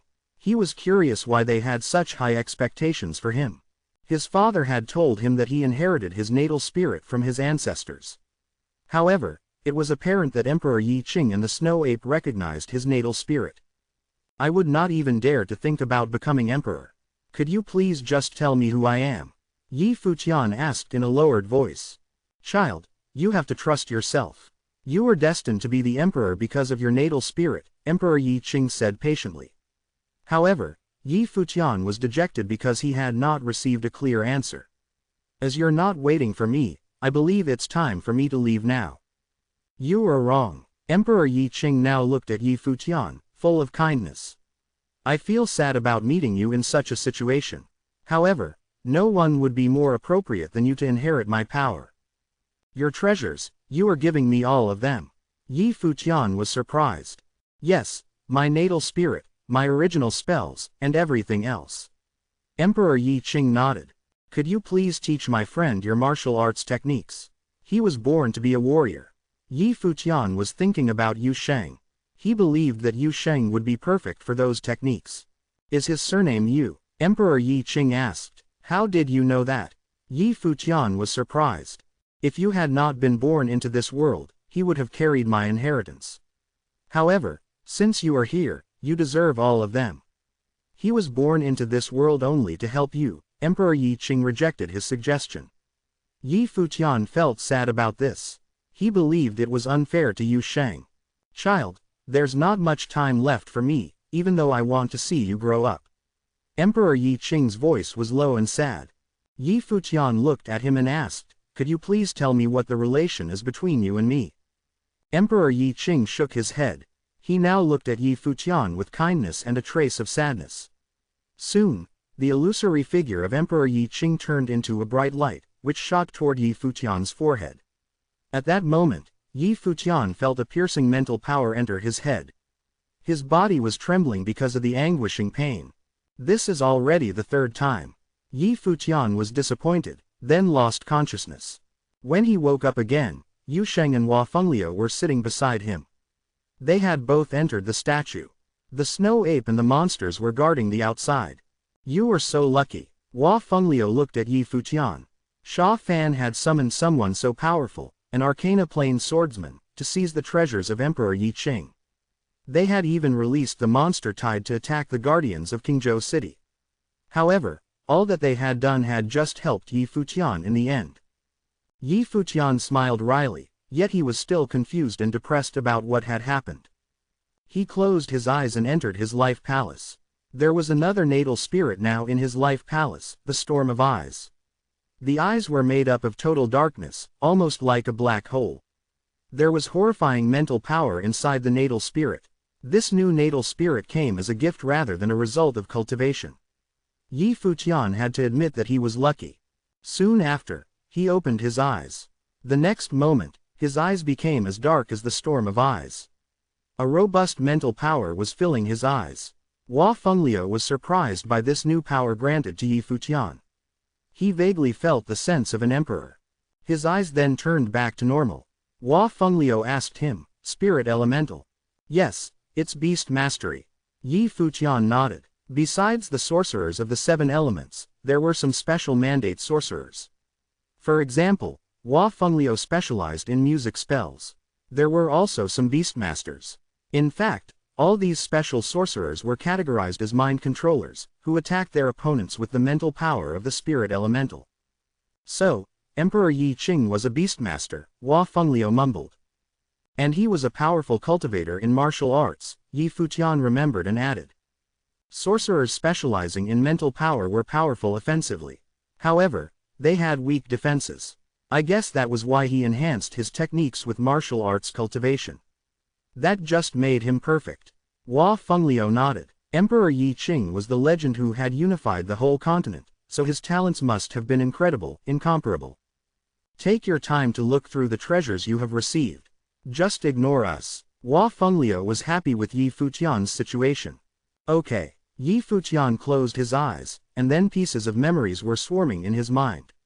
He saw the dragon riding on the cloud, the bird flying over the sky, and the giant ape stomping on the earth. They were so real that Yi Futian almost felt like he could reach out and touch them. The dragon serves for my strength, the ape serves for my power, and the bird serves for my speed. I can make use of them and form my body to perfection. Yi Futian was shocked deep inside. He had already possessed the soul of the dragon, and now he was using freedom meditation to extract the souls of the ape and the bird. Gradually, the wind, earth and metal element powers raged around in his body, and new natal spirits began to show up in his life palace. Yi Futian finally understood why Emperor Yi Qing had let him inherit all the treasures rather than Yu Sheng. He had the rarest of talents. He could actually create new natal spirits on his own. Before long, he had 2 new natal spirits in his life palace. In his life palace, he already had many natal spirits other than the original world tree, the sun, the thunder dragon, the Gukan, the storm of eyes, the bird, and the ape. It was even more impressive that the natal spirit of the bird had 2 elements, which were wind and metal. After he opened his eyes, he looked at Hua Fengliu and Yu Sheng with confusion. "What are you looking at?" Hua Fengliu looked back curiously. He noticed that a weird smile had shown up on Yi Futian's face. "Professor, I just have too many natal spirits in my life palace now. The treasures I received from Emperor Yi Qing were too powerful for me." Yi Futian blinked his eyes. Hua Fengliu was embarrassed. He only had 1 natal spirit, and it was destroyed a long time ago. He pretended to be mad at Yi Futian. "Get out of here." Yi Futian also started to laugh. He took a deep breath and said, "You are also lucky, Professor, to have such a lucky son-in-law." Yu Sheng's notion about how shameless Yi Futian could be was reaffirmed entirely at that moment. As for Hua Fengliu, he almost wanted to kick Yi Futian's *SS right now. During the next month, Yi Futian kept cultivating in the canyon of Mount Tianyao. The relentless monsters led by the snow ape locked down this area to make sure no one could approach Yi Futian. Yi Futian was practicing his skills on a bunch of demon beasts. A demon bull pounced toward Yi Futian. However, Yi Futian didn't even try to evade the attack. He headed straight on to the demon bull to counter the attack. While he was charging, the roar of the dragon came out of his body. He made a fist and punched the demon bull hard. That punch looked as if it was landed by the giant ape. With a loud thump, the demon bull was knocked away by that punch. Yi Futian didn't let the demon bull go that easily. His hands reached out to clamp down on the throat of the demon bull. The attack this time changed into another form. Yi Futian almost looked like he had wings and began flying with the movement of a bird. A demon panther also started to attack, but she missed Yi Futian because he was too fast. She saw the counterattack coming, but it was already too late to dodge it. Yi Futian's arms were like the wings of a bird, and his thunder-like strike left the demon panther with a deep wound on her body. The other monsters kept growling. They had been intimidated by Yi Futian. "Now your body moves like a dragon, you are strong as an ape, and your speed is like the bird. You have made impressive progress during the last month." Hua Fengliu felt satisfied with his work. I am still so far away from the abilities of those true divine creatures. Yi Futian remembered the images in his mind. Hua Fengliu understood and tried to comfort him. Your level is not high enough to fully develop the power inside your body. You are only in 2-star glory plane, and you're trying to fully seize power from those divine creatures. Yi Futian was still sad about this fact. He looked at the snow ape and said, I need to leave now. Okay, have you decided on which beasts to take away with you? Your mental power is not strong enough for those giant creatures yet. However, you can control some beasts and monsters that are in the Dharma plane, the snow ape told him. You're not coming with me. Yi Futian tried to gain her sympathy. He believed that if the snow ape agreed to follow him, he would be the most powerful mage in East Sea Prefecture.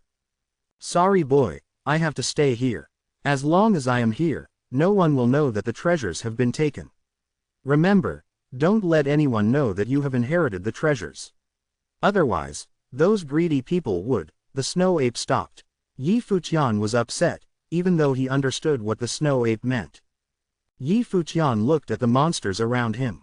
He needed to stay under the radar so no one would know that he inherited the treasures by picking a monster that wasn't too flashy. Could you please call a dark wind eagle to my side? Yi Futian asked. Sure, the snow ape agreed, then called on a dark wind eagle that was in the Dharma plane. Yi Futian walked toward the dark wind eagle. He started to release the power from his eyes, which was generated by his natal spirit, the storm of eyes. The snow ape stared at the dark wind eagle to prevent the eagle from resisting. The dark wind eagle was a wind element creature, and her mental power was also of the Dharma plane level. Therefore, without assistance from the snow ape, Yi Futian would not be able to mentally control the eagle. This was the first time he had initiated the beast mastery ability with the storm of eyes. He felt as if the figure of the dark wind eagle was imprinted on his pupils.